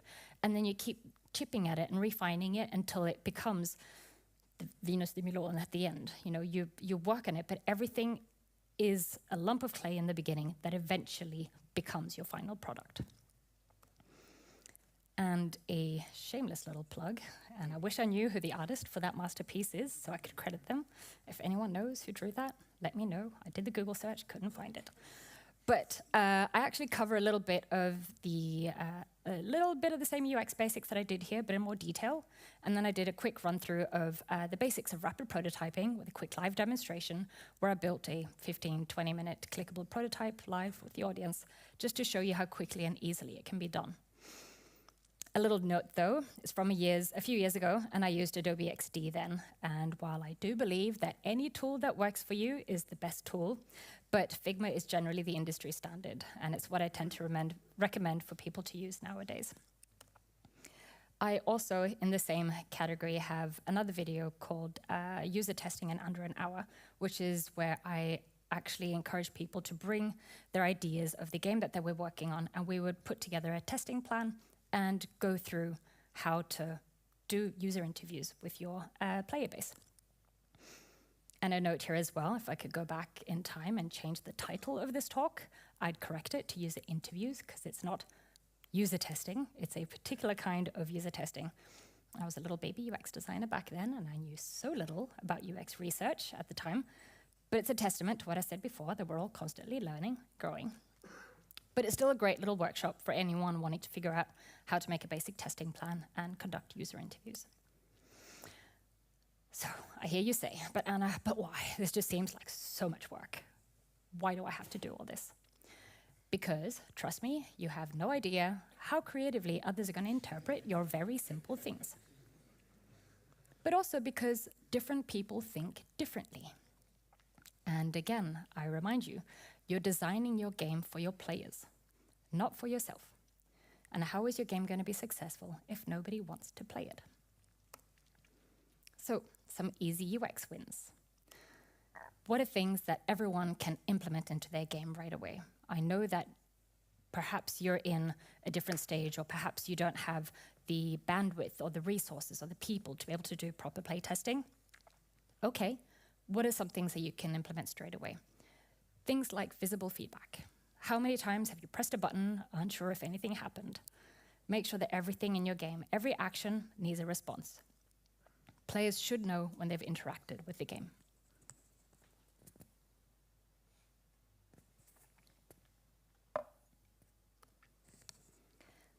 Consistent UI elements. So you wouldn't randomly change a street sign's design in real life, would you? Same here, consistency is key. So keep UI elements uniform so that players don't get confused. And then, clear tutorials. Remember that overwhelming feeling of learning a new game without guidance? Tutorials need to be clear, intuitive, and optional for veteran players. Also make them feel like they're not tutorials, if you can, unless that's the point, in which case great. But oftentimes, players don't want to feel like they're being tutorialized, and so they want to just learn by doing. So if you can create a tutorial that is intuitive and that makes people not even realize they're in a tutorial, great. Have customizable control schemes. This goes back to the accessibility point before. So have you ever squinted trying to read tiny text? Ensure your fonts are legible, ensure your contrasts are clear. Your players' eyes will thank you. That one as well. Oh, did I? Yes. Oh, sorry, I swapped them. I think I talked about the wrong one. Have customizable control schemes. Make sure that everyone can adjust the game to their liking. Everyone's unique, and one size fits all doesn't always cut it. So make sure that people can adjust things to their comfort and to help them increase their immersion. Have intuitive menus and navigation. Fumbling through confusing menus is a mood killer, and so keep navigation simple and intuitive. Players should be able to find what they need without thinking about it. I often tell people that my job is to be invisible. If you haven't had to think about where stuff is, if my job is completely invisible, I've done my job well. And have clear error messages. Cryptic error messages can be frustrating puzzles. So when something goes wrong, tell players why. Or it doesn't need to be an error message, but just some kind of messaging that says to the player that you can't do this yet. Why? Things like lock conditions. This is locked. Cool. Why? Because players want to know how to fix it. And often it's about clarity. Easy peasy. So some great resources to check out if you want to learn more. Anything by Celia Hodent is wonderful. She's got lots of different books. Highly recommend all of them. Some of them are big and chunky and real in-depth. Some of them, like the one on the right, are real small. And they cover different things, but they're a really, really good resource. And also, there is something known as There's a great organization called the Able Gamers Charity. And at King, we had, again, the luxury of being able to actually do workshops with them. And I would highly, highly, highly recommend, if anyone has the budget, the bandwidth to be able to do this. It doesn't need to be necessarily them. I know there's many orgs that do the same thing, but Able Gamers were wonderful, and they actually helped us realize how to design games accessibly from the beginning. Because adding accessibility at the end, when you have to redesign stuff, that's hard, that takes time, that's scope, that is money, that a lot of the time you don't have when you're reaching your milestone deadlines. So by designing things properly from the beginning, it shouldn't necessarily have to take that much time. Sometimes it takes no extra time, because making something this color or this color takes the same amount of time, but one option is going to be accessible. And in case you aren't able to do the entire workshop, I understand, money, but they also have these cards available online, which are also a great resource, where they teach all the different mechanics and things called accessible playing experiences, player experiences, that you can buy, and you can stick them up on your walls in the studio and just make sure that everyone on your team looks at them. So a few closing thoughts before we save and exit. This is a friend of mine has a company called UX is Fine, and I love it. And I have it, oh yeah, you saw, no, that's a different one. But I have it on my bag as a patch, and I think they're great. But games have the power to change people's lives. And as game developers, we have the responsibility to use that power for good. Embrace the challenges of creating games that are accessible, inclusive, and meaningful. Be open to feedback. Never mind. Challenge yourselves. Be open to feedback. Make changes based on player input. And asking for feedback makes it easier to receive it. And harness the principles of user-centered design and cognitive psychology to create games that are engaging and satisfying for all your players. Be bold, be creative, never stop pushing the boundaries of what games can be. And take pride in your work. Recognize the value and importance of what you do. Remember, you're not just creating games, you're shaping culture and society. Aim to create games that have a positive impact on the world and inspire players to be their best selves. Thank you very much.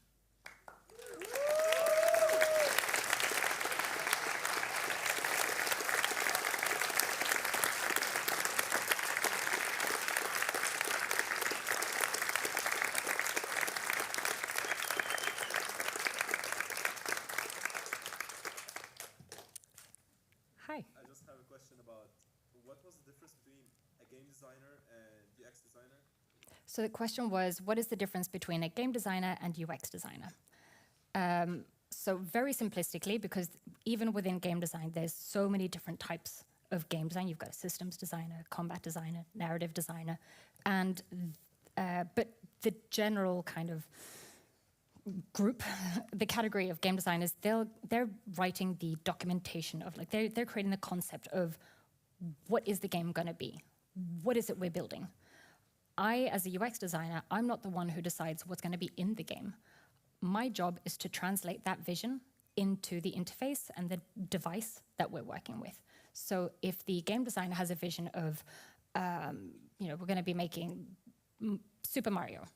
So in my game, we've got a little Italian man who's running around in a world, and we're killing mushrooms and saving princesses and whatnot. A UX designer would then go, cool, how does that work? How do I make the player jump? How do I navigate the world? Or in a more complex game like League of Legends, which I love because I am a glutton for punishment. A UX designer on that project would think, cool, we've got so many different layers of strategy and concepts and ways to battle different players. How?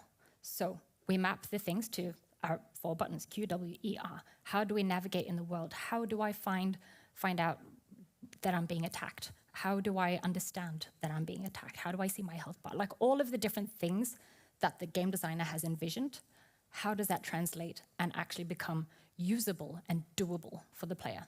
That's my job.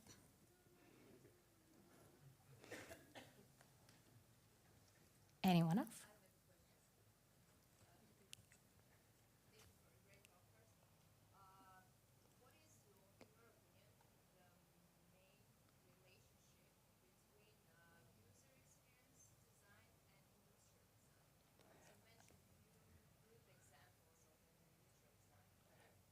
I'm sorry, I didn't quite hear you.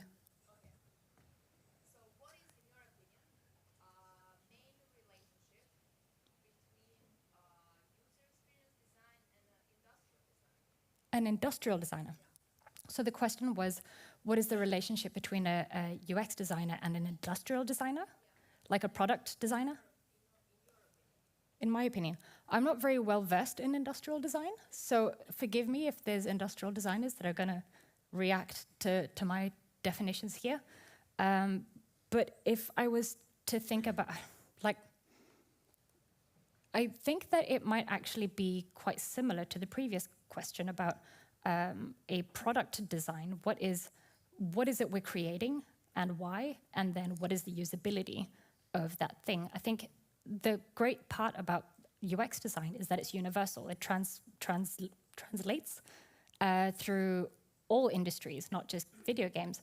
As a UX designer, my job is to make things intuitive. Again, the examples at the very beginning of the presentation of items that I think my favorite example of the Stockholm Metro, this is in a lot of cities, I know New York had the same issue, was it New York? No, Washington, had the same issue where you come out of the metro and there's signs saying, you know, this is the road that goes in this direction, this is the road in this direction. And you come out there and you're like, I have no idea where that road is. Why doesn't it just say north, south, east, west, so I can contextualize myself? So I don't know about industrial designers specifically, but what I was going to say is that UX designers' roles are the same regardless of industry. Of our job is to make sure that this is the design. So the design is the metro, and there's signs, and you go out there, there's an exit there, and that takes you there. The UX designer's job is to go, great, how do I make this usable and understandable for a person coming in and interacting with it for the first time? Cool. Did I answer your question? Great, thanks. Yes, hi. You said earlier that being a UX designer is kind of like an umbrella for everything in the game designing. Would you say that you need to communicate with every single team? Yeah, so the question was about how UX design is something that covers so many different roles in the games team, in the games development team, and if I need to communicate with all of them. Was that correct? Yeah. Well, yes. So my job is to be the person who is responsible for UX, but what I want to achieve with talks like this, but also with all of my work day to day on any game that I'm on, I cannot be everywhere all at once. I do interact with all the different roles and disciplines, but my job is to be the spider in the web, but also to be an advocate. I am hoping that everyone is going to learn about usability and good UX and implement that into their role. I'm not a programmer. I cannot program to save my life. I can do a little bit of Lua scripting. That's about it. So I'm not going to be able to tell a programmer how to do their job. What I can do, however, is teach a programmer about what things they should be mindful of and not just in terms of like how we build the game or how parts fly to different parts of the screen, but also what code do we put in to make sure that people with vision impairments can be able to use screen readers and things? How do we do that so that can be implemented properly? So I cannot code, but I will be able to interact with and talk to our programmers, for example, to make sure that they are good advocates for good UX within their craft. That said, yes, I do chat to lots of different teams and people every day, and after playtests, the feedback is divided into all the different kinds of crafts. We've got art feedback, we've got interaction feedback that, maybe we should change the way the entire feature is done. And so I will be chatting to lots of different crafts after each playtest, but I am generally hoping that I don't have to be responsible for how things are implemented in your area. So making sure that everyone becomes the advocate, the ally, with the cape. Yeah. What's the best UX you've ever seen? Question was, what's the best UX I've ever seen? Oh God, you put me on the spot.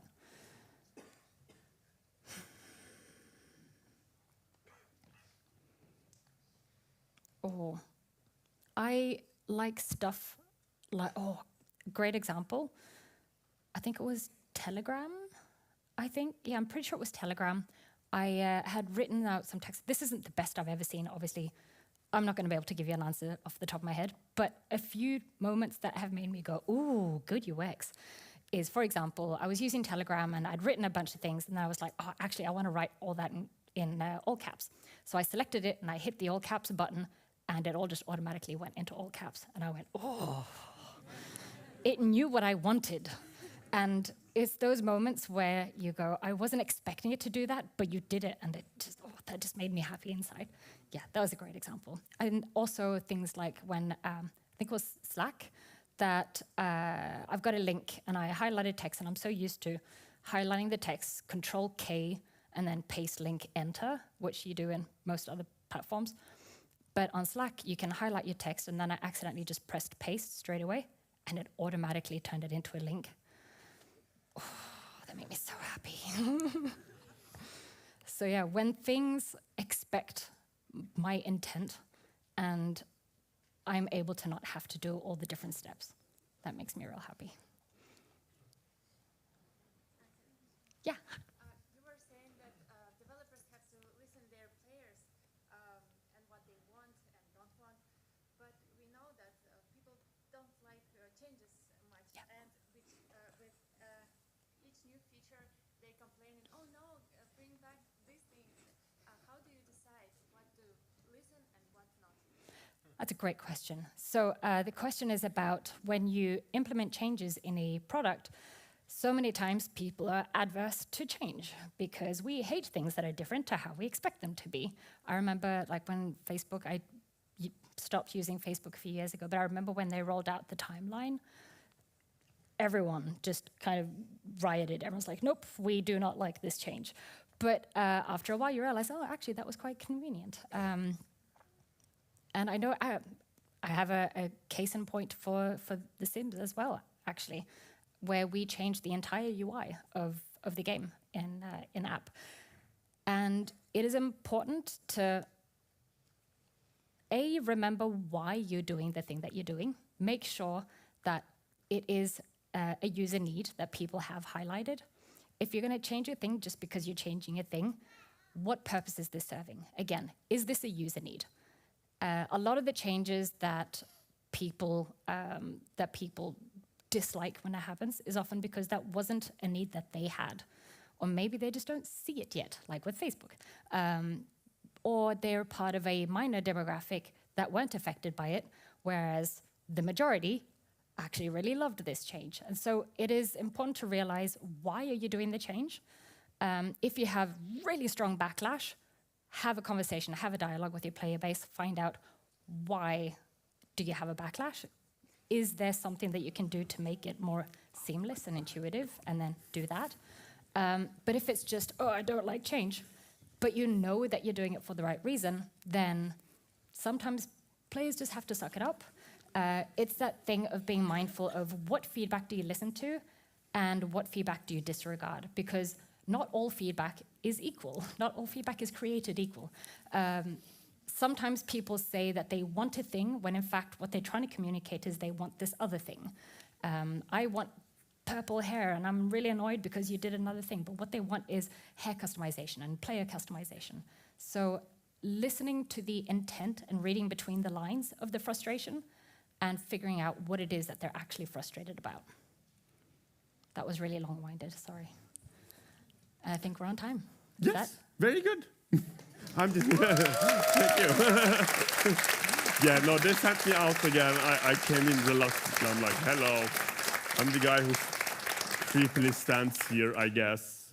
That's my role now. I've been promoted to be just the guy who stands in the background when you're running out of time. Anyway, yeah, I just came out here to see like how you're holding up. I was worried for you for a... No, I'm just kidding. I just wanted to know if you're all okay. Cool. You're all okay? Good. Yes. We've learned so much today, but we're going to learn a little bit more. Our next speaker has worked for Telltale, Warner Bros. Marvel. OMGs. And he will now teach us how to write for beloved franchises. Give a warm welcome to Josh Trujillo. Yeah. Hello, everyone.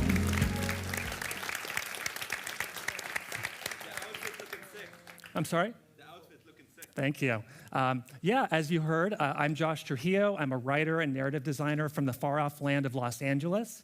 I'm here to talk to you about story, narrative, characters, but most importantly, franchises. I want to thank you all for coming here today, those of you who survived the entire gauntlet. Especially thank you to Konsoll Norway and Norway in general. There'll be plenty of time for questions from the audience, so start thinking of those, and let's begin. My talk today is called Own What You Don't Own, Writing for Beloved Franchises. That means writing for fantastic characters in places known the world over. It's a dream job, but it's still a job, and that requires skill, collaboration, patience, and most importantly, care. I started working in the industry in 2016, but I've been a storyteller my entire life. That means Dungeons and Dragons. That means making little cartoons. That means tracing over comic strips and rearranging them to make my own. These stories have meant everything to me, but they mean everything to the fans, and that's what makes them so popular. And here, we as storytellers, we have a unique responsibility to push these franchises forward and also to meet fan expectations. There we go. This is a little sampling of the stuff that I've worked on. You've probably seen a thing or two that you like. You've probably seen a thing or two that you don't like. I apologize. I currently work at Gearbox Entertainment on stuff I'm not allowed to talk about yet, but in the past I've worked at Telltale Games, Warner Brothers, Zynga, Marvel, DC, a lot of other places. In my brief time as a professional storyteller, I've had the privilege of working on some of my favorite things: Guardians of the Galaxy, Adventure Time, Superman, Rick and Morty, and a lot more. I've even gotten to work on things I don't like, and that's something you're going to be doing as writers and narrative designers as well. Each of those pose unique opportunities, unique challenges, and we just have to rise to the occasion. I've collaborated with some of the best and brightest in the industry, and we always share a common goal. We deliver the best player experience possible while remaining faithful to what makes these worlds so beloved in the first place. Technology has advanced so much, we have incredible power to give people the ability to sit in the driver's seat and play as their favorite heroes, their favorite villains. You can look at Baldur's Gate, you can look at Spider-Man. I'm so excited to play Spider-Man 2. And the depth and complexity that we're able to achieve in these worlds were unthinkable in the past. So how do we do that? How did we get here? This cowboy is me from many years ago. I was born in the 1980s, so quite a while ago. But back then, the licensed video games, the IP-based video games, they quite frankly weren't very good. Was that a technological limitation? Partially. But also it was a lack of care, a lack of consideration, and just a lack of thought into what made these franchises so likable and so beloved. How bad were these games?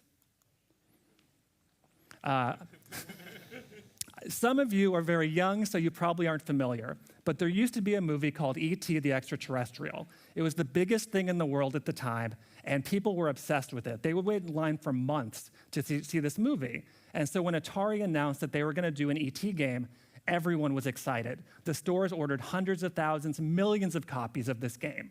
But nobody bought them, and the people who did buy them were disappointed.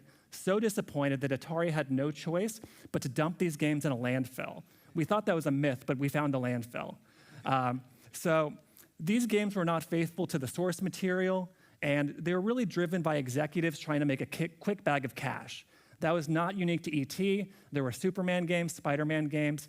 These were all miserable attempts. Not the fault of the game devs. We always fault the crunch. How bad was it? Let me show you.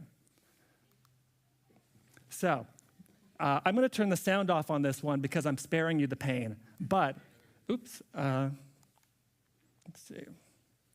Is that going to play? Okay. Anyway, so here's a brief sampling of the E.T. the Extraterrestrial game. Basically, the movie is about a beloved child who finds an extraterrestrial, and they kind of bond together. This game is about falling in holes, collecting objects, and mostly about the game crashing on you. It didn't quite work, and it was a complete disaster, as I've said. My favorite franchise of that era was The Simpsons. I'm sure many of you are familiar with the story of America's dysfunctional family. You know, Bart Simpson was the lead character back then, rode a skateboard, got into wild, zany adventures. How hard could it be to make a game based on The Simpsons? Well, there's only been maybe one or two good ones, and this was not it. This was my birthday present, and it was so disappointing having to deal with Bart versus the Space Mutants. It had very little connection to the humor, the heart of the show, and kind of the unexpected quality of the comedy. You were Bart, and you'd walk around and put on X-ray specs to decide who is an alien and who is not. But the game was incredibly frustrating and difficult and poorly reviewed at the time. I remember crying as a child because of how hard this game was, how it didn't deliver my expectation as a fan. So what does it mean to make a good IP-based game? Who are we trying to please when we delve into these worlds that people care about so much? We're trying to please internal stakeholders. That's the development team. Those are your fellow game devs. Those are the executives at your studio. We're trying to please external stakeholders. For Bart versus the Space Mutants, that means 20th Century Fox. That means Matt Groening, the creator of it. Anyone kind of on the outside looking in. And we're also trying to please fans, of which many are game devs, also reviewers. So remember, these are your bosses, not just the people paying your paycheck, but also the people who are going to be playing the game. I started off doing comic books. I self-published a lot of books you've probably never heard of, but it afforded me the opportunity to work on my favorite franchise at the time, Adventure Time. Some of you may be familiar. It's a story about a boy and his dog going on wacky, unexpected adventures, and it has a lot of heart to it. There's kind of this like sadness underneath the humor of the show about the journey from boyhood to adulthood. But you don't find that in a lot of the media about Adventure Time. When you look at the pillowcases, you look at the video games, you look at the songbooks, none of that is captured. But that's something that I wanted to bring to the franchise as a comic book writer. And so hopefully I did a good job of it. I gravitated towards characters like Lumpy Space Princess, Princess Bubblegum, Tree Trunks the Elephant. And so the real moral here is to write what you love about these worlds. So you got to find the voices of these characters. In this case, insane characters. And in this case, insane deadlines.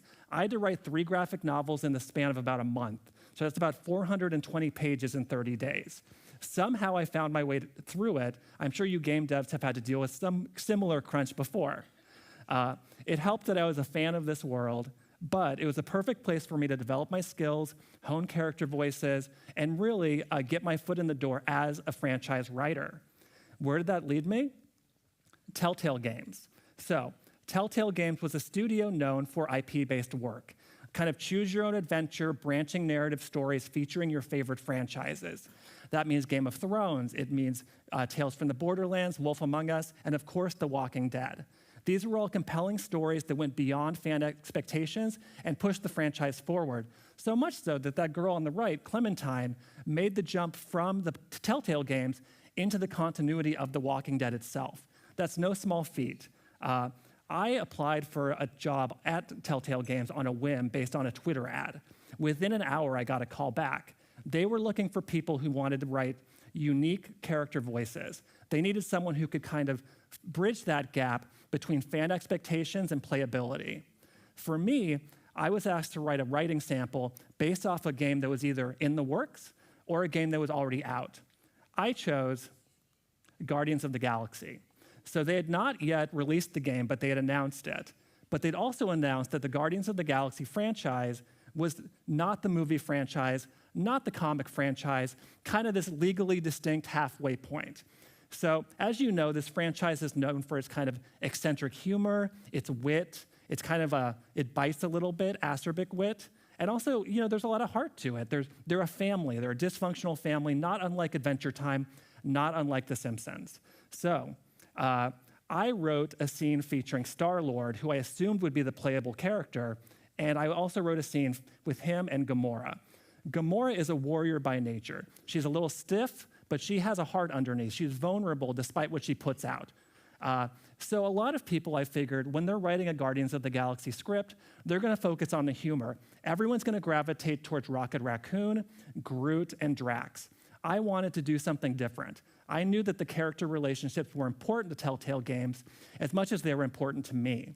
So my sample script was a small conversation between Gamora and Star-Lord. That's about finding the essence of the characters. For me, it was the heart, it was the vulnerability, as much as the space adventure and the soap opera. How do we find the essence of the characters? Typically, I do a simple exercise that you've probably done in a creative writing class yourself. I create a word cloud.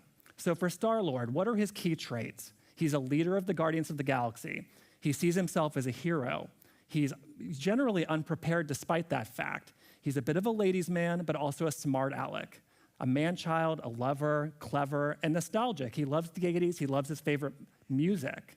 So I had an idea of who Star-Lord was by kind of triangulating what he was and what he wasn't. Let's see if this plays, okay. So I wrote the small scene, and it happened to match what Telltale Games wanted. I was hired within a few months, and before I knew it, I went from having no game experience to being a lead writer on a hit franchise. So I had to learn not just Star-Lord and Gamora's voice, but also Rocket Raccoon and Groot. A funny story about Groot in particular, you may know, he doesn't speak English. All he says is variations of I am Groot. When we started doing the Telltale game, we recorded all the lines of I am Groot before we even started working on the games. The idea was we could put them all in a can and we could just apply them to the situation.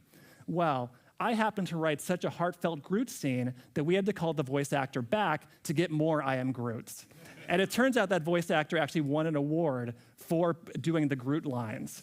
So, anything is possible.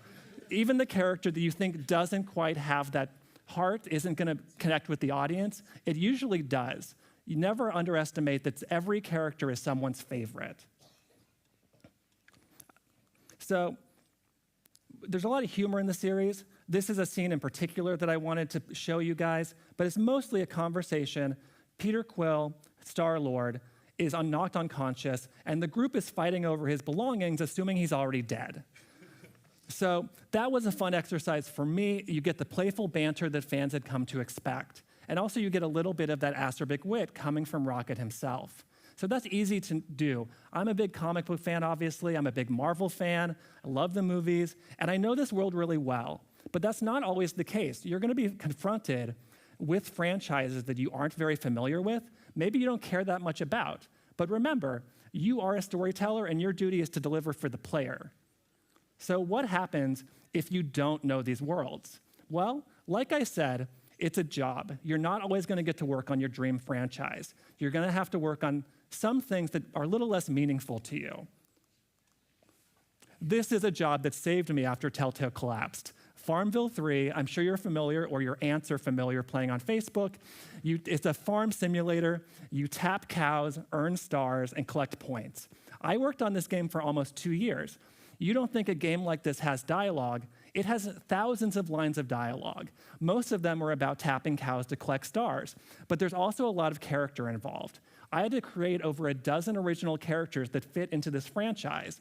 This is a game that's played by hundreds of millions of people the world over. These lines are translated in over a dozen languages and played in like 50 markets.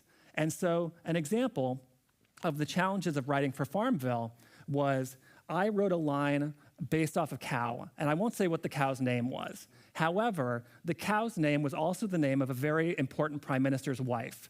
So localization told me I had to change the name of the cow because I didn't want to insult that culture, that government in particular.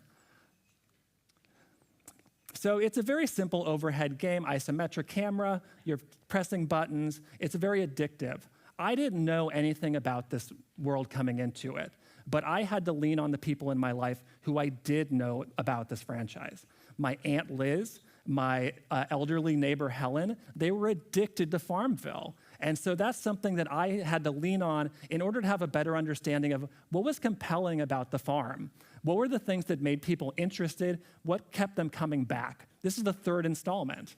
So do your homework. Even if you don't like the franchise, read about it, watch it, do playthroughs, and most importantly, ask the fans without violating your NDA. So what is Farmville about? After hours, weeks of research, this is what I came up with. Farmville is welcoming. It's cozy, it's comfortable, it's fun, it's about family, it's a safe spot. The world is awful. However, Farmville isn't. Farmville is great. You get to own a home. It's very homespun, and I have yeehaw there. You want that little bit of country twang. That's the personality. That's what Farmville's about. So whether you're writing about the cows or about the ice cream maker or about the farmhands, this is the core of the game's heart. So what do you do when the person you're working with is the franchise? Sometimes you're writing dialogue not for fictional characters, but for real-life people. This is LeBron James. Some of you may be familiar who are basketball fans. LeBron James is one of the most important, greatest sports stars of all time in the United States. He is unbeatable. He is the greatest. And so I had the opportunity to write lines for him in a game called WB Multiverses. WB Multiverses is an action platform fighter, not unlike Super Smash Bros., but distinctly different. So I don't know anything about sports. I know less about sports than I do about farms. So who did I lean on in my life? I leaned on my stepdad, who loves LeBron, wears a LeBron jersey. I leaned on my friend who's a sports writer and is obsessed with LeBron James. I watched videos and interviews with LeBron James to try to figure out, who is this guy? Why is he so appealing that he's in a fighting game alongside Bugs Bunny, Superman, and Adventure Time? So here's who I think LeBron James is based off my research.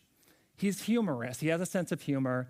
He's aspirational. People want to be LeBron James. He's a competitor, and he's really damn good at it. He's a smart aleck. He's not afraid to do a little bit of trash talk. He's not afraid of a playful insult to try to get the best of his opponent or get under their skin. And he's a mentor. He reaches out to his community. He takes care of them. And he kind of exhibits this inner strength that is unique in the sports community. So what I did was write thousands of lines of dialogue, we call them barks, I'm sure you know that, about LeBron James. And it's not just him punching someone or throwing a basketball in their face. In Multiverses in particular, it's about character combinations. So it's, what does he say to Bugs Bunny when he loses? What does he say to Superman when he wins? What does he do when he teams up with Steven Universe? These are all the things I had to get in my head. So I'm not just writing for LeBron James, a real person. I'm assigning his interactions with Porky Pig. So not only am I writing for a real person, I'm also writing for brands. LeBron James is a brand. He's in Space Jam 2. He sells sneakers. He does this and that. But LeBron James had nothing to do with the writing myself. He had a team under him that would comb through every line and give me feedback. Warner Brothers would do the same first. This means that when I was writing for LeBron James, I would write lines of dialogue that had trash talk in them. And so I sent them up to Warner Brothers, and they'd say, we love how aspirational he is, we love his connections fighting Daffy Duck, but can you cut back on the trash talk? So, it's a job. I pull out all the trash talk lines and replace them with something a little more neutral, a little more softer. They show those lines to LeBron's people, and they say, where's the trash talk? Because those people understand LeBron James better than Warner Brothers do. The external stakeholders know more than the internal stakeholders, and we're trying to please the fans. I had a similar experience dealing with FaZe Clan.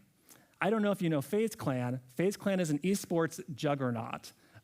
There is about 500 members of FaZe Clan, but mostly we focus on the core group.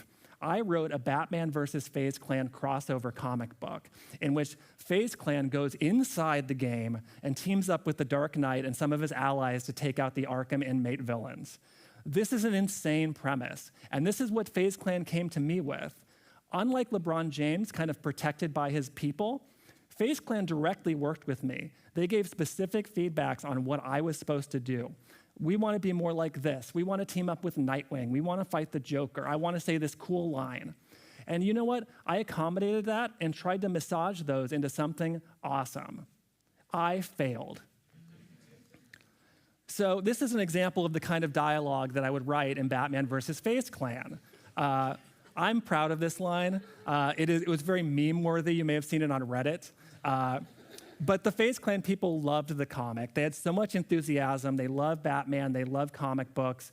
And they were happy to have this on their shelf. I'm not sure if they read it.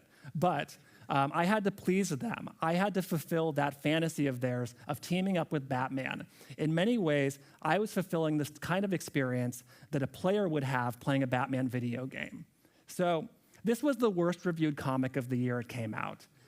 But perhaps I was a little afraid to share my own voice, to include a little bit of myself, include a little bit of my experience, to give FaZe Clan and the fans what they wanted. So again, this is about dealing with external stakeholders and the intellectual property owners. A lot of time, you're not going to get to see FaZe Clan. You're going to have to talk to people who represent FaZe Clan.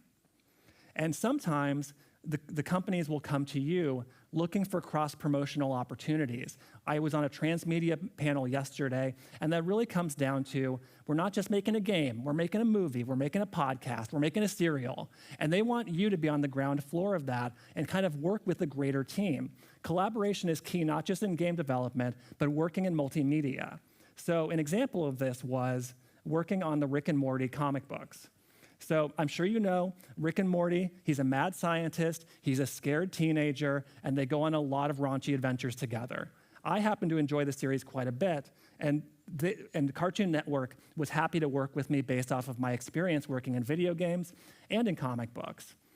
Season 4 had yet to come out, but they showed me scenes from upcoming episodes that had not yet been seen by the public. So these were episodes that featured new wild characters, and their demand was, we want all of these new characters in the comic book.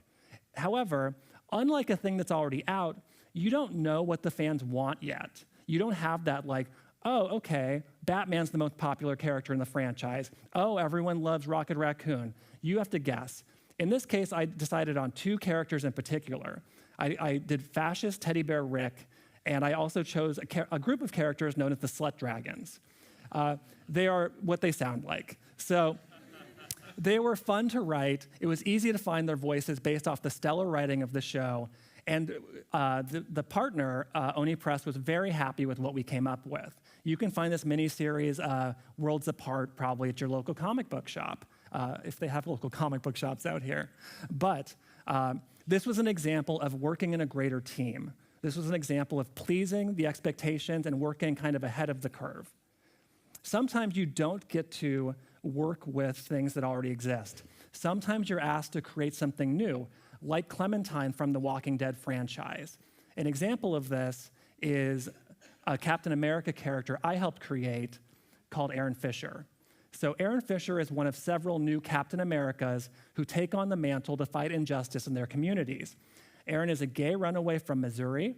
He is unpowered, but he's brave, and he looks out for his community, who are mostly the unhoused, the homeless.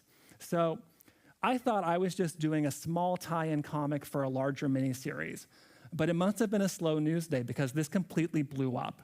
This was on the cover of newspapers, this was in international news reporting, and the fans targeted me specifically, both good and bad, because of the reaction to this character. He has appeared since, and he is now kind of a small staple of the greater Marvel universe.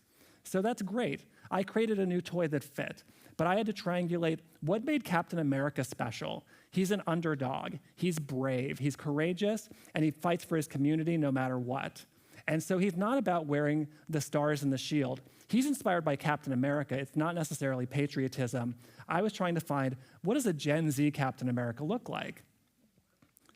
So I'm trying to find that cultural authenticity. When creating a new character, when reviving an old character, you want to stick to the core values of what makes those characters so specific.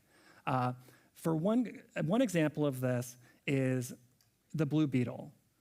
So this year there was a Blue Beetle movie featuring this character, Jaime Reyes. For those of you unfamiliar, the Blue Beetle is an iconic hero. He's a legacy. He's the third in the line of Blue Beetles. He's a Mexican-American superhero who has a mystical sci-fi scarab attached to his back.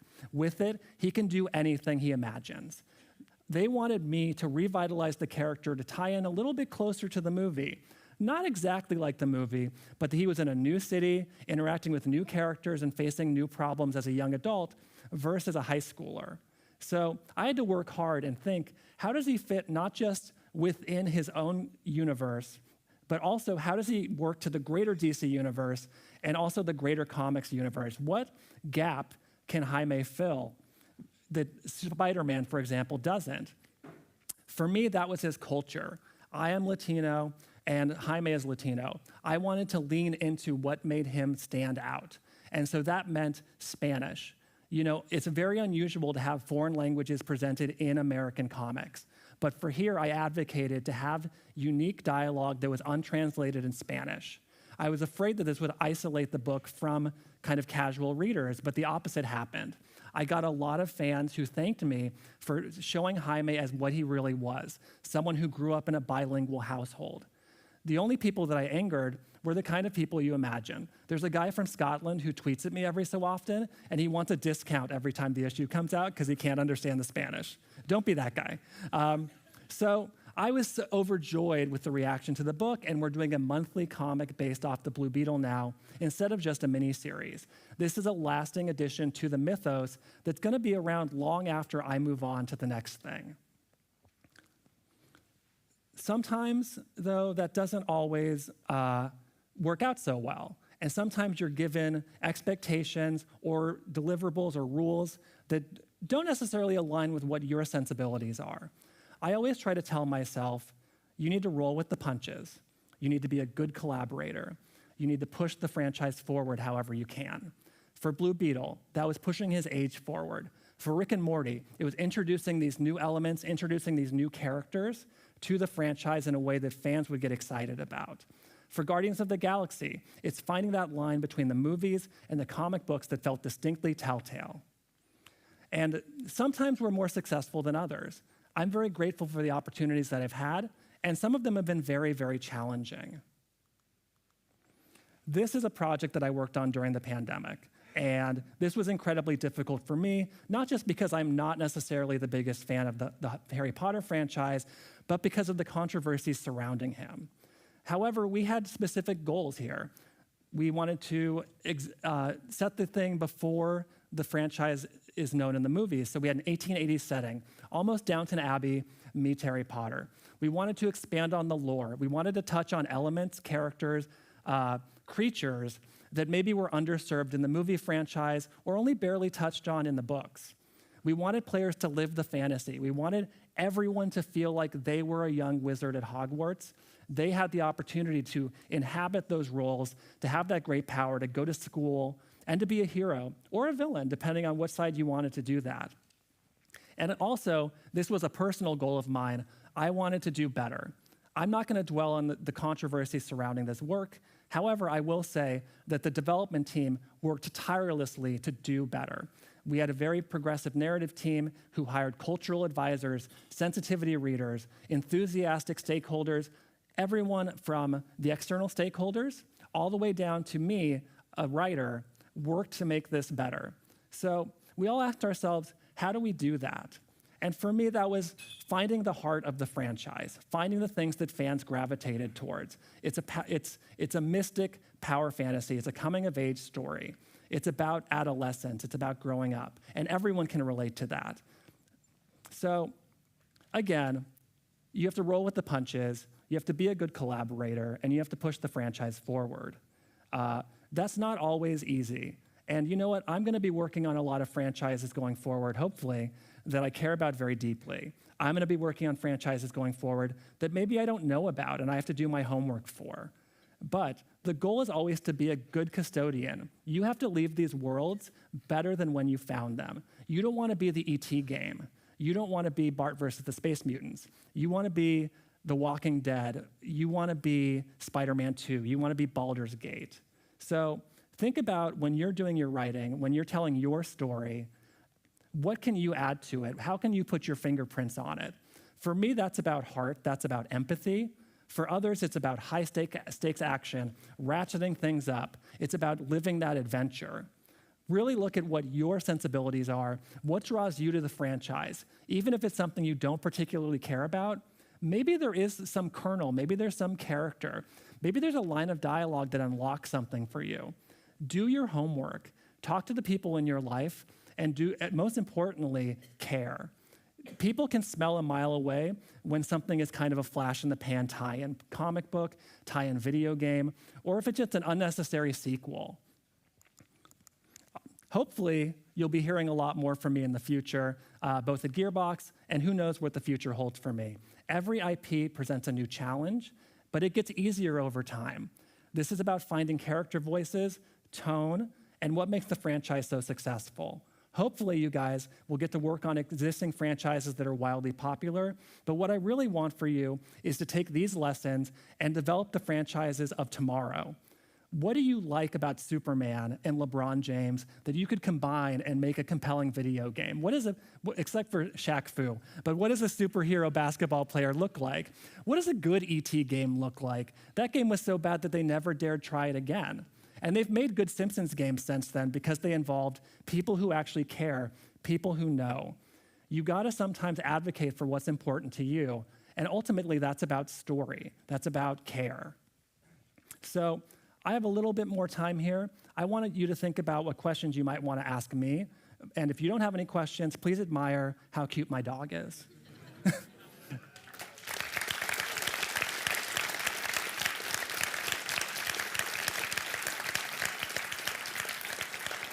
Do we have, yes? I assume when we write for these characters, they get character art Mm-hmm. and go through things emotionally. So probably as a writer, you need to have a bit of understanding of what these people go through that you write about and tap into that vulnerability. Is that hard to do? It can be, so the question was about finding the vulnerability of these characters. And that's something you can struggle with. This is like a common complaint about Superman. Oh, he's so powerful. Oh, he can do everything. That makes him boring. No, what makes him interesting is the fact that he can do everything, and he lives in a world where people are hamstrung by their disability, by their lack of agency, by their lack of purpose. That's interesting to me. What do you do when you have the power to do everything in a world where everyone needs your help? So an example of this would be, Guardians of the Galaxy, Rocket Raccoon is a character that has a lot of vulnerability, but it kind of hides beneath his shell. He's very gruff, he's very angry all the time, but that ties into a kind of his hidden truth, which is kind of his tragic backstory and what made him Rocket Raccoon in the first place. So I think about that a lot in writing these characters, even for FaZe Clan. It was like, I know that they're supposed to be all-powerful esports superstars, and they are. But also, what makes them interesting? What's the daylight between one FaZe Clan member and another? And so I spent a lot of time reading interviews, watching them play the games themselves, and learning a little bit about their personal lives. I mean, they live in giant mansions in the Hollywood Hills. That's about as far from my life as you could get. I live in Hollywood, but not in the hills. So for me, that was about, what does it mean to be a little kid who grows up and suddenly has it all? The thing that makes you least interesting, most common, you're just playing a video game, you're a gamer. What could possibly come from that? Well, now they're all millionaires. Now they're breaking records, they're on the cover of Sports Illustrated, and they're watched by millions of fans making a lot of cash. So for me, it was about finding that childlike element, and that's what people gravitate towards in the first place with FaZe Clan, I think. It's cool that they're good at video games. What's cooler is that you can be good at video games too, and you can make something of yourself. Next question. Oh, yes. I was quite related.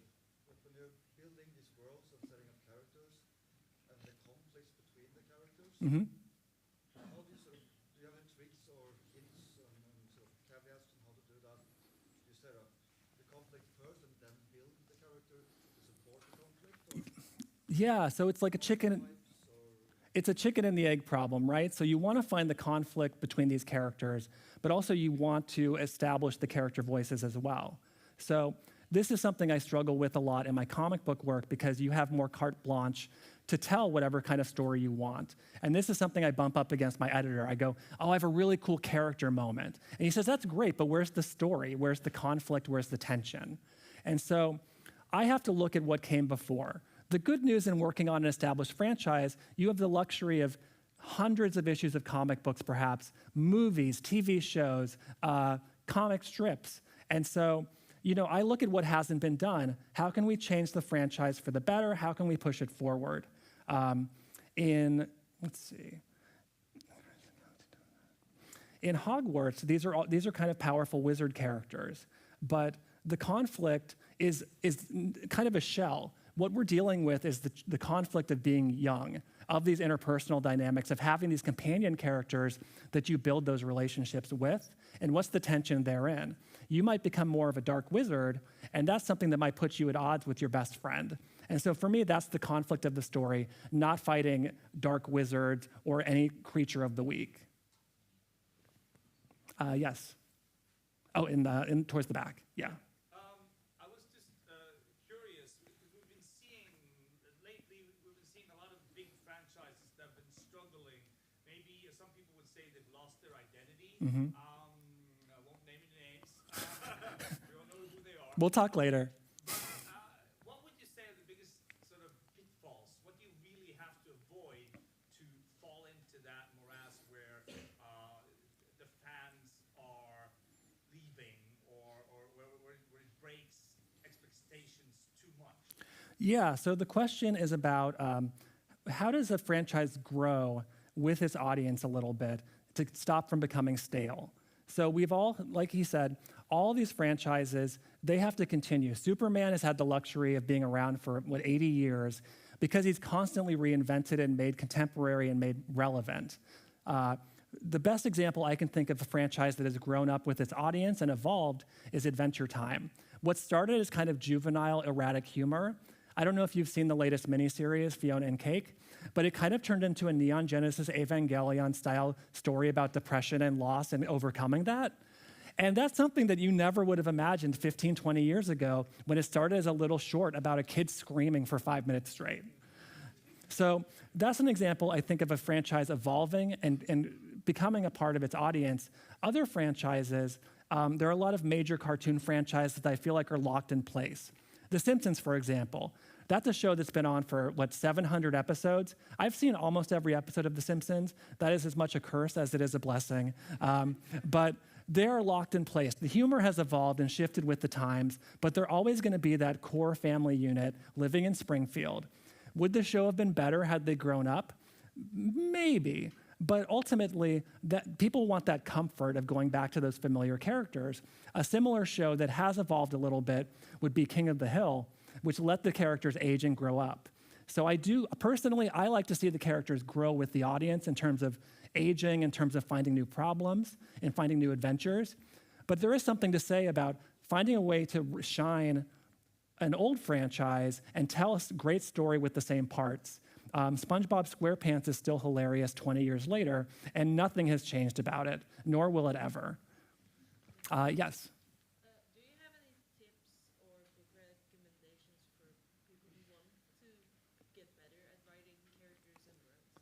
Yeah, how can you get better at writing characters and worlds? Fan fiction. You know, I got my start before I was playing Dungeons & Dragons. I was on anime message boards, writing role-playing games, playing as my favorite heroes and villains. So for me, that was Sailor Moon, Dragon Ball Z, Gundam Wing, and I had no shame. I would spend weeks writing these 500-page long essays about how much I loved Krillin, for example. And so that actually turned out to be beneficial, even though my parents thought I was insane. So I would encourage you to write as much fan fiction as you can. It not just teaches you how to write original characters, it teaches you how to expand franchises and build something new. I wouldn't say anything I wrote when I was 13 was any good, but it did prepare me. There's a quote from Chuck Jones. He's a famous animator who did a lot of the Looney Tunes cartoons. He says, "Every artist has a million bad drawings in them, and it's important to get them out of the way right now." I feel the same way about writers. You have a million bad stories, a million bad ideas. Just get them on the page and move on. There's also a thing that really bothers me about young creatives. I'm an aspiring writer. I'm an aspiring artist. If you're writing, you're a writer. If you're an artist, you're an artist. You don't need that external validation. Just because the SpongeBob SquarePants story you're writing isn't officially licensed by Nickelodeon, it's no less special or good than something you're going to find on a coloring book. Yes? Have you any experience with the reverse of what you've been talking about? Meaning taking the stories you've created and teaching other people to tell those stories in those words? So the question is about teaching people how to write for specific worlds? For your world. So if you have created something, Mhm. how do you teach other people to create things with those characters or with those? Yeah, that's an interesting question about if you personally create something, how do you instill those values, those cores of the franchise to other creatives? And this is something we have to deal with in game dev a lot, actually, because we're working on teams of hundreds of people at times. You know, if I write a joke for Rocket Raccoon, not only do I have to like it, the narrative lead has to like it and understand the joke, the director, the voiceover actors, the sound designers, the engineers, the music guy. Everyone has to enjoy that joke to get it to the finish line. And by the time it comes out, you know, you play the game and you see my credit and you say, that was a very funny joke, Josh. I say, it's not my joke, it's the team's joke. And part of that is team building and trust, and also realizing that everyone's coming at it from a different angle than you.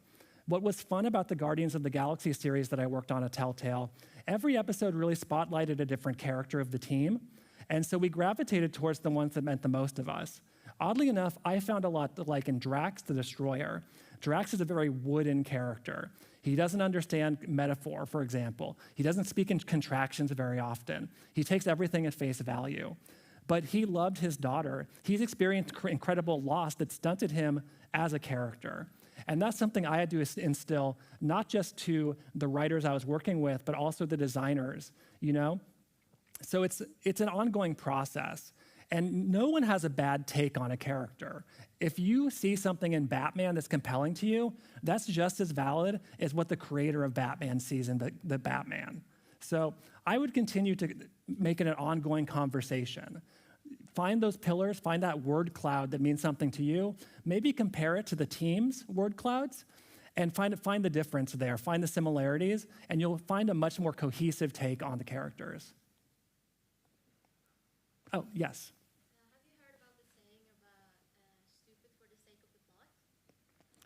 The question was, have I heard of this saying, stupid for the sake of the plot? Go on. Is that about characters acting dumb just because the plot needs them to? Yeah. Do you have the worst ever that you experienced? Oh, gosh. It's easy to write dumb characters, but it's also a little deceptive in that way. Because no character should just be dumb for the sake of being dumb. Drax the Destroyer is not necessarily dumb. He's a brilliant warrior. He has incredible combat skills. He's trained his entire life to do one specific thing. It's destroy, which I can't personally relate to, but also I have a lot of skills in this world that are simply don't apply to every situation. I'm really good at walking my dog. I'm just saying that because I see the dog on the screen. But, you know, there is no stupid for the sake of stupid. I was talking to the voice actress who portrays Princess Bubblegum in the Adventure Time series. Or I'm sorry, Starfire in the Adventure Time series. It's the same actress. But I was like, oh, I love Starfire, who is typically a little upbeat and happy and innocent and childlike in some ways. And I said naive. And she stopped me right there. And she said, Starfire is from space. Some people are street smart. Starfire is space smart. She happens to be on Earth. And so that unlocked something in my brain. There's a lot to learn about a character that comes from a different walk of life, a different life path. So I kind of refute the idea that any character is stupid for the sake of being stupid. I think that's kind of a shortcoming of writers if they do that to further the plot. Some people might be unsophisticated. They might not understand the situation at hand, but everyone is good at something. Oh, yes.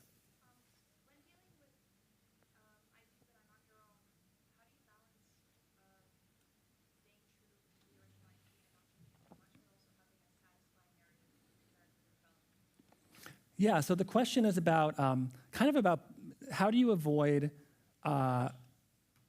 leaving too many fingerprints on an IP, right? Making too much of the franchise what you want it to be as opposed to what it actually is.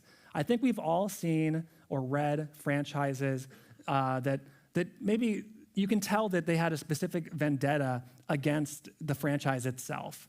I've read like a lot of comic books where you read it and you go, man, this guy really hates Wonder Woman. And like, you know what? If you really don't care about the character, you're doing something wrong. You're not learning about the character. These are iconic characters for a reason. Wonder Woman's been around for 80 years. She's draped in some elements that take a little bit of navigation to stop from being problematic, but she's still a warrior, she's still true, she's still brave. And so if you really don't like the characters that you're writing, you need to have a little bit of a come to Jesus moment with that. You need to dive headfirst into this franchise and see what does appeal to you about it. You know, for Adventure Time, Finn and Jake, the lead characters, are maybe the least compelling to me.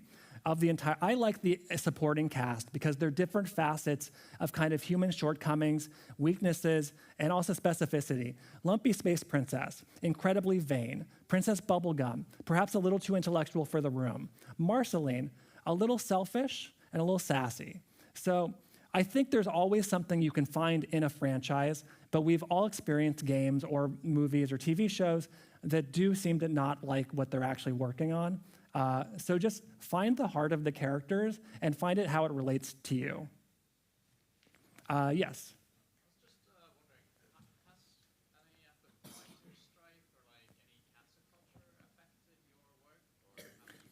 So the question is about, has the writer's strike or cancel culture affected my personal work?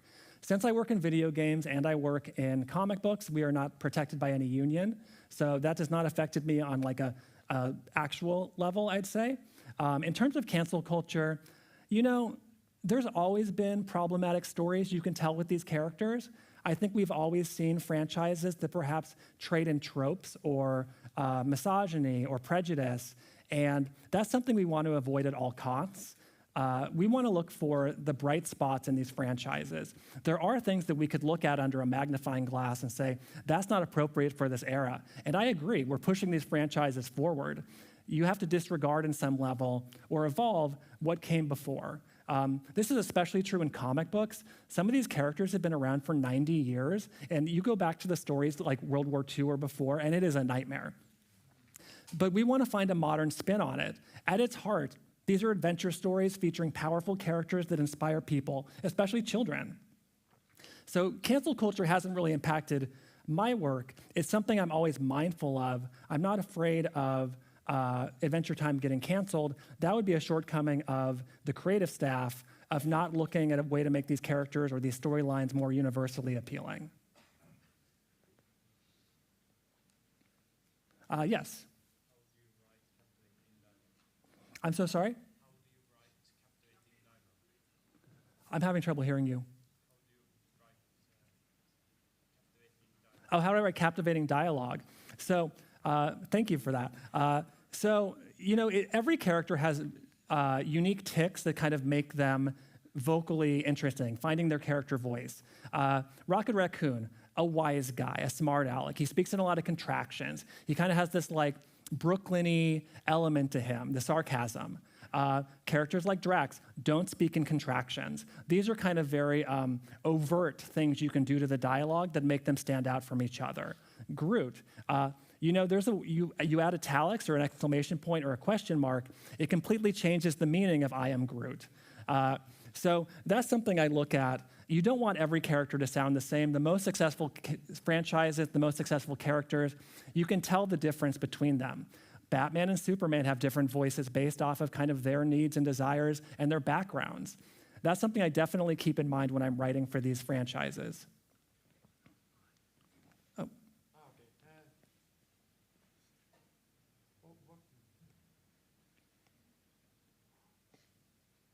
We'll come back to you. No worries. Any other questions? Oh, in the black. How do you avoid writing too long of dialogues? Like in a comic book or in a cut scene, it can't really go on forever. It needs to be somewhat snappy and to the point. Yeah, that's a very good point. Yeah, so it's about, the question's about writing dialogue that might be too long. And you want it to keep snappy and short. The good news is that comic books are limited by the size of the panels on the page. Ultimately, you can't fill an entire page with text. Alan Moore does it, but that's his problem. So, you know, it's a visual medium first and foremost, and my work in comic books isn't that different than the kind of work I do writing dialogue for video games. You need to keep it short and punchy. And also, I have a journalism background from when I was in high school and college as well, and I think that taught me to write succinctly. I would challenge you to try to boil down what you want to say for a character in as few words as possible. There are things that you can do in emphasis, in punctuation, that can tell the story as well. In video games in particular, the voiceover teams are spectacular, and thankfully producers will tell you when a line is just too damn long. Yes?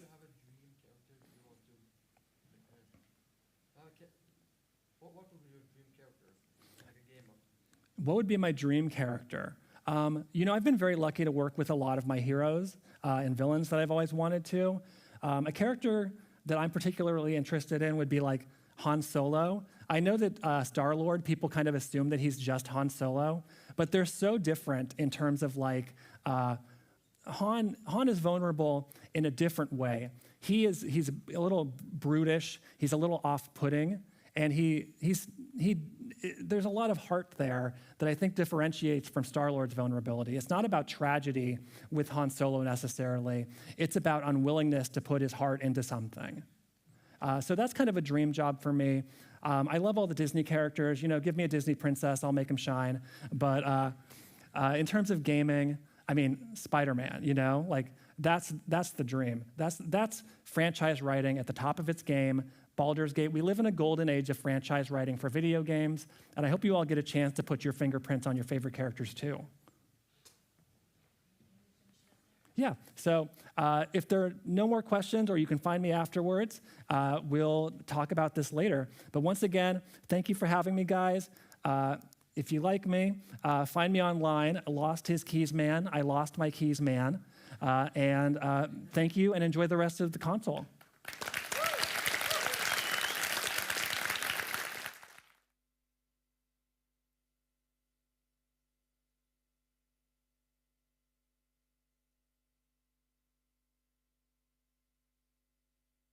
Thank you, Josh, for that awesome talk.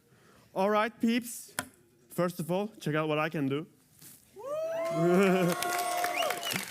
Thank you. It's been a long road to get there, but I do feel better. All right, so we're nearing the end of Konsoll. Before we go, I know what you want. I know what you've been waiting for the last 5 hours. Of course, you want some good information before you go. And hey, I'm here for you. I'll give you some good information before we all leave without pushing this thing off the stage. All right, are you ready for some information? All right, here it comes. Konsoll day 1 is over. That's an information. Or well, it's kind of over like here. It's not totally over because well, before we get to that, tomorrow the doors open at 9 and the first talk begins at? Yes, it does. Now you're giving the information. I have taught you well. Yes, the first talk tomorrow is at 10 with Lee Petty, so don't miss that. And then, information number 3. Information number 2. There's a party tonight at Kulturhuset at 3rd floor, and there's a 20-year age limit, which means you can't be older than 20. I'm kidding, it's the other way. You can't be younger than 20, which is a thing, I don't know. And also, it starts at 8 o'clock, so that's also 20. So if you forget, just think of one of them. How many years can you be? 20, oh, it's at 20 o'clock, 2020, all right. That's the last piece of information, actually. I don't know how I have 3 numbers here. That was only 2 pieces of information. Again, all right, so that's it. Thank you for coming to see me host day 1 of Konsoll. I'll be here tomorrow as well, just hosting on. So see you tomorrow. Have fun.